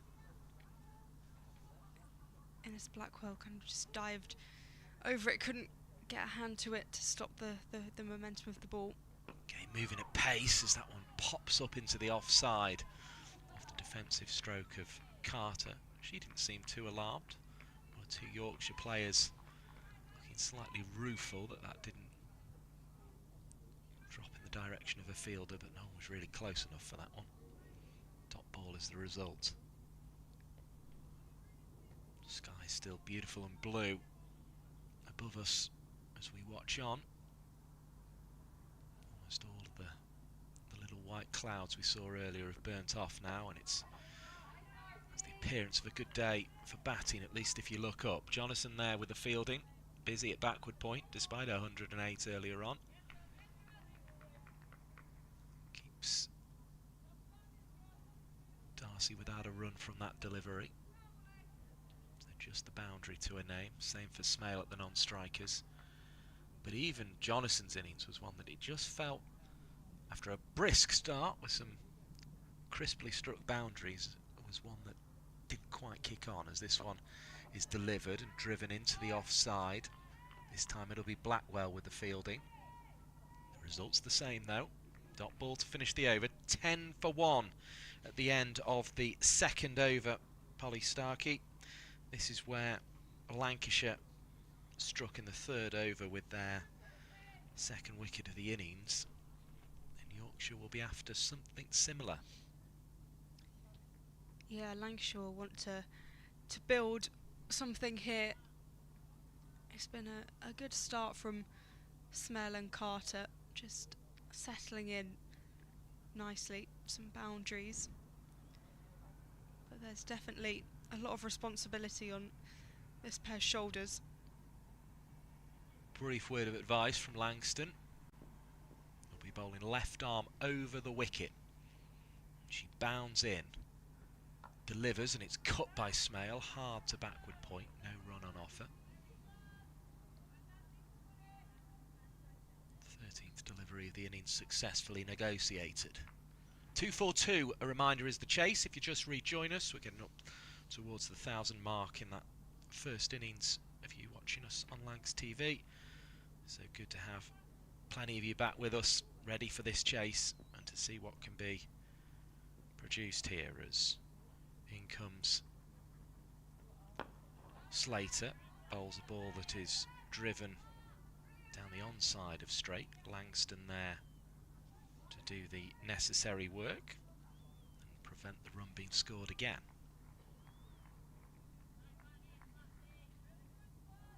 Make sure you hit the thumbs up button as well if you're watching the stream on YouTube. Helps other people find this commentary as Slater turns at the back of her run. She's on her way. Bowls left arm. There's a swish of the bat outside the off stump from Smale. Came to the crease with a real bang with that driven 4 through the point region. She was looking for it again, but to a ball that bounce up enough for her to take it off the back foot. There was a little bit of excitement behind the wicket on that occasion. Died down as soon as they realised the ball had passed the bat without contact. Here's Slater. Again Smale looking for that cut, and again plays and misses. No run. 4 in a row now from Slater. 10 for 1 the score remains. There have been early wickets elsewhere. The Blaze are 28 for 4 after 7 overs, and they're only chasing 214, so things could get quite exciting there. And Surrey have lost a wicket in their chase of 338 against Somerset. Slater bowls, defended. The slightly crooked bat from Smale, so it bounces out into the onside. No run as a result. straight mid-wicket in the form of Claudie Cooper there. And dare I ask how the Durham game is going? We'll get it after this ball, I think, as Slater up to the wickets and bowls, and Smale again is flashing through the offside, but one of the fielders allowed outside the ring at this stage is back on the cover fence, so keeps the score into a single. 11 for 1. All Lancashire mustered off that over. 231 more required for victory here with 9 wickets remaining. Yeah, Hampshire need 24 runs from 28 overs with 8 wickets remaining, so I think they might do that. I fear that's a foregone conclusion. In fact, now they need 18. There's been a 6. So yes, they are sailing, and nice for Durham. They can get on the road nice and early. It's a long trip back from Southampton. 3:37 though is a big chase set by the second place team in the division for the top place team in Surrey, so it's a interestingly poised match, that one, as is this one here. Yorkshire in need of early breakthroughs against Lancashire on their own turf, as this one is driven firmly by Smale up to mid-off. Can't add to the total on that occasion, no run.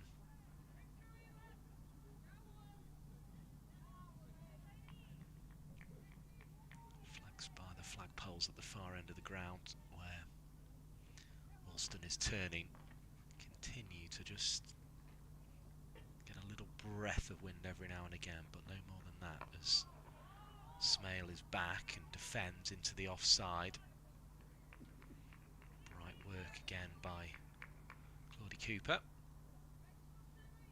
who will have her say in this innings, you would imagine.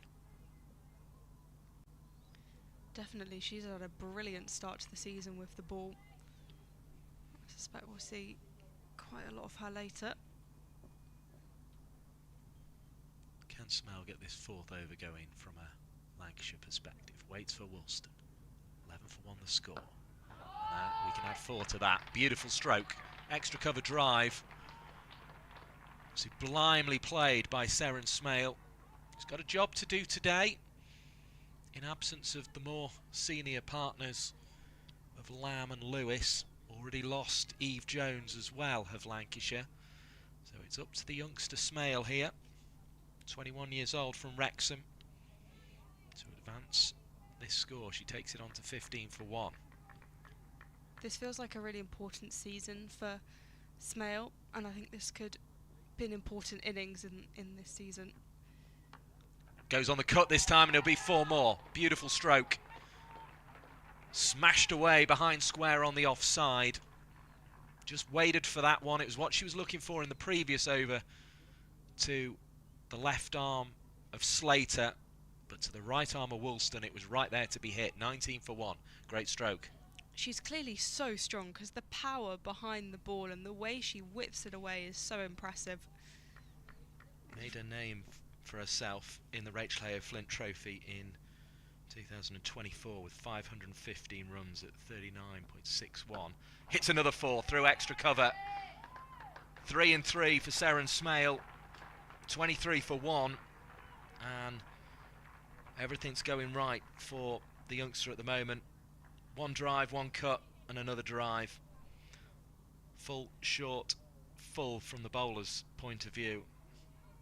Has rather ruined this over for Woolston, but it's been some excellent batting. Only got 391 runs last season, although as this one is delivered again into the drive of Smale, she'll only get 1 this time due to a good bit of fielding by Georgie Boyce at short extra cover. 24 for 1 now the score, 4 overs into the innings. But this season, she might not top the 515, and she was coming in after that fantastic partnership of Eve Jones and Emma Lamb a lot of the time, and even had to wait a turn behind Katie Mack or Gabby Lewis on occasion, so her opportunities were a bit more limited that last season, but she'll want to be nearer that 500 than the 391 that she was at last year. That'll be the aim for Smale. The talent is undoubted. Slater again. Heel to toe, little skip. Bowles, left arm down the leg side though. Well left by Smale. Even there, neat footwork back and across into her crease. Just raise the hands above the head to let it pass, so 25 for 1. Still a delivery to go here for Slater to get out of this over.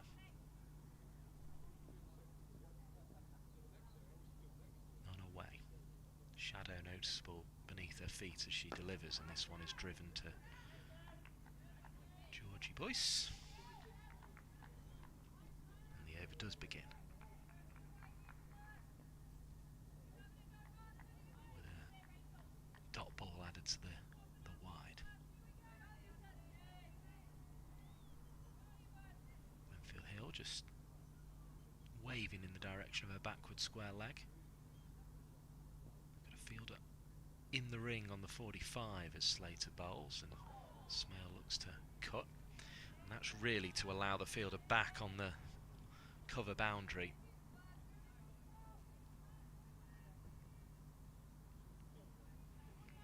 They run the result of that latest attempt to cut the ball there.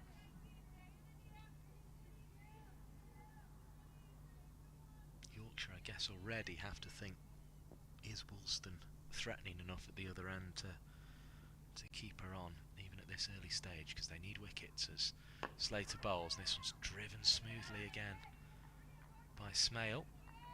Georgie Boyce picks up on the bounce. Another dot ball. Yeah, Woolston has struggled today, and as I say, she hasn't had a great start to the season. I was thinking maybe today would be an opportunity for Grace Hall to come into the side, but they've continued with Woolston. Rose's cricket continuing here on Lancs TV as Slater bowls to Smale, who has to be watchful in defence this time. Finds extra cover again with the stroke, but again can't add to the total, and all of a sudden this Slater over, despite the wide first ball, is becoming quite a decent one, lining those dots up. 25 for 1. Team needing it at the moment though. Smale faces up for the red rose and cuts away behind square. It's been brilliantly stopped by Jonathan. And that could have disappeared for 4. It looked as if it was in the air for a while. As this landed just short, I think. There doesn't seem to be too much disappointment. The dot is again the result. It's flashed away quick by Smale though. Jess Jonathan did very well to get to the ball. You can see the way it pings off the bat. It's a superb stop. Slater bowls. Again, it drifts down the leg side with the swing.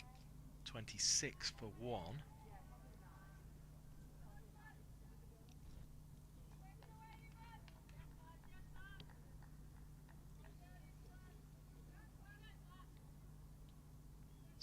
Takes the ball again at the back of her run. Just wondered if it just got there to Jonathan at backward point.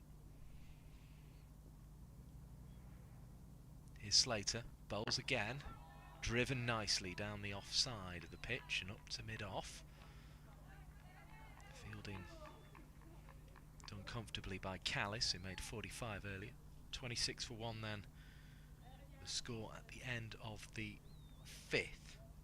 Yorkshire though needing to get the pressure from the other end now as well to match what Rachel Slater has done. Another one who might have considered moving counties last season, but has remained with Yorkshire, is leading their attack.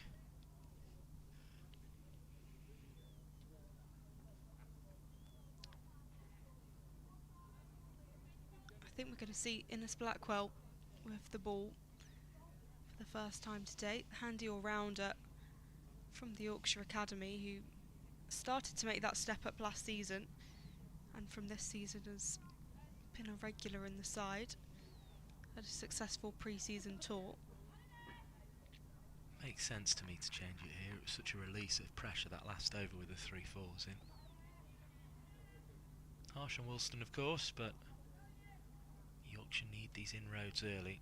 Lauren Winfield-Hill, the captain, will know that. She encourages her bowler, who's on her way to bowl right arm over, in towards the pads, big appeal.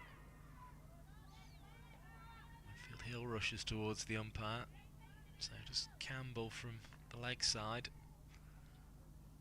but not out is the decision. It was speared in a little too much, that one. Decent shape though from Blackwell. Yeah, it's a nice delivery, just probably going down leg.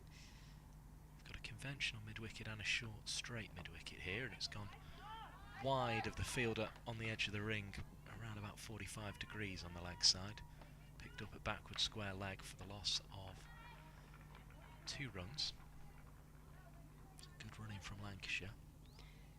That's one thing that Lancashire do really, really well, and Yorkshire just did not run 2s very often at all, 3s, and this is something you can really utilise on this ground in particular. Blackwell again. Bowls to Carter, who drives firmly into the offside. Claudie Cooper is back there on that boundary, keeps the scoring to 1. 29 for 1 is the score. I told you earlier, 50 for 4, the Blaze chasing 213 against Essex. Hampshire 114 for 4 now, just needing 5 more to beat Durham. 31 for 1 is the Surrey score, chasing 338 against Somerset. As this one's whisked round the corner by Smale in dismissive fashion, really. It's a poor ball, short, down the leg side. And Smale, despite only being 21, 5 years the senior of the bowler, played it away with no mistake. She's on to 22 already as Smale. 33 for 1 the score. Reminder the chase is 2-4-2 here.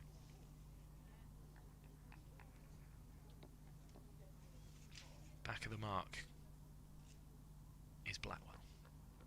In on a short approach, delivers well, and it's driven down the onside. No run. Other score we're keeping an eye on from a Lancashire perspective. Their game against Durham in the county championship, having made 370. They have Durham 121 for 6 in their first innings on day 2 of that game. Yorkshire still be made to toil against Sussex. Oh, the flash outside the off stump from Smale. That's where she has to be careful. It seems almost for every good stroke, or every 2 or 3 good strokes anyway, there is a little one like that that's just lurking around. 33 for 1 at the end of the 6th over here. As we say, Yorkshire in Division 1 of the County Championship are playing Sussex, who made 502 and now have Yorkshire 17 for 1 in reply.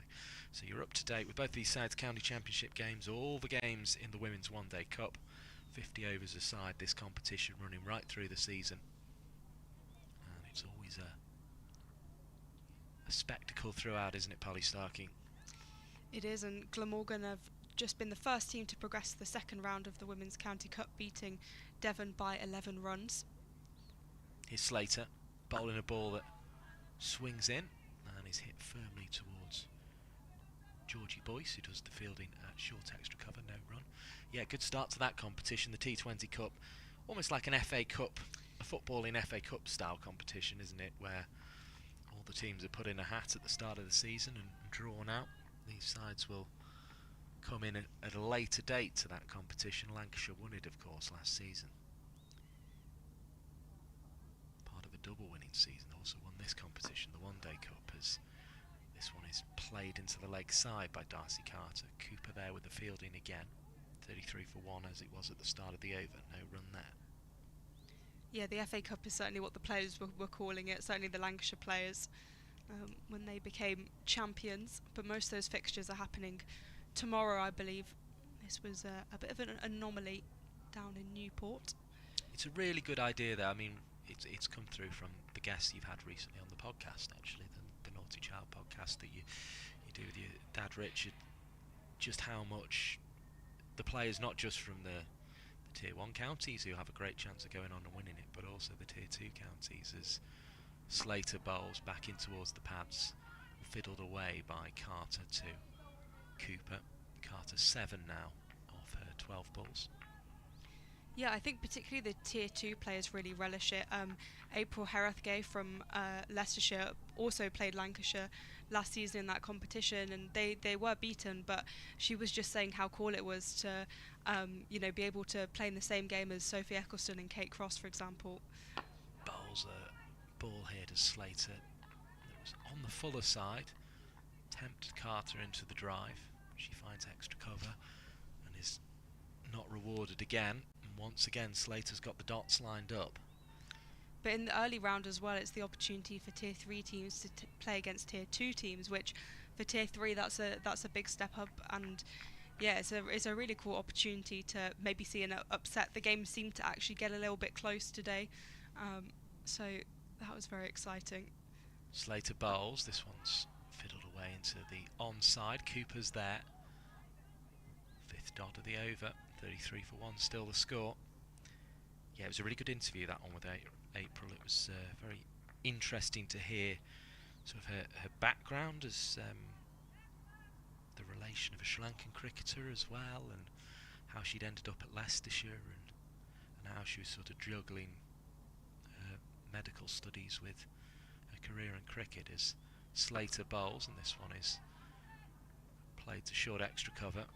Probably would have gone to mid-off if Campbell had left it, but she scampered across to try and keep that feeling of pressure on the Lancashire players.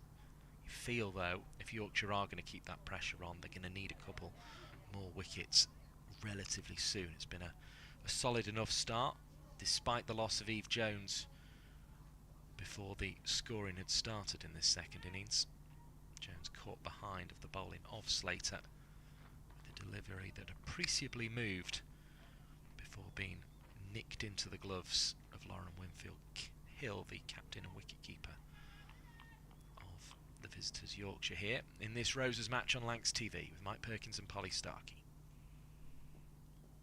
The 8th over is going to begin with Blackwell bowling to Smale. I think just got a bit of bat involved there in the nick of time, otherwise there could have been trouble. I've been impressed with Blackwell from her first over and now into her second.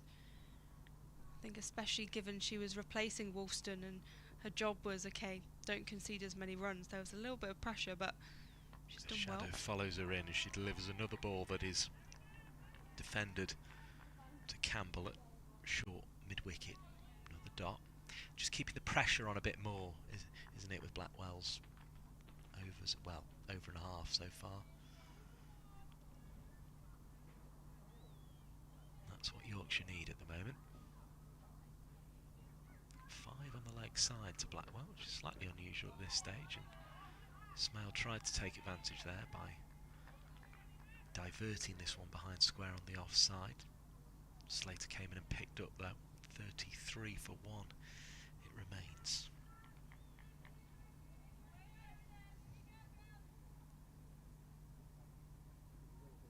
Blackwell tries to add to her 3 dots. Again, straight towards Smale, and just sort of with Blackwell at her pace, we're kind of seeing just a little bit of that stickiness that we saw in the first innings for the first time here. Winfield Hill up to the stumps.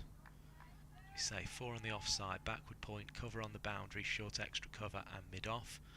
On the leg side there is mid-on, short mid-wicket, as this one's delivered. A little bit of excitement there, but again Smale safely negotiates another delivery without scoring.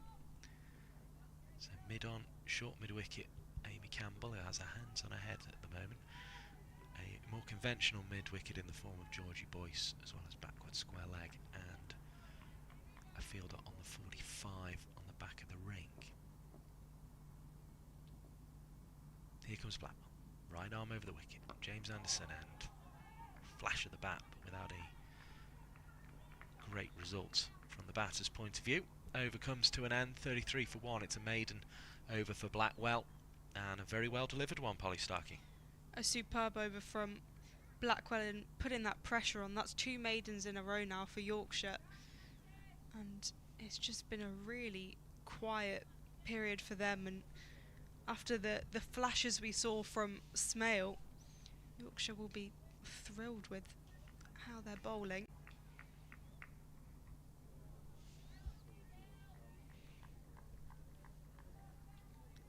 Darcy Carter has 7 to her name. Up at the top of the innings for Lancashire today. Settling over her bat once more.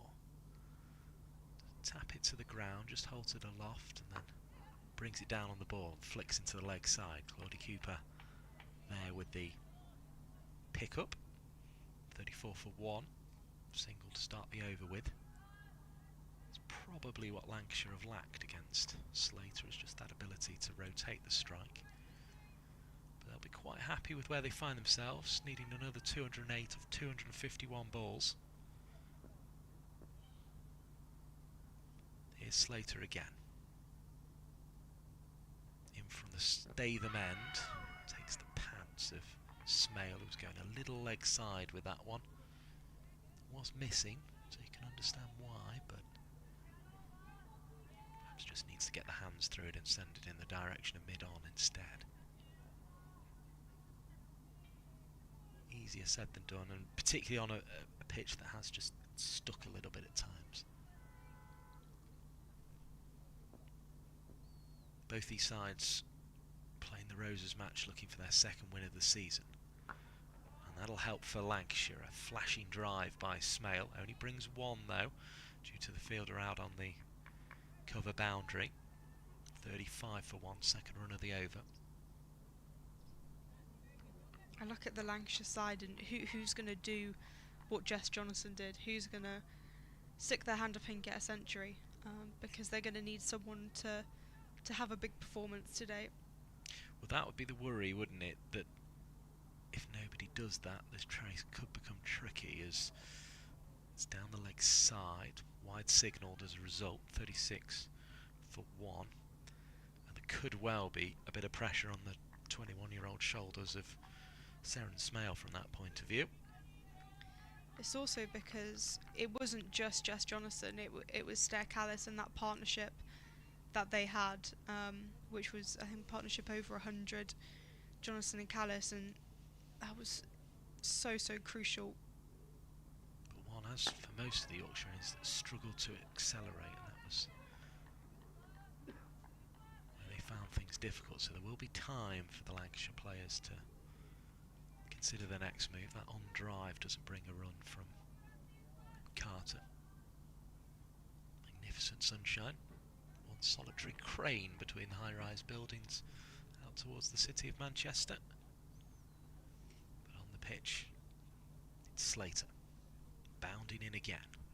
Left arm over the wicket, driven firmly back to the bowler, who's across the wicket to make the stop. I always think it's quite difficult for bowlers to do that, because they obviously have to stay off the danger area. But if the ball's driven back, they all of a sudden have to divert into it to prevent any runs being scored, as Slater did there.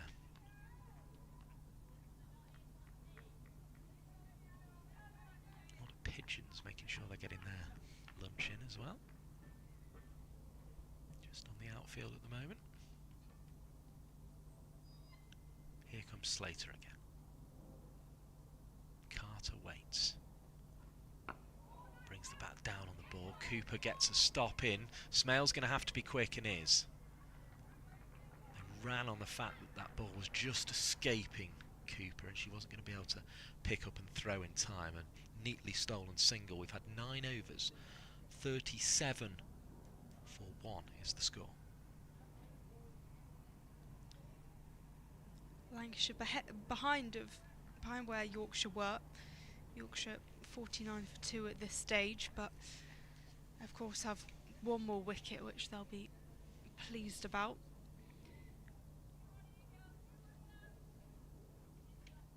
Yeah, we were just at the stage where Kate Cross was finishing that opening spell of 5 overs, 25 for 2. This stage of the innings, but Lancashire also have the advantage of knowing what they're chasing, as Carter waits again for Blackwell. to bowl, and it's through to the gloves of Winfield Hill, who I think is a little upset that that one didn't clean Carter up.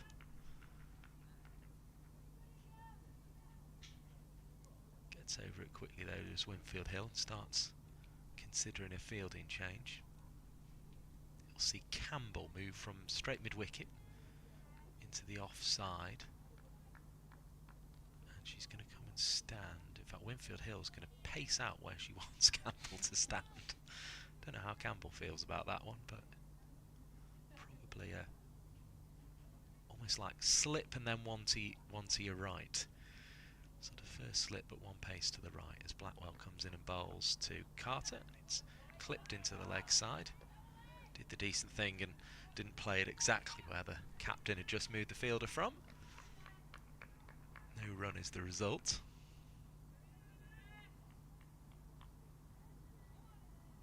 Bit pressure on Campbell to catch it if it comes now as well, isn't there? Having been put there specifically by the captain. Here comes Blackwell again. Bowling to a 5-4 again now with that change in the field. It's along mid-off. Seems to have quite a long, lazy stride, does Carter, into the ball. She hit that one firmly, but without producing a run. Plenty of applause you get with Campbell in the slip as well. Blackwell bowls. Work leg side past Georgie Boyce up to mid-on, no run.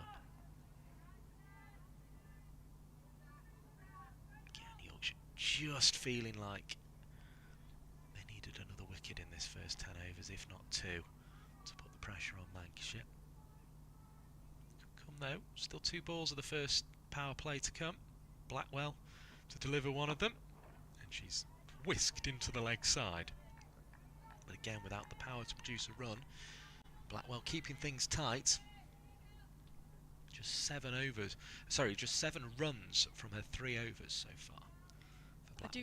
I do really like this from Blackwell. I think, especially in the manner of which she had to be introduced to the bowling attack, I think she's handled it really well and has just bowled consistently, getting some nice shape.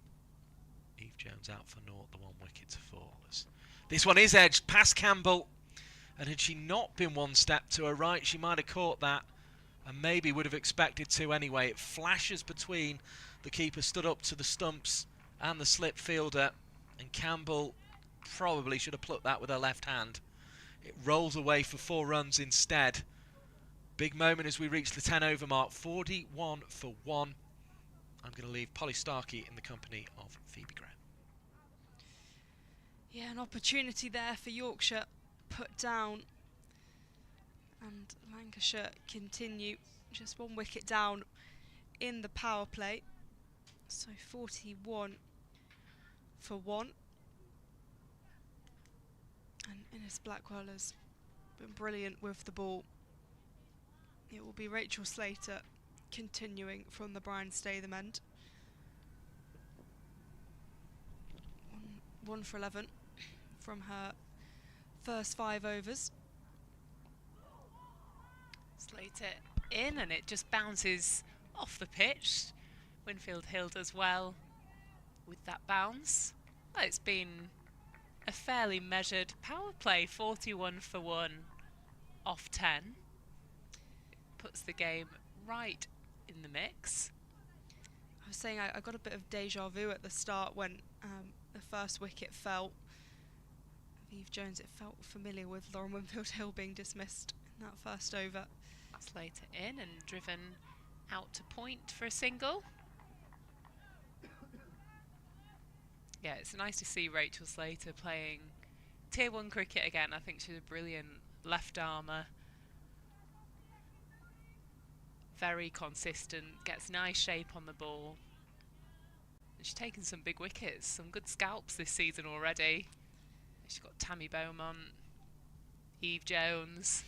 So she's got a few in her pocket as slats as she hops, skips, jumps and in, and worked through the leg side out to deep square for the single. I do really like the rhythm in her run-up. It's really nice to watch, and Yeah, she's definitely progressed so much over the last 18 months, 2 years, and as you say, great to see her back in Tier 1. 43 for 1. Yeah, she sort of runs in, has a little jump, and then full and defended off the back foot by Smale. Seren looks in good nick as well, played some nice shots. Yeah, there have been some really good shots. I'm so impressed by the amount of power she gets behind the ball. We saw her warm up earlier and it's just so aggressive, but the way she was timing the ball really well in the first couple of overs where she got those boundaries, it was brilliant.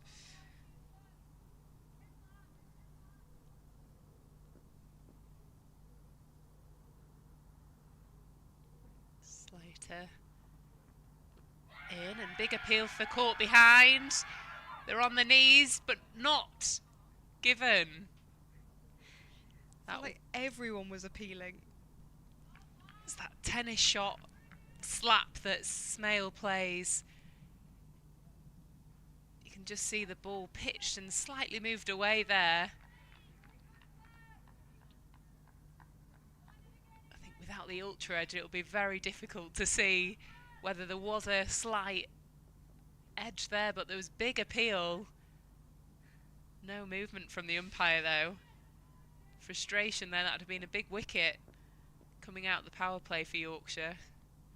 Slater comes in, goes shorter, and again off the back foot by Smale. Another good over from Slater, who's 1 from 13 off her 6. Lancashire 43 for 1 after 11. Little fist pump in the middle from Smale and Carter. There's only one person that will really know whether she hit that or not. And she's a very cheeky little girl, is Seren, so whether she did or not, we'll never know. Yeah, Blackwell, handy all-rounder. Yeah. That's come through the Yorkshire ranks. Like that they've kept the slip in there, both Carter and Smale, sort of playing with a little bit wafty outside the off stump. Comes in off a hard length and just dabbed into the ground by Carter.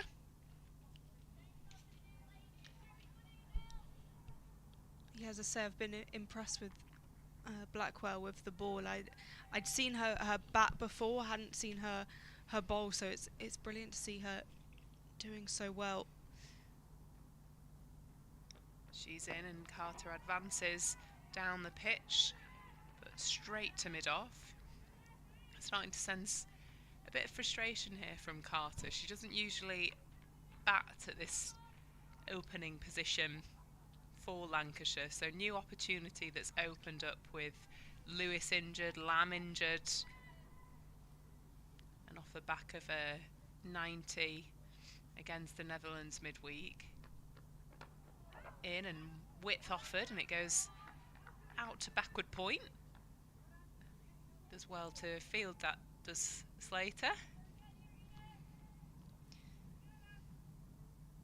Yeah, I was intrigued by the way that Carter would approach this innings, purely because I haven't seen her open very much, and I know how well she can build an innings, and I've seen her many times for Scotland perform so well with the bat. But it's obviously quite a different situation today. Blackwell offered width, and Smale slaps that out to backward point. Slater does well there, actually diving to her right. Yeah, just to get a hand to it and slow that momentum, because it's tough to do, and Smale hits the ball really hard. And with that, slip comes out. Third drops down. Campbell comes into cover as Blackwell approaches the crease and driven out into the deep for a single.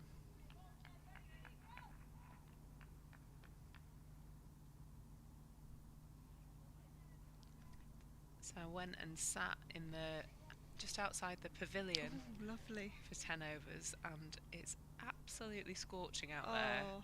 We've got beautiful blue skies. Blackwell in, bowls a cutter, and that's dabbed down to third for a single. But yeah, it's definite sun-tanning weather today. Yeah, it's been so beautiful all week. As soon as I've got uni deadlines and the sun comes out, it's nice weather. I'm like, great timing. But yeah, it's been so lovely. It feels more like June than April, and I'm very happy about that. 47 for 1 after 12. Well, Slater will be taking a break there. She's bowled 6 overs, 1 for 13. She's been quite relentless with her areas and offered that shape as a left-hander. Got the key wicket of Eve Jones, who was caught behind for no runs. And it will be the star of the day, Jess Jonathan, into the attack. Took 4 for 18 against the Blaze in that huge win last week. Jonathan in and rock off the back foot, and it will be stopped by the feet of Maddie Ward in the deep. Got a good bit of footballing skills out there.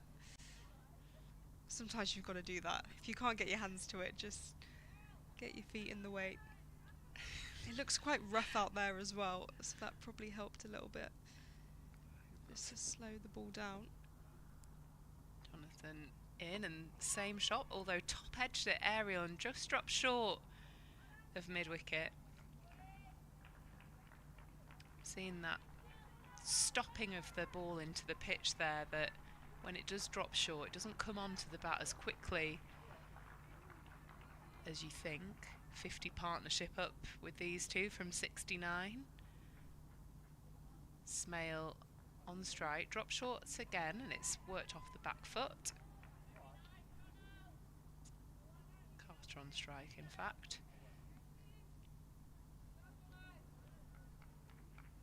Going at 4s at the moment at Lancashire, they won't be too concerned. Jonathan in, short again, and just punch to mid-on for no run. You can start to feel that build of frustration from Carter.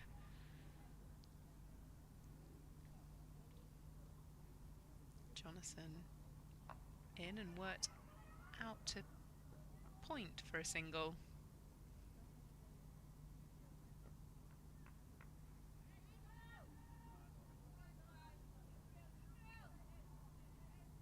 Just make a field change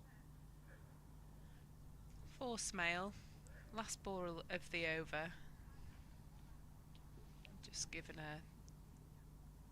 Nope, they've brought everything back to as before. I think they've just realised they'd quite like Seren to stay on strike, which...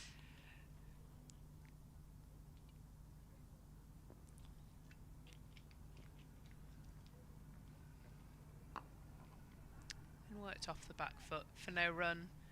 That's the end of the 13th over. Lancashire 51 for 1. Just taking a drink of Carter and Smale after 13 overs.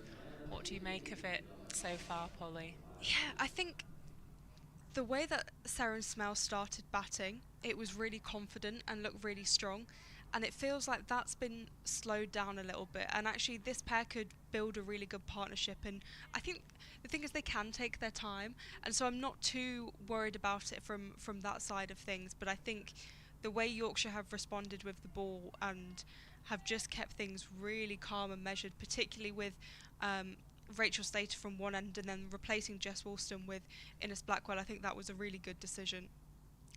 Blackwell in and flick to mid-on. No run. It feels like Carter's playing within a shell a little bit as well. Low full toss there. Just clip gently to mid-on. Yeah. Lots of dots building. You can feel that sense of pressure just through being in the commentary box at the moment as Blackwell's in and driven out to cover. They run this first one nice and hard. It's Fielded nicely by Ward in the deep. And again with Carter, this opportunity presumably has partially come off the back of that brilliant performance midweek, and so she wants to show what she can do and take that opportunity. So there's a bit of kind of pressure probably from herself as well in this situation. Blackwell Fuller and driven down to mid-on. Once again, that low full toss isn't taken advantage of. This is where Yorkshire openers really did take advantage of those poor deliveries. That would have been out the park if it was just Jonathan batting in that first innings. There was no mercy with the way that she batted. Blackwell in, rocks back off the back foot, out to cover. They run hard, but good piece of work in the deep. They come back for the second, and it's brilliant running by Lancashire there. Big ripple of applause from the Lancashire bench. That's how important running twos are. A little bit of a fumble out in the deep, and they were able to turn back and come for two. Yeah, those twos will make all the difference. It's Blackwell. Fuller delivery, and again that low full toss straight to mid-on. That's 3 dots from 3 low full tosses. She's got away with some deliveries this over as Blackwell. I would have pictured Smale being one to whack them away. So I'm not sure why she's not taking advantage. And with that, mid-on does go out into the deep and a wide is bowled. I've also just noticed that Claudie Cooper and Maddie Ward both have fluorescent trainers on. I thought it was just Maddie Ward, and now I've spotted Claudie Cooper also has the neon trainers. So that's no longer the distinctive way you can pinpoint them. Blackwell in and driven out to cover. They'll just take the single.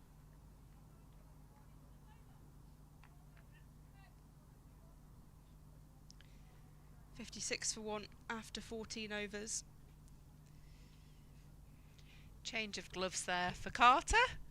Be hot work out in the middle. I think it's early 20s in Manchester. Absolutely tropical conditions here at Emirates Old Trafford. Barely a gust of wind. The flags are barely moving, which is so unlike Emirates Old Trafford. You're normally competing with a gust of wind here as well, but it's almost home conditions for the Australian Jonathan, who's in an advantage does Smale. It's a lovely lofted drive for 4. It's a lovely option as well to Jonathan. Probably similar to Jones, you want to be playing high up the ground to Jonathan, not getting lured into the sweep. Effortless from Smale. Jonathan in, and she rocks back and works that to short square for a single. It's good running from the two of them. Yeah, again, happy to see them running between the wickets and adding plenty of runs that way.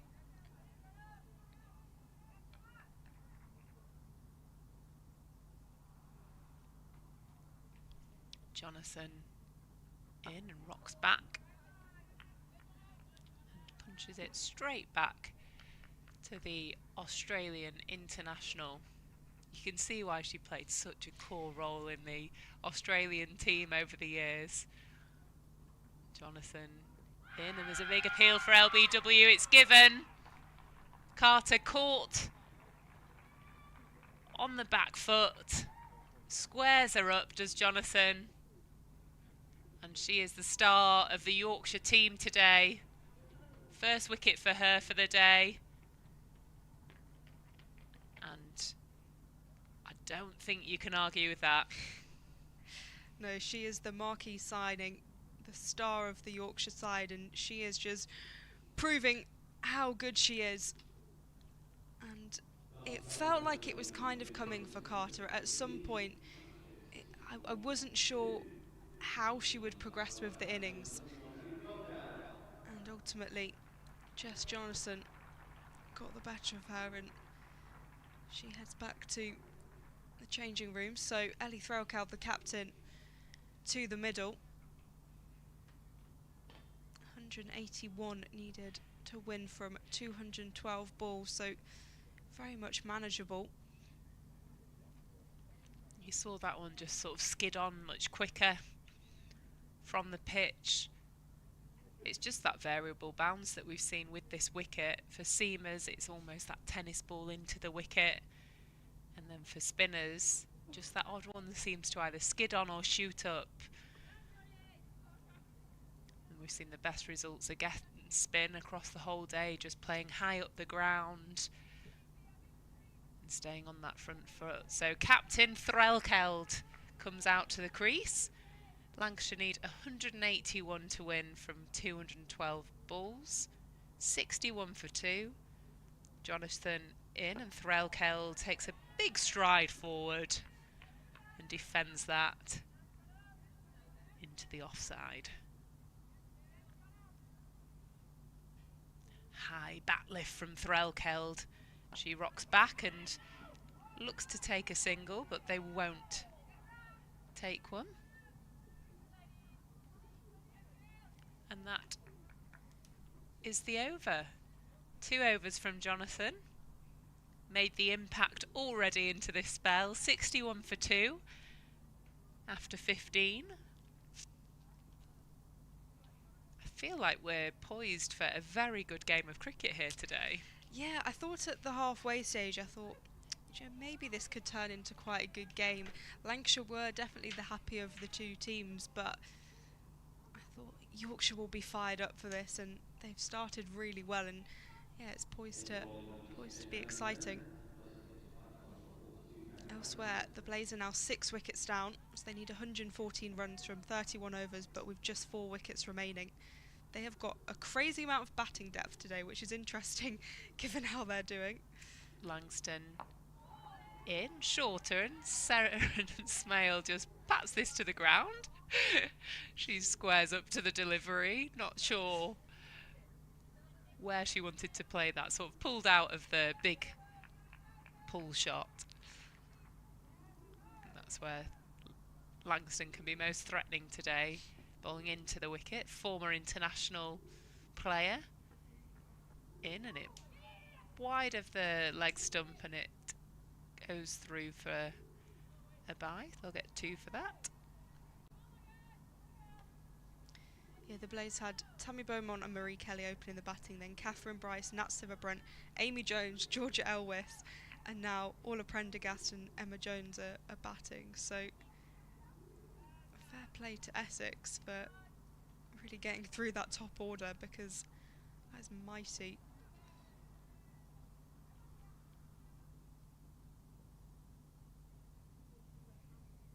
Langston in and defended off the front foot by Threlkeld. Yeah, it looks like there's been some good games of cricket across the board. Yeah. A hammering from Durham by Hampshire. They got them all out for 118 and chased them down in 24 overs. Somerset Surrey could be a very high scoring game. Langston gallops in, and Threlkeld just defends this off her toes. And a poor piece of fielding there from Woolston. So yeah, Somerset women posted 337, and Surrey are already 104 for 2 off 14 overs. So it's going to be some good games of cricket across the board here in the Metro Bank Cup, defended by Threlkeld. Yeah, that game, Somerset Surrey, seems absolutely chaotic. Very, very fun, but a lot going on. It's brilliant to see though, because last season, Surrey were absolutely flying and Somerset were really struggling. So it's pretty cool to see a bit of a battle going on there. Langston in and defended again by Threlkeld, who is batting about a yard outside of the crease. Another player I'm loving seeing Tier 1 cricket again is Beth Langston. Yeah. Struggled with injuries across the years, but has a lovely action. Just gets that extra bit bounce there as it goes through to Winfield Hill and beats the outside edge of Threlkeld. I think we're starting to see here how the wicket does have a little bit of two pace about it. Some shooting through like that one, some stopping in the pitch. I'm just talking about it now, I think in the middle with hand language you can see. But that's the difficulty here, it's about rotating the strike. The run rate's crept up to 5.2, but still plenty of wickets in hand.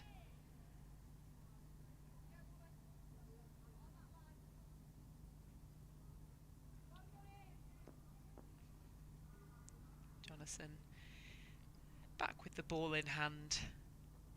Ismail defends that. Back to her.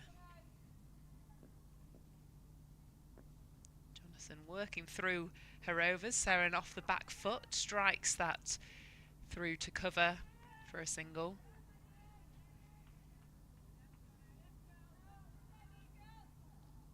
Bring long on up for Threlkeld, so just 3 out into the deep, which is cover, mid-wicket and square behind, so really making Threlkeld work for the singles.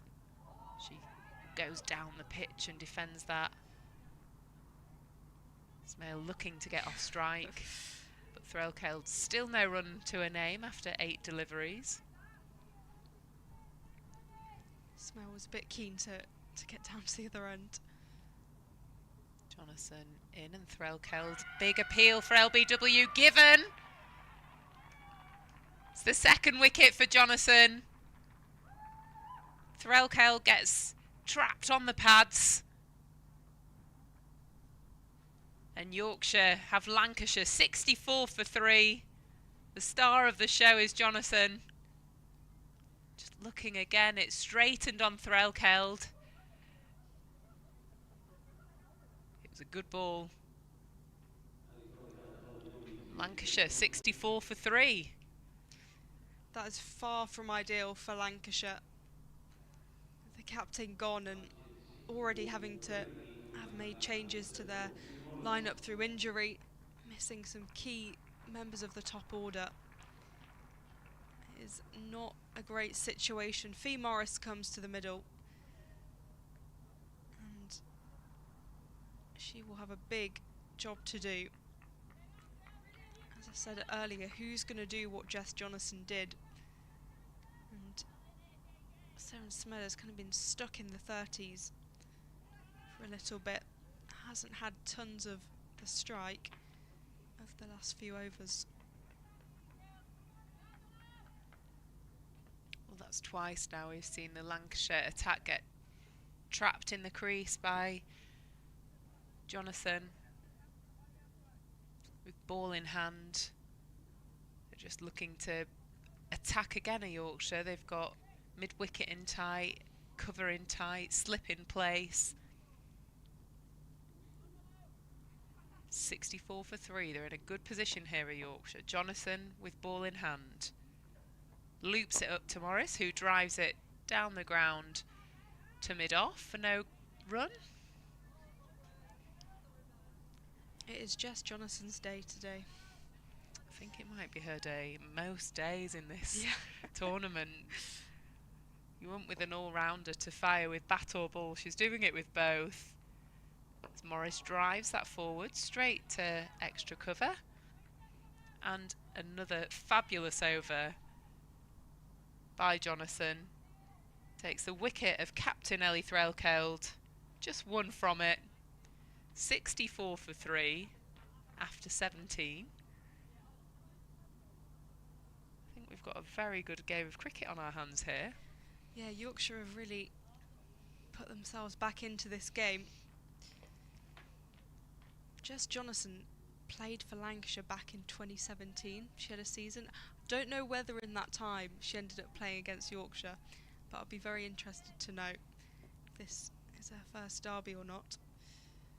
Langston steams in and Smail slaps that through the offside. They'll come back for 2. It's a good piece of fielding in the deep.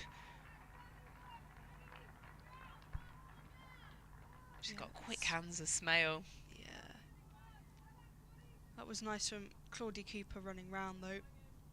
Managed to cut it off.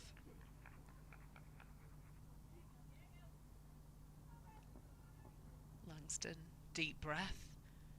She strides in. And Smale dabs that straight to point. Came onto her a bit straighter than I think she anticipated there. She moves on to 40 off her 51 deliveries she's faced. Just looking for a partner to rebuild with her at the moment, though, is Smale as Langston gallops in and drives that down the ground. It's a wonderful strike from Smale. Straight as you come. That was textbook. That was so nice from Smale. She plays the ball so late with quick hands, does Smale.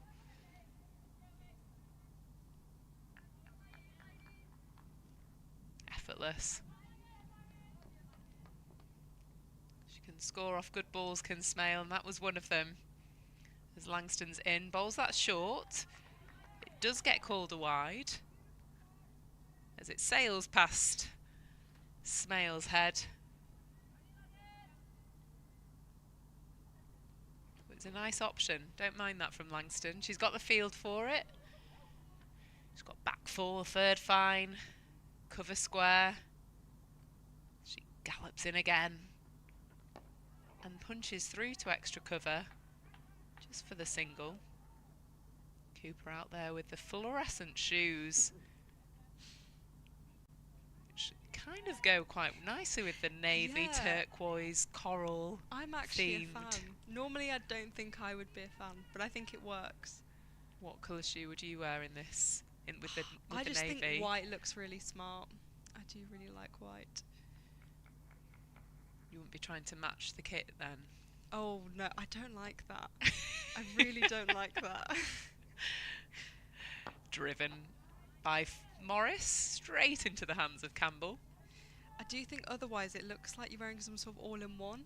Like you've got the socks attached and the shoe. It just, no, when it matches too much.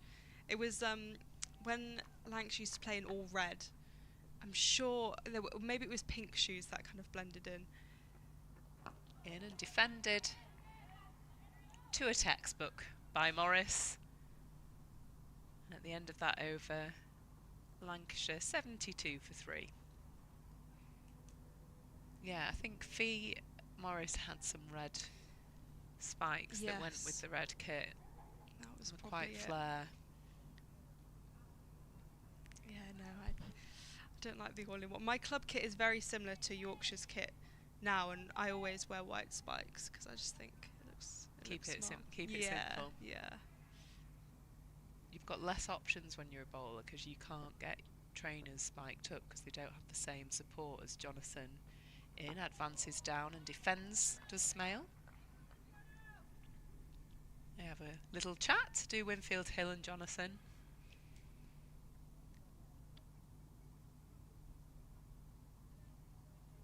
Change of field. Look to bring 2 mid-wickets in. So in fact, rechange this. They've got a straight mid-on, they've got long on wider and a mid-wicket, so really cramping Smale for rotation of strike here. I like this creativity from Jonathan and Winfield Hill. They rocked back and worked in between the gap of the 2 mid-wickets, and they look to take on the second but don't. Good piece of work in the deep from Callis. Campbell was so close in. I was really surprised, and yeah, classic of course, finds the gap. This is the field where you've made this big plan. Jonathan in and strike the ball through extra cover, does Morris. Smale wanting to go back for 2, raises her hands in the air to Morris, which I think is fair enough, to be honest. She's out there grafting and trying to keep that scoreboard ticking. It's a ground where it's hard to access boundaries. I think Jonathan, with her sheer power, managed to strike the boundary rope a number of times, but we haven't seen it here since.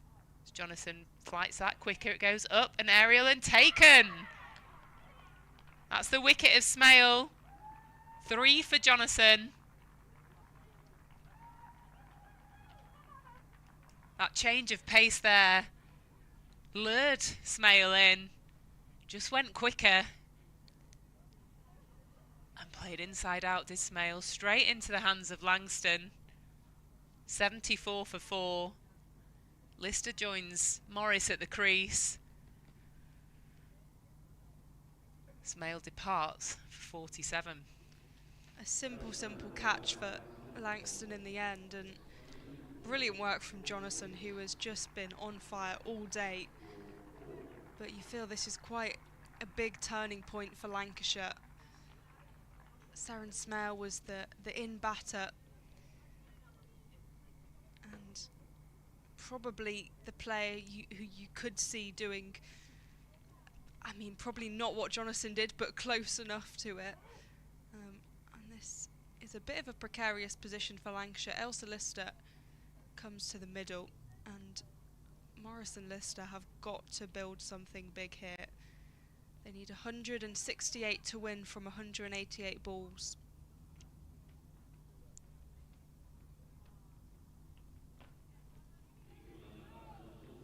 Yeah, Jonathan shining through today. 103 for, she's only part way through a third over. She's in and defended by Lister.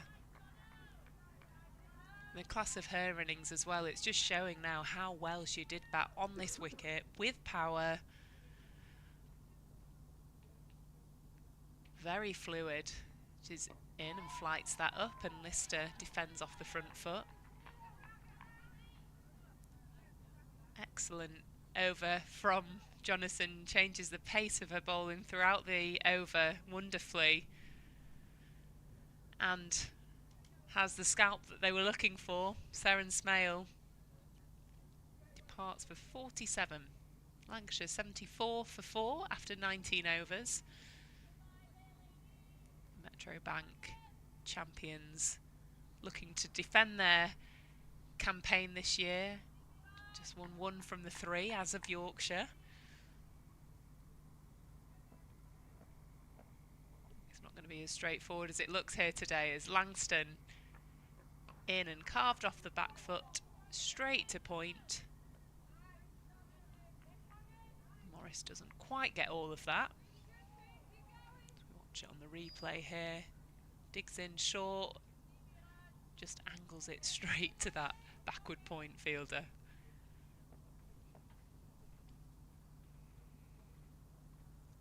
Langston in again and defends to point for no run. I think this build-up of dots is what's causing a lot of the challenges at the moment. Yeah, it's been really difficult for the Lancashire batters to try and just get anything away, and when you've got 2 new batters at the crease as well, with the way Yorkshire are bowling. In bowls that short, and Morris somehow accesses third there. Just how stoppy the wicket has been. Sort of met Morris on the way back down, did that bouncer.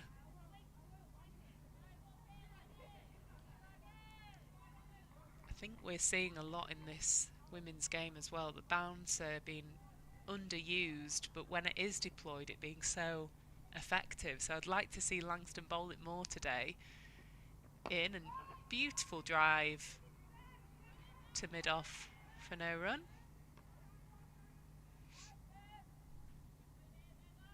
Yeah, hard to get away when you're not leaving the stumps.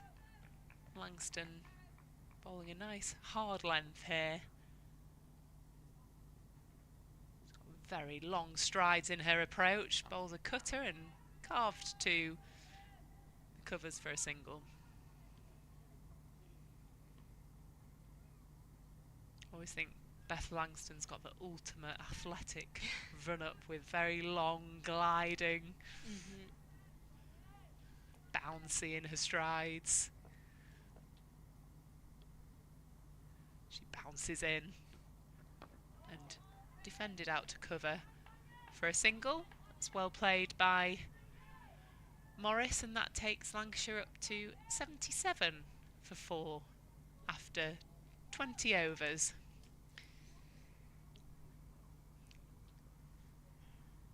Lancashire needing 165 to win from 180 balls. At the same stage, Yorkshire were 96 for 2, so Lancashire definitely struggling in comparison. Fee Morris 3 from 9 and Elsa Lister 1 from 4. As it seems Jess Jonathan will continue, already 3 for 12 after scoring a century in the first innings. It has been all about the Australian international, Yorkshire's epic overseas signing. A signing that has really paid off as Jonathan is into the attack from the Brian Statham end, and Morris will get away for a single. We said we thought Yorkshire needed a couple of wickets. Well, they've got 4 now, and it's got a very different complexion. Definitely a really different feel as Jonathan continues. This one hoiked up in the air on the leg side. Lister wanted to push for a second, but settles for 1. And they're in fairly confident mood, I think, those who've made their way over the Pennines that I spoke to down at the pavilion end. Jonathan in again and hands on head as that's missed and has gone behind. The old pavilion end, of course, because there's 2 pavilions now. There's the Players' Pavilion where we are at the Statham end, and then the traditional pavilion, if you like, at the James Anderson end. Jonathan to Lister, who drives us down the ground. We'll just find Stair Callis, who does the fielding. And if that potential catch to Smale as well, who's got the bulk of this Lancashire total, that Winfield Hill at very least was convinced by. I think Smale was less bothered by it, but if that had gone in Yorkshire's favour, there would be real trouble here for Lancashire. Amy Campbell's back in that funky position, really close in. This has been whipped away by Lister. They're going to push for 2. They're going to confidently go for 2. In fact, it's gone for 4. There's been an awful misfield out there by Maddie Ward. That should have been 2 at a push. And it was whipped away, not particularly hard, but she just dived a bit too early. I thought she had easily made up that ground. But it's probably a little bit dry out there actually in the outfield, and like she kind of got a little bit stuck, and it went for 4 as Jonathan's back in. This has been hoiked away on the leg side. It will just be a 1, almost goes for overthrows. 85 for 4.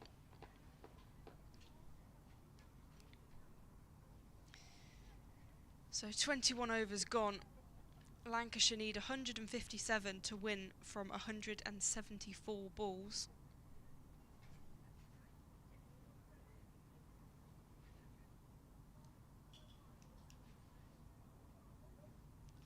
Lister 7 from 8 and Morris 5 from 11. As it's Beth Langston from the James Anderson end. So far 0 for 13 from her 3 overs as this is chipped up over the head of Amy Campbell and all the way for 4. Impressive by Elsa Lister.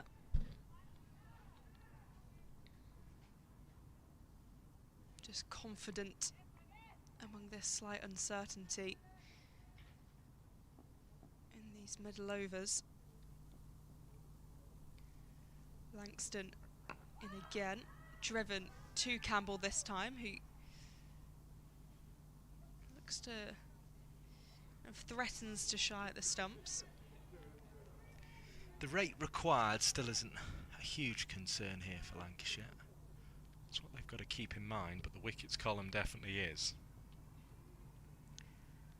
Langston in, and that's defended by Lister for no run. We're used to seeing Lister at the back end of an innings try and put a little bit of a shine on it with some quick boundaries, but she's having to be really watchful here. You would imagine she's waited for an opportunity like this, though, to really prove her worth in this sort of chase. Lister has a swipe. It zips behind her in a way I don't think she quite anticipated, but will take the single. Moves to 90 for 4.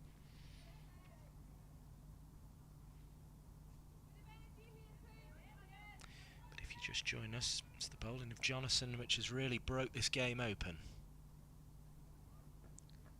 Langston in, and that's prodded by Morris.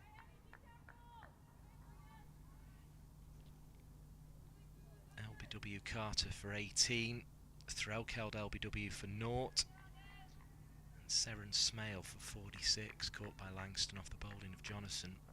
That one a really poor shot.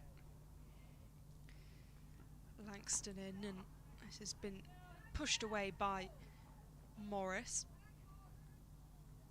They'll take the single, 91 for 4. So 22 overs gone. Lancashire needing 151 to win from 168. And it was Jonathan, of course, with the 108, which Yorkshire built their total around as well. So they're getting good value from their overseas, it's fair to say, Polly Starkey. Definitely. I mean, when I saw that Yorkshire had signed Jess Jonathan, I thought, okay, they're not messing around. This is serious, and she has just been a brilliant signing. I think all-rounders already have so much value, but someone like Jess Jonathan, who just is probably one of the most experienced players you could get, who's not going to be playing at the World Cup. So she is just fantastic. We're going to see Maddie Ward as the bowling change for Yorkshire, coming in from the Brian Statham end with a bit of spin. Starts with a dot ball. Now, I remember last season when I looked at a scorecard of Yorkshire playing one of their first games, and I saw Maddie Ward was bowling, and I was like, but she's a wicket keeper. As Ward is in, and this is driven really well by Morris. It's racing towards the boundary and will make it. It will be 4. A lovely boundary from Fee Morris. Moves the score along. 95 for 4.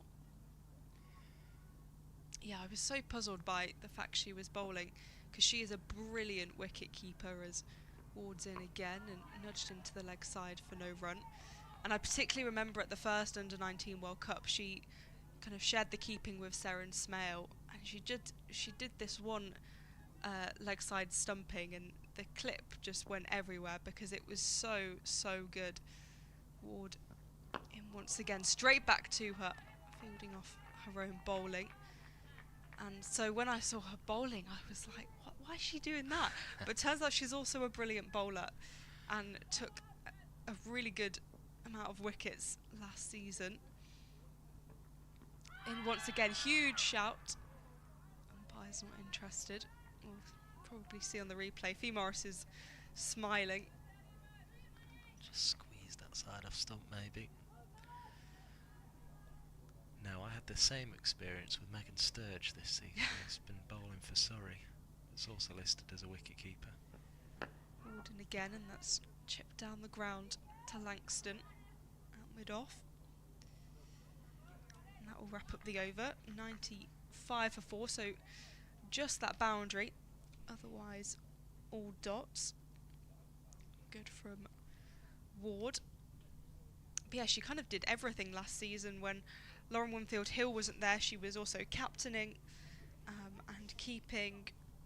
And of course, batting, and I thought she had a brilliant season with the bat last year, which I know was something she'd struggled with through academy level cricket, and it was something she was, you know, she knew she had to really develop post that Under-19 World Cup.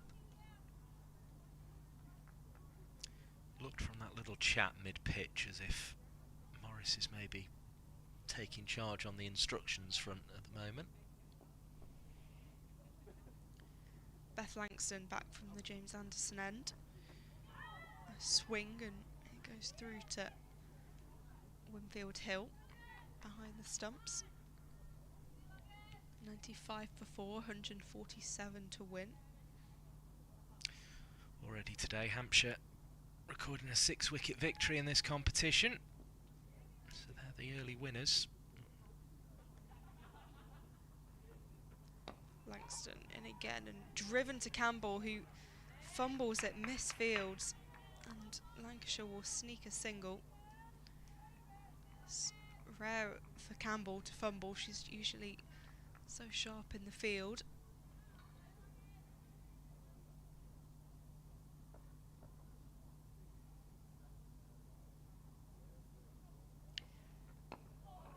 Defensive from Morris. 96 for 4. Surrey progressing along just into the 22nd over of their chase, 152 for 4. Chasing 338 today against Somerset. Morris just pushes the ball away for no run. Blaze struggling against Essex, 132 for 7 now, needing 214. Yeah, interesting one with the Blaze. I read out their batting order because it is stacked, but Essex have torn through that as this one's been slashed into the leg side slightly awkwardly by Morris, but we'll just get one. Yeah, they had Beaumont, Kelly, Bryce, Sivabrunt, Amy Jones, George Railwis, all are Prendergast, Emma Jones, and now Kirsty Gordon and Prendergast are batting. It's very impressive from Essex to get through that batting lineup. That'd do the job, but it's proof, isn't it? Essex, the side without a win, Surrey and Somerset unbeaten, meeting each other. Another dot ball for Langston. So finishes the over just conceding 2, 97 for 4 after 24, just shy of the halfway stage. So that means that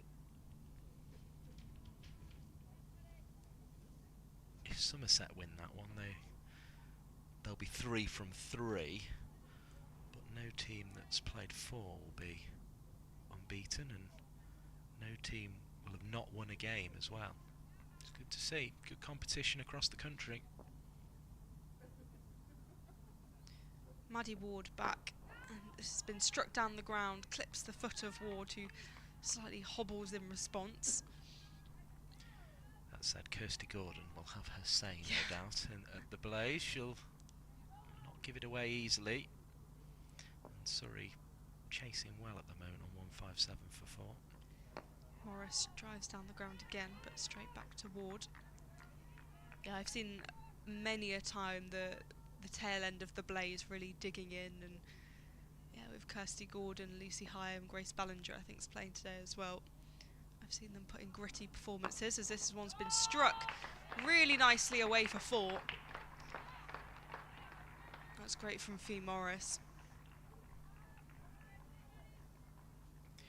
That was what Smale was looking for earlier off Jonathan, and just sort of really softly knocked up a catch in the end, but Morris very fluid on her feet there. Yeah, moved her feet really well.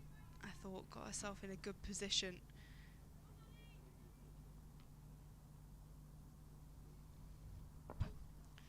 .101 for 4, the 100 up for Lancashire.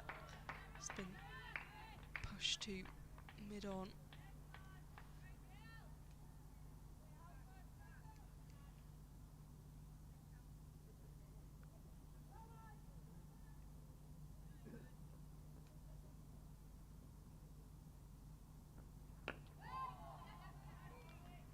Just rotating that strike nicely. Lancashire 103 for 4, 139 to win from 151. Still in hand, isn't it, from that perspective?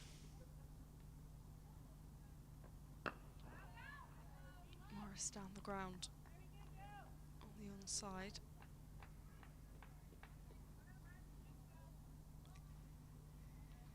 So the halfway stage, 104 for 4. At the same point, Yorkshire were 124 for 3.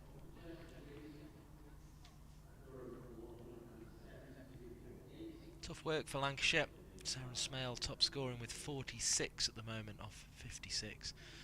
But somebody's got to get up around that 108 that Jonathan made for Yorkshire, and it was backed up by a 46 from Callis as well. I feel a lot could rest on these two before we get into the batters further down the list. Likes of Cross, Gore, Norris, Potts, Jones. You don't want to be leaving too many to them, you would think. And Yorkshire might feel they're on the brink if they can just get one of these two out and get a route to victory open. So a lot for both teams to consider here at the halfway stage, Polly Starkey. And as we say, it's been wide open, this competition so far. There will only be one unbeaten team by the end of it. It'll either be Surrey or Somerset. And it looks as if Essex are going to get their first win as well at the bottom of the table. So all to play for here. It is very much a competition that you feel is going to, we're still going to be talking in September, there'll still be permutations of who's going to get in that top 4. Yeah, it's a long season, and these games do really matter in the context of all the points and bonus points, all that sort of thing. But yes, it's a long season, and just because a team started slowly doesn't mean that it's all over. And equally, just because a team has started quickly, well, exactly, doesn't mean they will necessarily run away with things. Players just having a quick chat with the umpire before making their way back out. This bright Manchester sunshine that we're enjoying here today. So they were enjoying it at the far end round by the pavilion. 1 or 2 cold drinks coming out to keep everyone refreshed as well, which is always good to see. We're ready to get back underway here. I think Fee Morris, as the senior partner here, very much just has to almost let Lister know kind of what she wants from her. Lister did make 96 as her highest score last season. As for Morris, it was a 90 not out. So both of these have the sort of score that could win this game for Lancashire in them. But they've got to get there on what's been a fairly sticky wicket. Yeah, I think it's... I was speaking to Phoebe about this earlier, but I think Jess Jonason's innings, in hindsight, it's even more spectacular than it was, because we've seen how the Lancashire batters have struggled on this pitch a little bit. And okay, yes, maybe it's deteriorated a bit, become a bit more unpredictable, but I think it just shows how good Jess Jonason is and was in that innings, as Beth Langston comes back in to continue after the break. Starts with a dot. Good start from the Morris point of view though, that one. Solid defence. Made a good connection with the bat. But yeah, they're enjoying themselves at the far end there.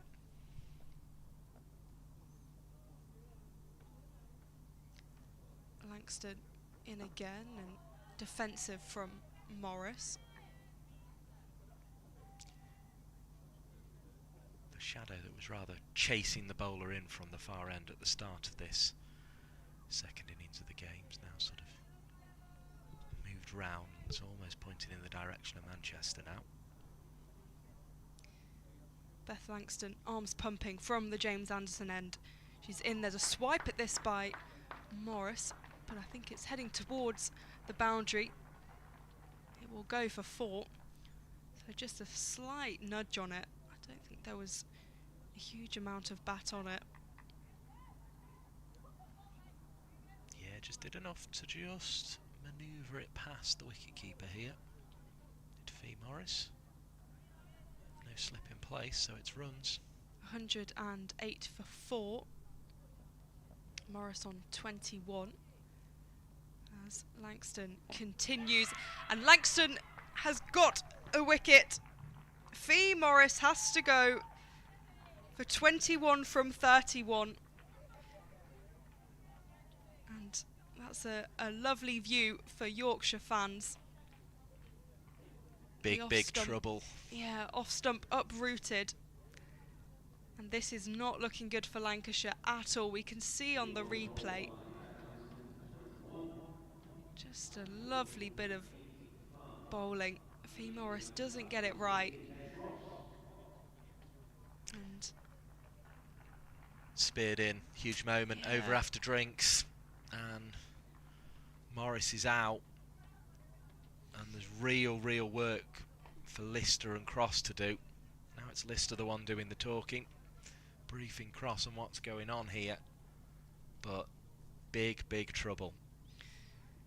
Lancashire 5 wickets down. They still need 134 to win from 146 balls. But we've already mentioned just their batting lineup is not as strong as it usually is, or was certainly for that first game where they absolutely dominated Durham. And it has proved difficult today.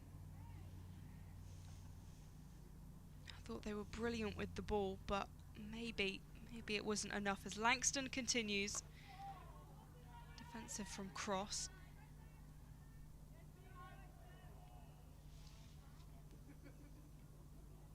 Well, Jonathan broke things open with her 5 overs, 20 for 3. But Langston played a supporting role and has now got a wicket of her own. Driven by Cross, really nice, and it slightly beats the hand of Campbell, who looks to be in a bit of pain. Looks like one that would sting a bit, and I think the physio is coming out to just have a look. Pretty large curse in the direction of the sky from Amy Campbell there. Yeah. She felt that one.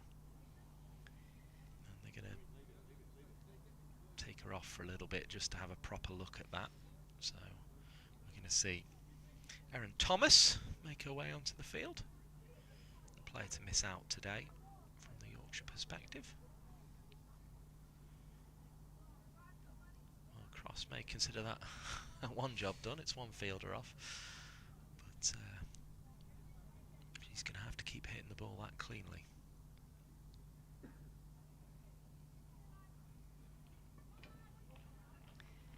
Maddie Ward will continue for Yorkshire. 0 for 11 from her 2 overs. So if you're feeling with Maddie Ward, she more than fills in the middle overs. She's not that sort of spinner. She sort of does a little bit more than that for Yorkshire. Ward in, and that's defended by Cross, who reaches forward. Yeah, I think she's a really good bowler, and yeah, she definitely offers a lot to this Yorkshire side. As a shout, but it's a bit half-hearted. Everyone sort of lost interest in that one, didn't they? 109 for 5.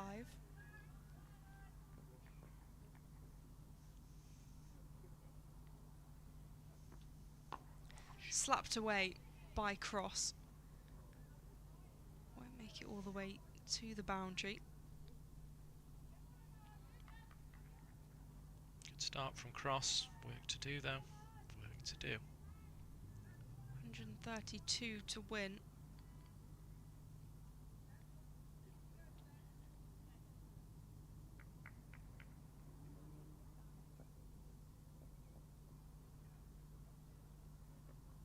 Lister nudges this into the leg side, slightly down the ground. We'll just get the one.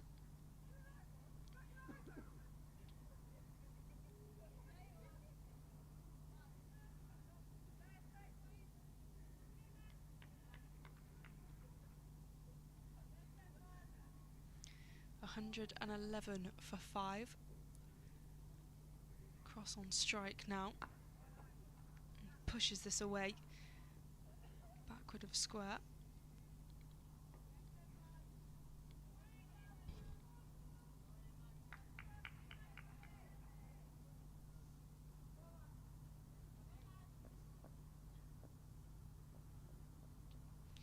Ward continues. Be a dot ball, so dot dot 1 1 1 dot from this over. 112 for 5 after 27 overs.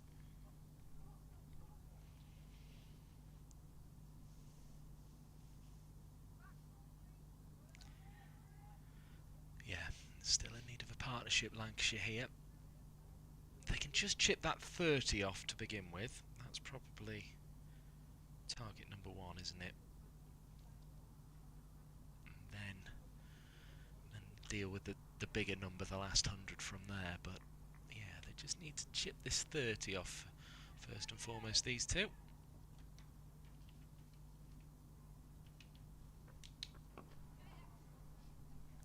That one's played away behind square on the leg side. One taken.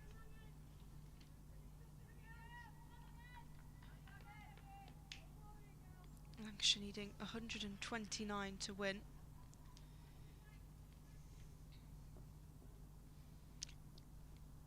Langston 1 for 27 from her 6. Pushed away by Lister. Claudie Cooper doing the fielding in her fluorescent orange spikes. She's worked hard, Cooper, hasn't she? Because yet to be called upon by her captain. Just batting down the order with the bat, but she's worked hard in the field.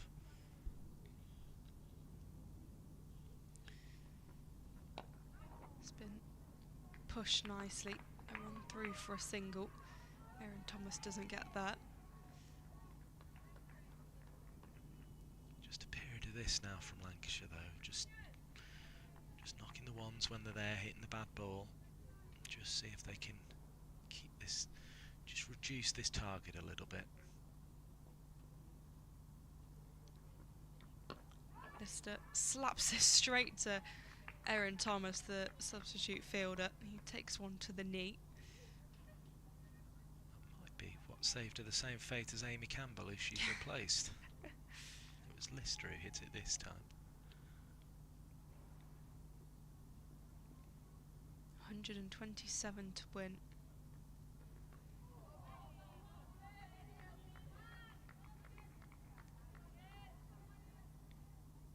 Balls like that, they just Yorkshire just always seem in the game at the moment. They were struggling for wickets early on, but now every ball just looks like it could produce something.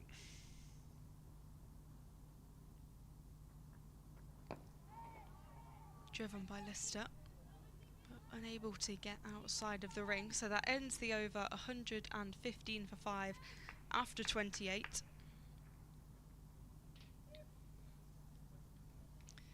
Elsa Lister 16 from 22, Kate Cross 5 from 8. As you say, Lancashire's job's almost just to keep Yorkshire out there long enough that the spirits start to fade a bit, but they've got to stop that wicket column ticking. It has been all innings, and it just feels there's always the possibility of something. Buddy Ward to continue. Ward in again, and that's driven nicely, but no run available.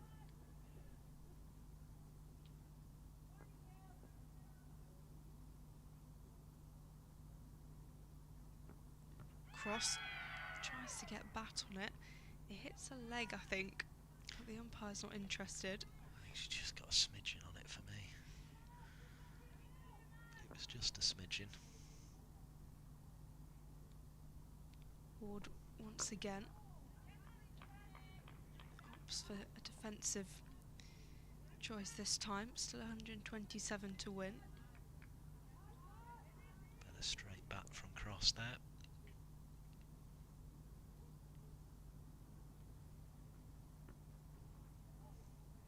Another kind of wrap on the pads from Ward.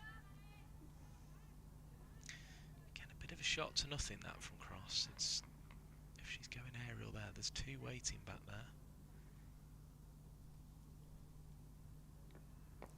Cross now works this into the leg side, backward of square. She's keen for a second, but will settle for one. But again, that was the sort of places early on where Lancashire were really pushing, really trying to get an advantage, whereas now it just doesn't look on. Couple of steps and that's straight into the hands of Beth Langston, and Elsa Lister will depart for 16. Maddie Ward picks up her first wicket of the day, and Lancashire sink 6 wickets down. Things have gone from bad to worse for Lancashire in this Roses derby.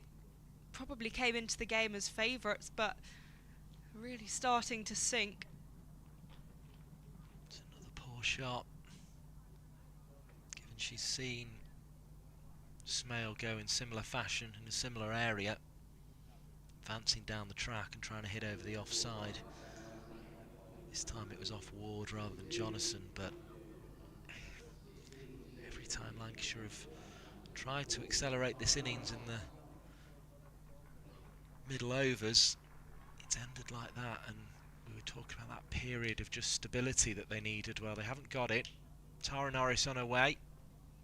Of course, famously, alongside Emily Windsor, helped the Southern Vipers to victory in the final of the Rachel Hay of Flint Trophy, which is the 50 over competition that preceded this one-day cup competition. Of course, when she moved to Lancashire, then got a tie against the Southern Vipers at Southport, but that was in very different circumstances, where there was a big chase, and in the final overs she was hitting out. She's got a lot of batting to do here, Tara Norris. It's probably more akin to that victory she got in the final. What, the second edition was it, the Rachel Hay of Flint Trophy, I think? We've got a change of bowling with Claudie Cooper, pink zinc on her nose and sunglasses on from the James Anderson end. Slapped by Cross. 126 needed to win.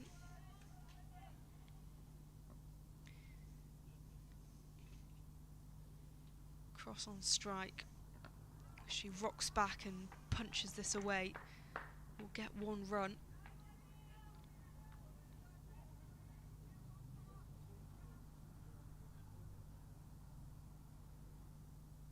But yeah, that wickets column is a real concern now. Just 4 left, approaching the last 20 overs of the game.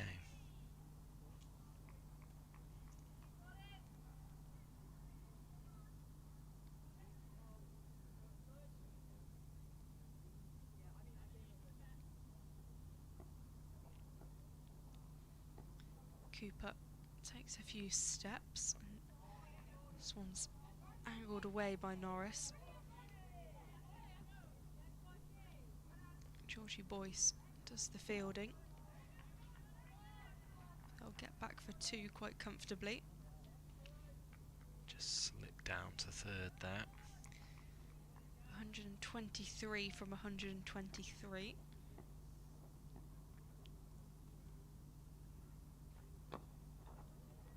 Straight back at Cooper.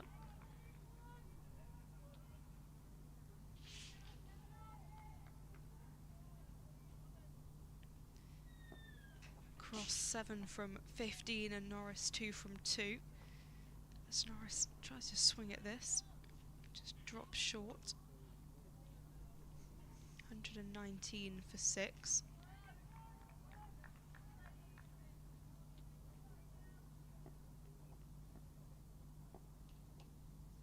Cooper to wrap up the over.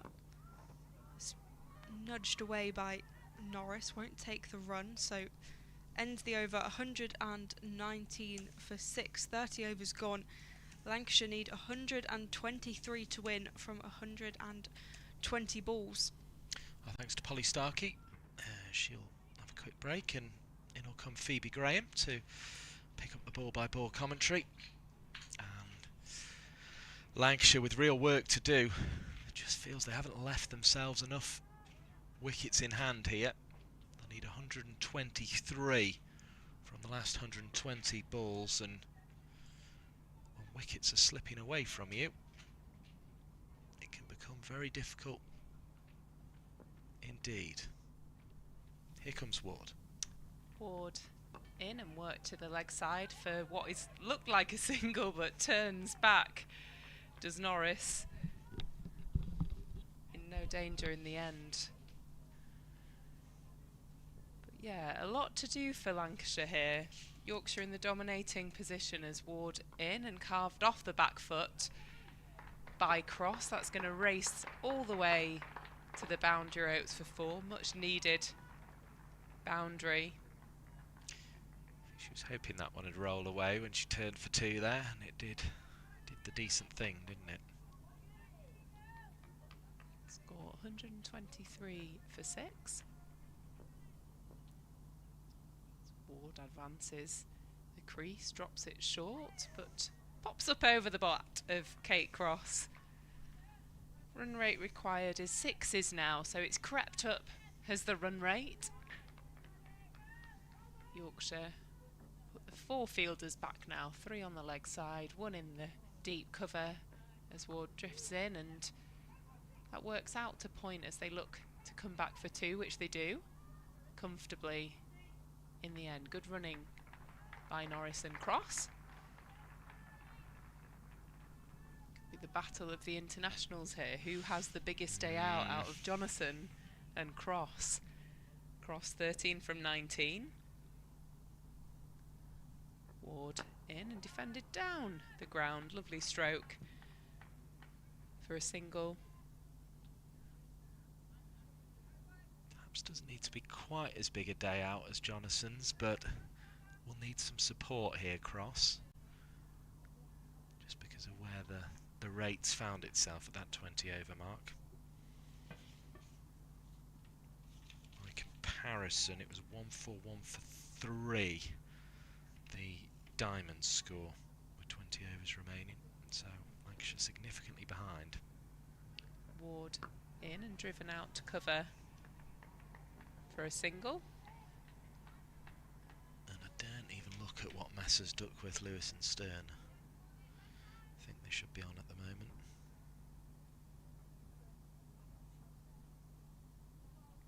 Well, Lancashire 127 for 6. Run rate is 6s for the next 19 overs. I think we've seen throughout the day it's getting harder and harder to find boundary options as the wicket dries up. It's a little bit too paced. Yeah, with 19 overs remaining, Duckworth, Lewis, Stern would want 175 with 6 wickets down to be the Lancashire score. That's quite the difference. Cooper in from the James Anderson end and drives to cover. Does a great full stretch dive, does Woolston. Potentially missed out on a single there as Winfield Hill goes to have a chat with Cooper in the bright fluorescent boots. Would we see you in anything like that, Mike? You know what? I mistakenly bought a pair that came that colour. It wasn't cricket spikes? Yeah, it wasn't intentional, but they did arrive and they were rather orange. I love that. Have you had much on the success bottom, with them? On the bottom, not really. Not quite that orange, I have to say. Cooper in and driven down to mid-off for no run. Every dot's important here for Yorkshire as a dot sort of creeps the run rates up at this stage of the game.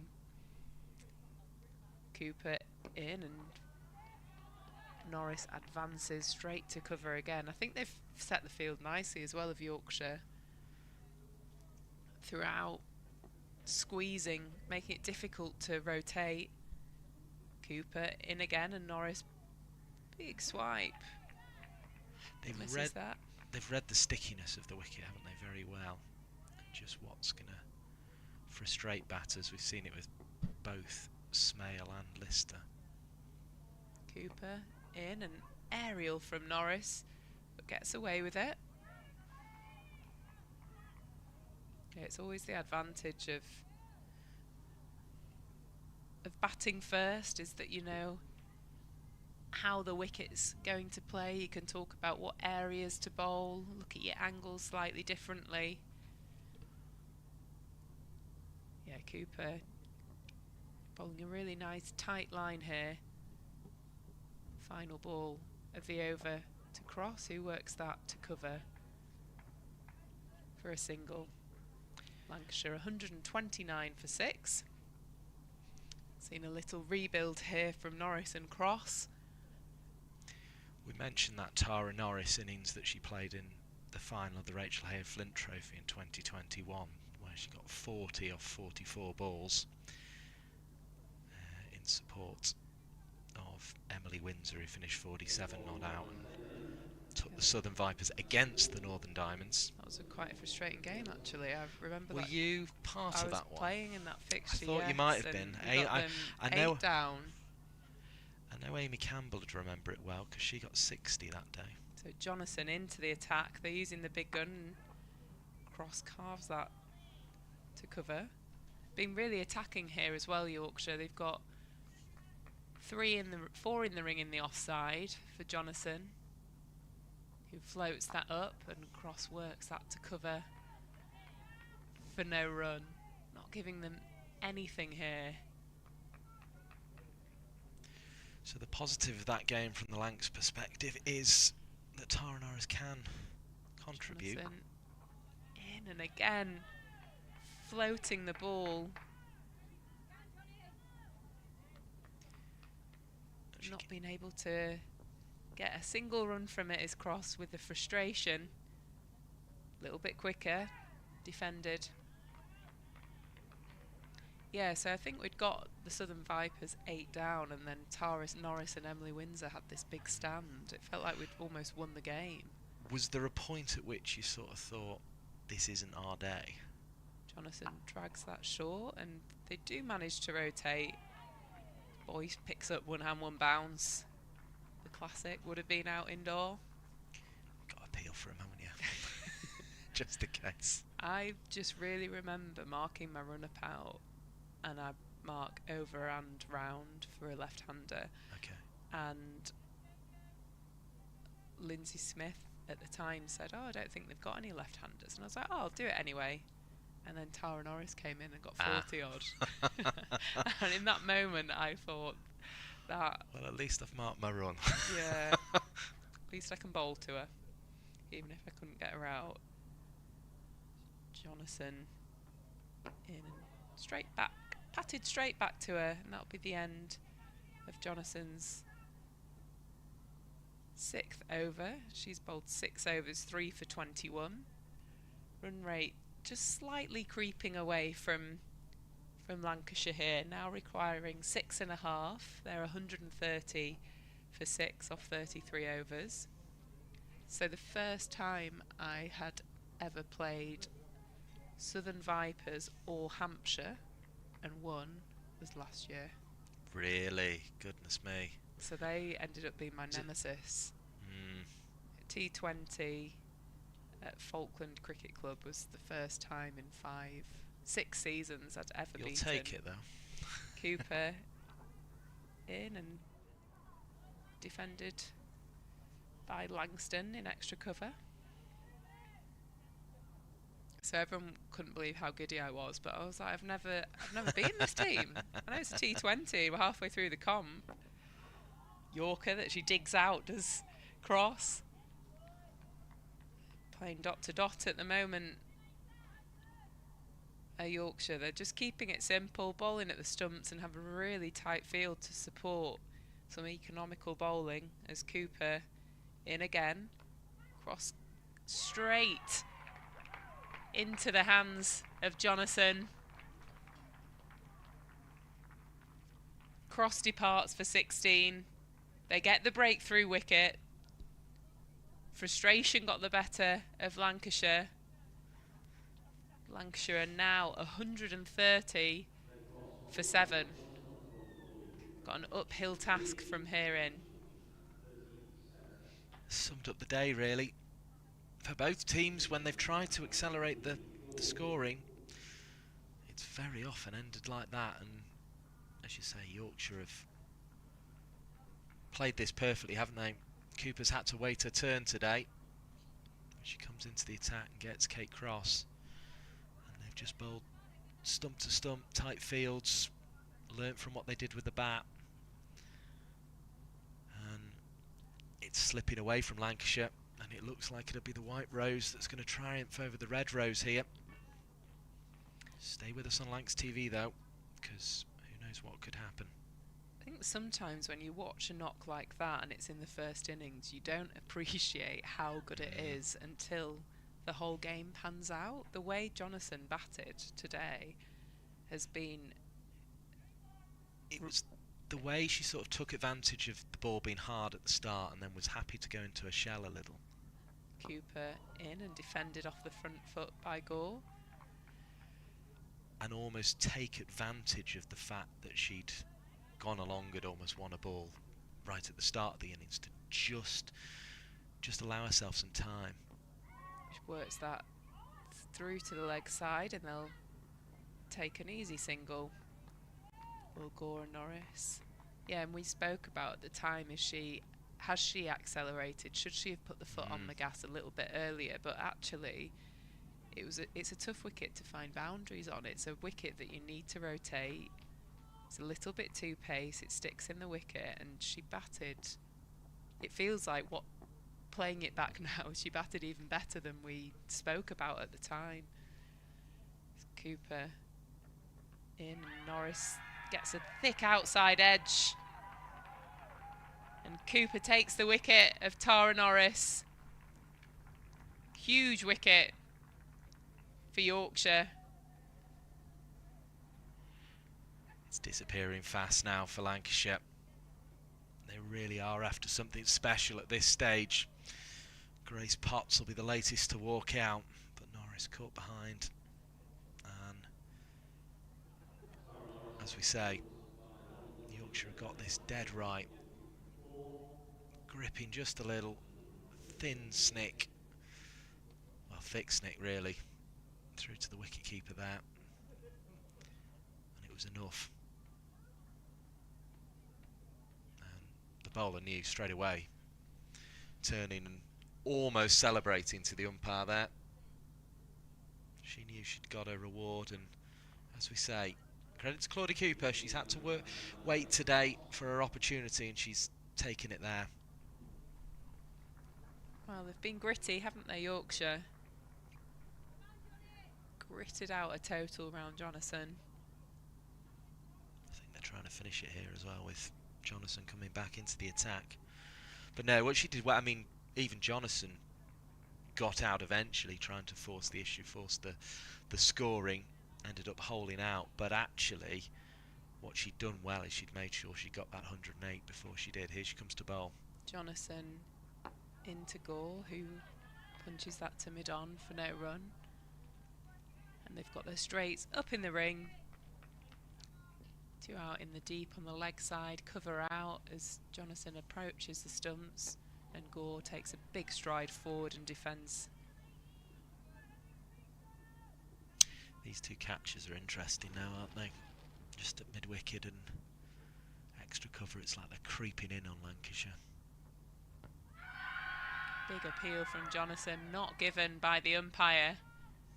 Traps Gore on the pads. Fancy she. Ooh, I don't know, it was close. It's not a bad call. There's Jonathan in and Gore works to mid-off for no run.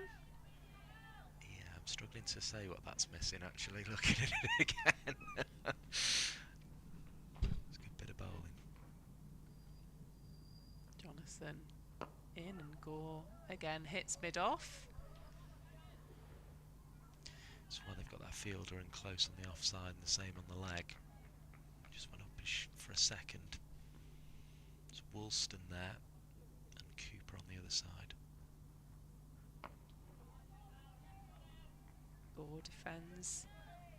That's a maiden over. 35 overs gone. Lancashire 131 for 8. 111 to win from 90 deliveries. What do you think so far, Mike? Lancashire clearly missing the platform they had last season at the top of the order with Lamb and Lewis. Jones out early today, but then from there they've just struggled to keep wickets in hand, haven't they? It's just been a steady progression. It was built on Jonathan coming into the attack, you have to say, with 20 for 3 from her first 5 overs. And she got Carter LBW, Threlkeld LBW, and then Smale caught. But the others have followed her lead. Cooper in, and Potts drives that. A hand deflects off to mid-off, and Callis comes round to tidy the piece of fielding up from Langston. It's like a keeper diving to the bottom corner of the goal. She palmed it off. Well did Langston there. Just round the post, wasn't it? Cooper in, and Gore plays a beautiful stroke down the ground. Lofted drive for 4.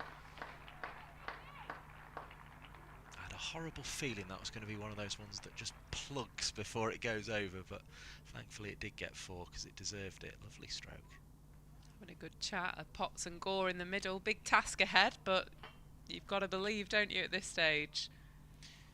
Well, there's probably only one way to go about it from here, really, so credit to Gore. Cooper in and defends the Yorker. Digs it out well, does the tall 6'2" Mahika Gore. She's got to pick the right ones to go for, but there's definitely no point sort of just propping and prodding for 18 overs. In and hoiks that up and over the ring for a single. Does Gore. It's fired in from the deep. Keeper not looking. I think Paul Winfield-Hill has to captain the side as well, so she was discussing the field there. Rachel Slater, I think she's asking her to come on next over from the James Anderson end. Cooper, ball in hand again. And it misses everything. Potts hand on head. Not sure how it's missed everything there. Potts lives to fight another day. But yeah, they probably need to go down swinging at this point. Cooper in, and Potts works that off the back foot out into the deep for a single. Haven't seen Campbell return, but there's probably no reason for her to now. They can just be careful with that hand injury she suffered at short extra cover. Long chat.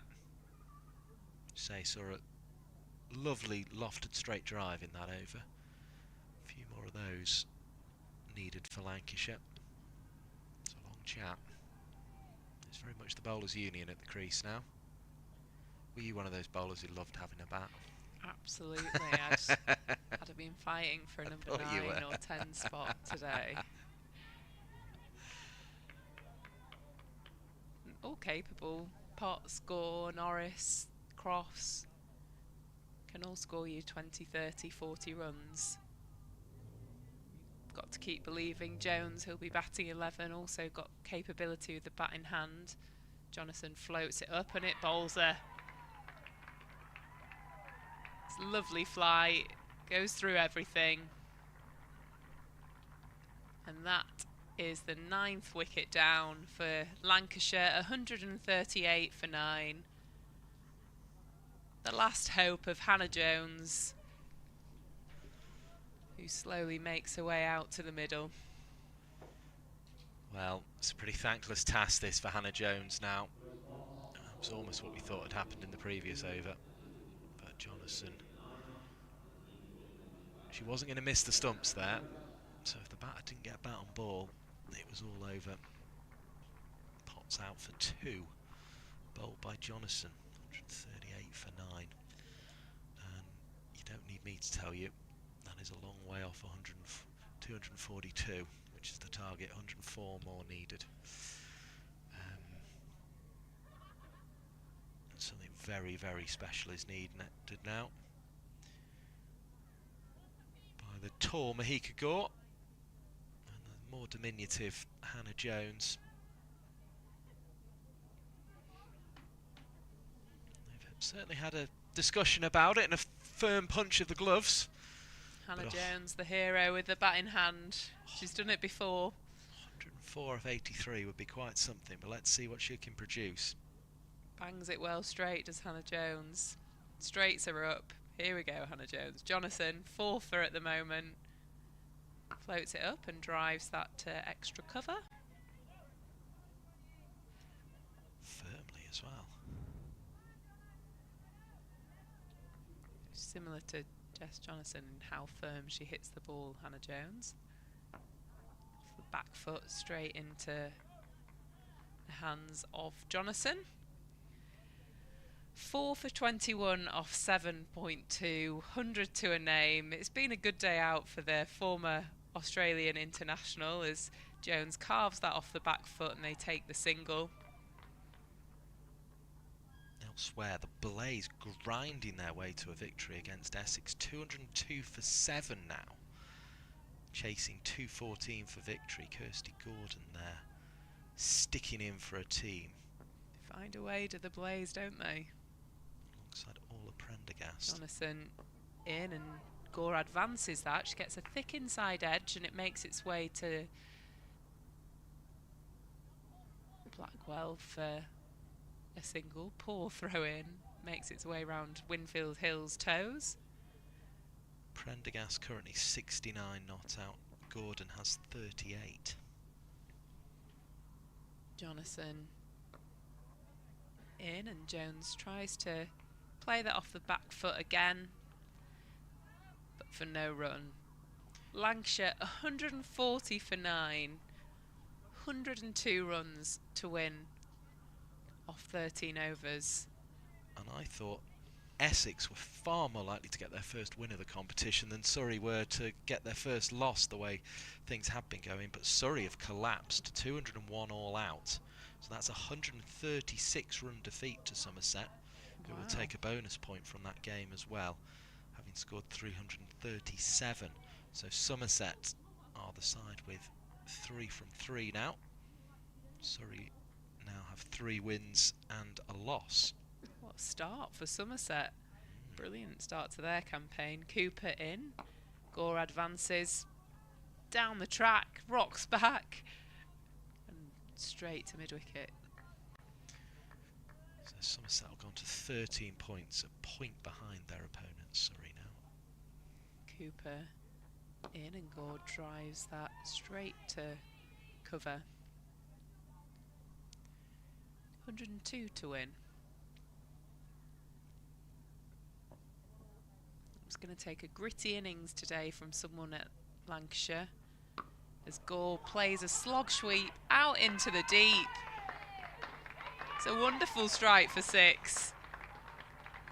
Mahika Gore taking on the total.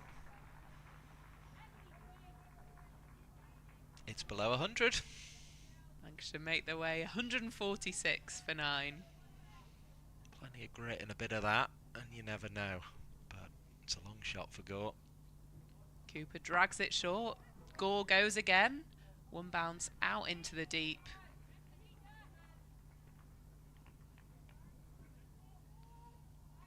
Looked for a moment as if she'd pick the gap again, didn't she? But it just bounced kindly for the fielder out there. Cooper played a good hand to this Yorkshire bowling attack. 2 for 20 off her 4.4. Cooper in, driven down the ground to mid-off firmly by Jones. Jones gets one through. Maybe Lancashire can start just having that slither of hope. It's a very thin sliver. You've got to believe, don't you? Cooper in and Jones defends. And that's the end of that over. 7 from it. Lancashire 147 for 9. It's also important for Lancashire to try and bat as many overs here, because that run deficit will have an impact on net run rate. Yeah. And with lots of teams beating lots of teams at the moment, you don't want your net run rate to have a big impact on the table. Particularly as it currently stands, it looks like it's Yorkshire's victory. Crazy things have happened in cricket, but it looks like it's going to be Yorkshire's victory. So Lancashire will have only won 1 from 4, which doesn't put them in a great position. It's Jonathan in and carved off the back foot by Gore for 1. And we are officially the last game going now in the One Day Cup, because the Blaze have beaten Essex by 3 wickets. So they've chased down that 214. Hampshire winning earlier by 6 wickets against Durham, and Somerset winning by 136 runs against Surrey. That's probably the one that will raise a few eyebrows across the country. Somerset meaning business this year. Jonathan in and defended by Jones off the front foot. Yeah, the big hitters in Gibson and Knight performing for Somerset. Knight scoring 100, Gibson scoring 60 off not many balls, as Jonathan floats that up and it's driven back to her once again. That's the beauty of this time of year, when the international availability is high. Jonathan in and Jones tries to play that off the back foot, but it just gets big on her. Yeah, Knight finishing with 103 off 107. Gibson 77 off 37. That'll win you a game. Jonathan floats that, and it's driven down the ground beautifully by Jones.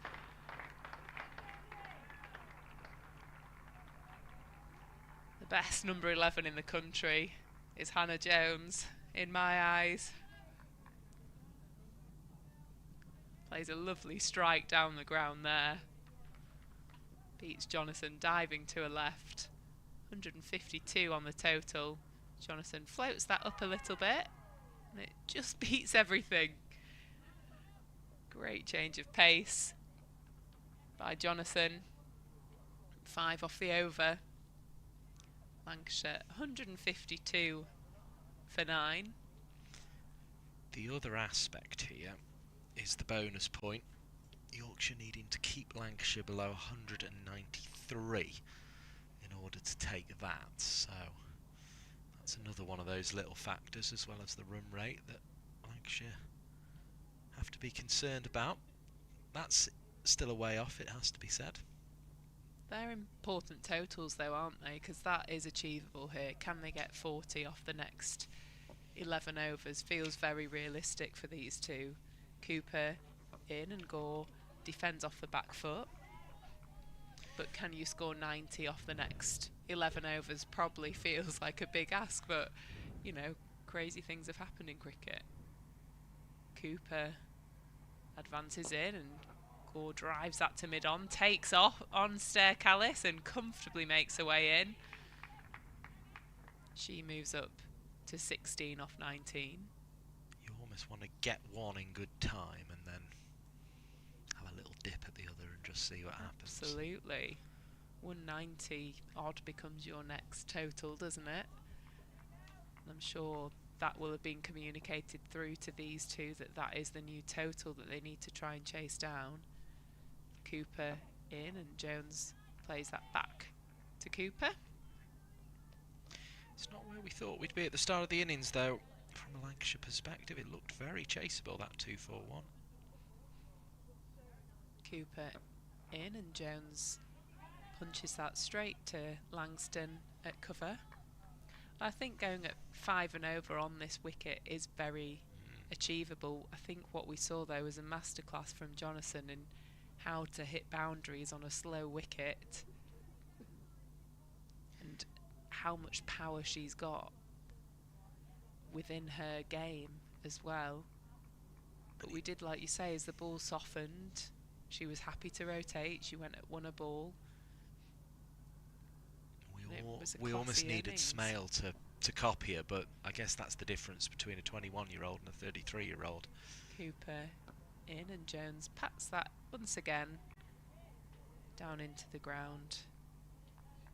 Yeah, a lot of starts on the Lancashire batting lineup. That's where there'll be the most disappointment, is when you see a batting lineup with 40s, 20s, teens. Cooper in, and Jones pulls that to the leg side. They'll just take the single. The work done by Woolston out there in the deep. Lancashire 154 for 9 with 10 overs remaining. 88 required to win, 1 wicket for Yorkshire to win. There is a bonus point at stake if they can bowl Lancashire out for under 193. Yeah, 193. Let's bring Polly Starkey back in alongside you, Phoebe. So this will be Jonathan's final over of her spell. She has bowled 9 overs, 4 for 28. There's a few manoeuvres of the field going on. I like this from Yorkshire. They've put a fielder in very close, almost mid-off line straight, extra straight, cover straight, and Jones pats that straight to the fielder into cover for no run, trying to get Jonathan to the fifer. Will she be the one that takes the final wicket here today? There's Jonathan in, and Jones drives that. I think it's hit the umpire's head. There's a stop here in play as Jones crunched that straight into the umpire's face. It's going to be sore. The physio's just running out at the moment. Yeah, Jones hit that, deflected off Jonathan's hand, and it just hit the umpire in the head. Just taking a moment here. Yeah, that is horrible to see. That looks so painful. Yeah, just everyone taking a moment here. The Yorkshire girls have all gathered round. Umpires both stood chatting to the Yorkshire physio. Same as a player here, just making sure everything's coherent, that she's okay. Sometimes it is just the sting of it, the shake of it. But really just making sure.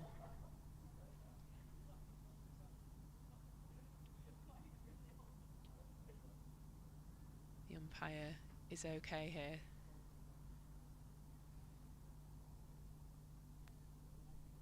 Bless her. Not nice to see. No. When that happens in the game. Often you have the helmet checks as well. Yeah. When it's hit the batter in the helmet. Yeah, I was going to say she hit a flush. She doesn't have the benefit of a helmet. At least has a cap, but I can't imagine that does much at all.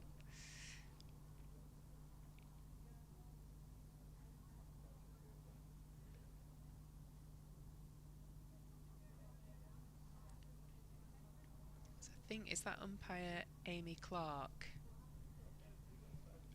that has been hit in the head? So there's herself and Grace Bambury umpiring today. Actually went on tour to Brazil with Grace Bambury. She was part of the MCC trip. Yeah, I've heard Brazil. about this trip. Don't know whether they're bringing the third official out to support. They're just having a bit of a moment out here, whether it's ice or just telegramming through to the third official.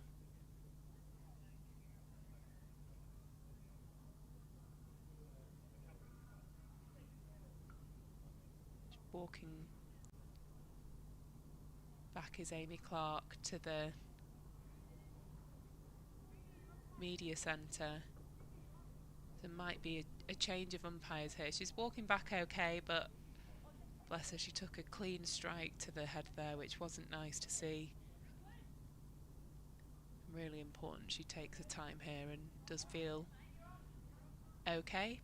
So yeah, Grace Banbury, we were played a game, so legend Claire Taylor decided we were going to play a game. So you got given a name, a destination and an item, and it was a bit like a murder mystery, so traitorous. Yeah. So my first name was Claire Taylor, dressing room, money. So I managed to kill England legend Claire Taylor. First kill of the day. She was absolutely furious, but managed to kill her. Then as the trip went on, you then took that person's name, item, destination. So I got Grace Banbury, Haviana cricket pitch, which I thought was quite tricky. So at drinks, I asked one of the girls to bring out a Haviana, put the flip-flop into my back pocket, and then when I came on to bowl, gave Grace my hat with the flip-flop, and then on the pitch, killed her just before That is very clever. I went to bowl. So looks like they're bringing out assistant coach Clint Perry with the umpire Grace Banbury. I don't know what's happening here, whether he's coming to do square leg. It looks like that's the case. Surely. Which I was like, surely that's not allowed. Surely the third official comes on. Yeah. There must be And something slightly better to do here. I think Grace is explaining to Yorkshire, because if you were Yorkshire, you would not be happy about that. Yeah, this feels quite village. So Clinton Perry, Lancashire batting coach, is going to umpire at square leg. He's had some stick in the indoor school for his umpiring, so that's mainly because his decisions are in the batter's favour as well. But yeah, Queensland legend.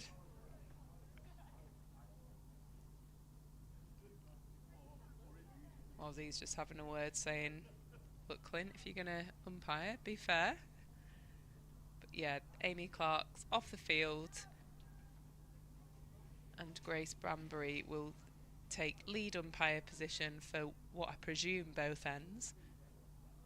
And Clinton Perry, Lancashire batting coach, is square leg umpire, which I'm sure there must be a better solution in these circumstances. But this is old school women's cricket, if I'm honest. I thought we wouldn't see something like this happening for a while, but in the circumstances, Jonathan does continue. It's Mahika Gore on strike, and Jonathan in and defended for no run.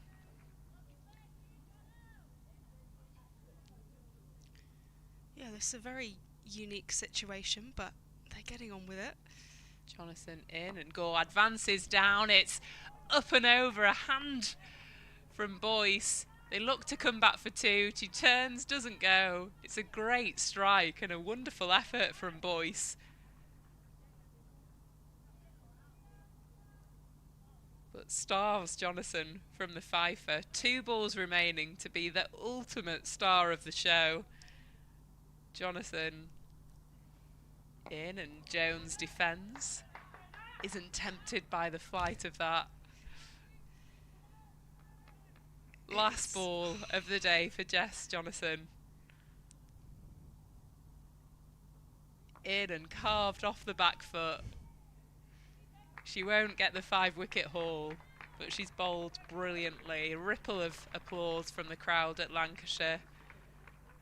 10 overs, 4 for 30 runs.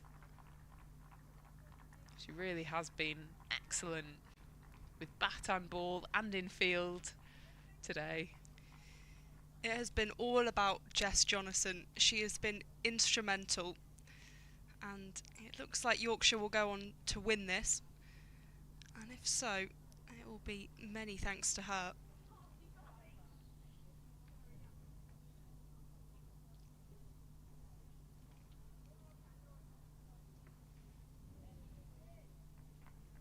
Cooper continuing from the James Anderson end. Bowls that quicker into the pads, and it's worked out into the leg side for a single by Gore, who moves on to 18. Well, a bit of a masterclass here from Gore and Jones, showing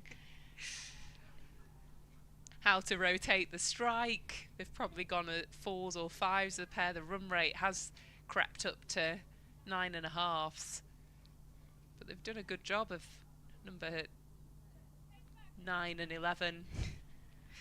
I feel like I've seen them bat quite a lot in gritty situations, and they are two good batters to have in that position. Cooper in and defended again by Jones. Yeah, I used to love batting with Hannah Jones. When I decided to finish playing, she sent me a really nice message saying we won't get to bat together again. Cooper in, flights that one up and pulls that into the leg side for a single. I was like, yeah, forget the bowling. Who cares about bowling? These are the situations you play for. Gritting out 84 from 51 balls.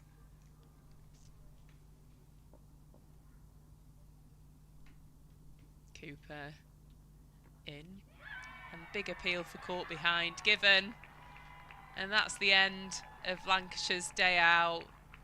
Gore hits the pads with a bat. Lancashire fall 84 runs short. It's been a convincing win in the end by Yorkshire, and Lancashire are all out for 158. 84 run victory, 4 wickets for Jonathan.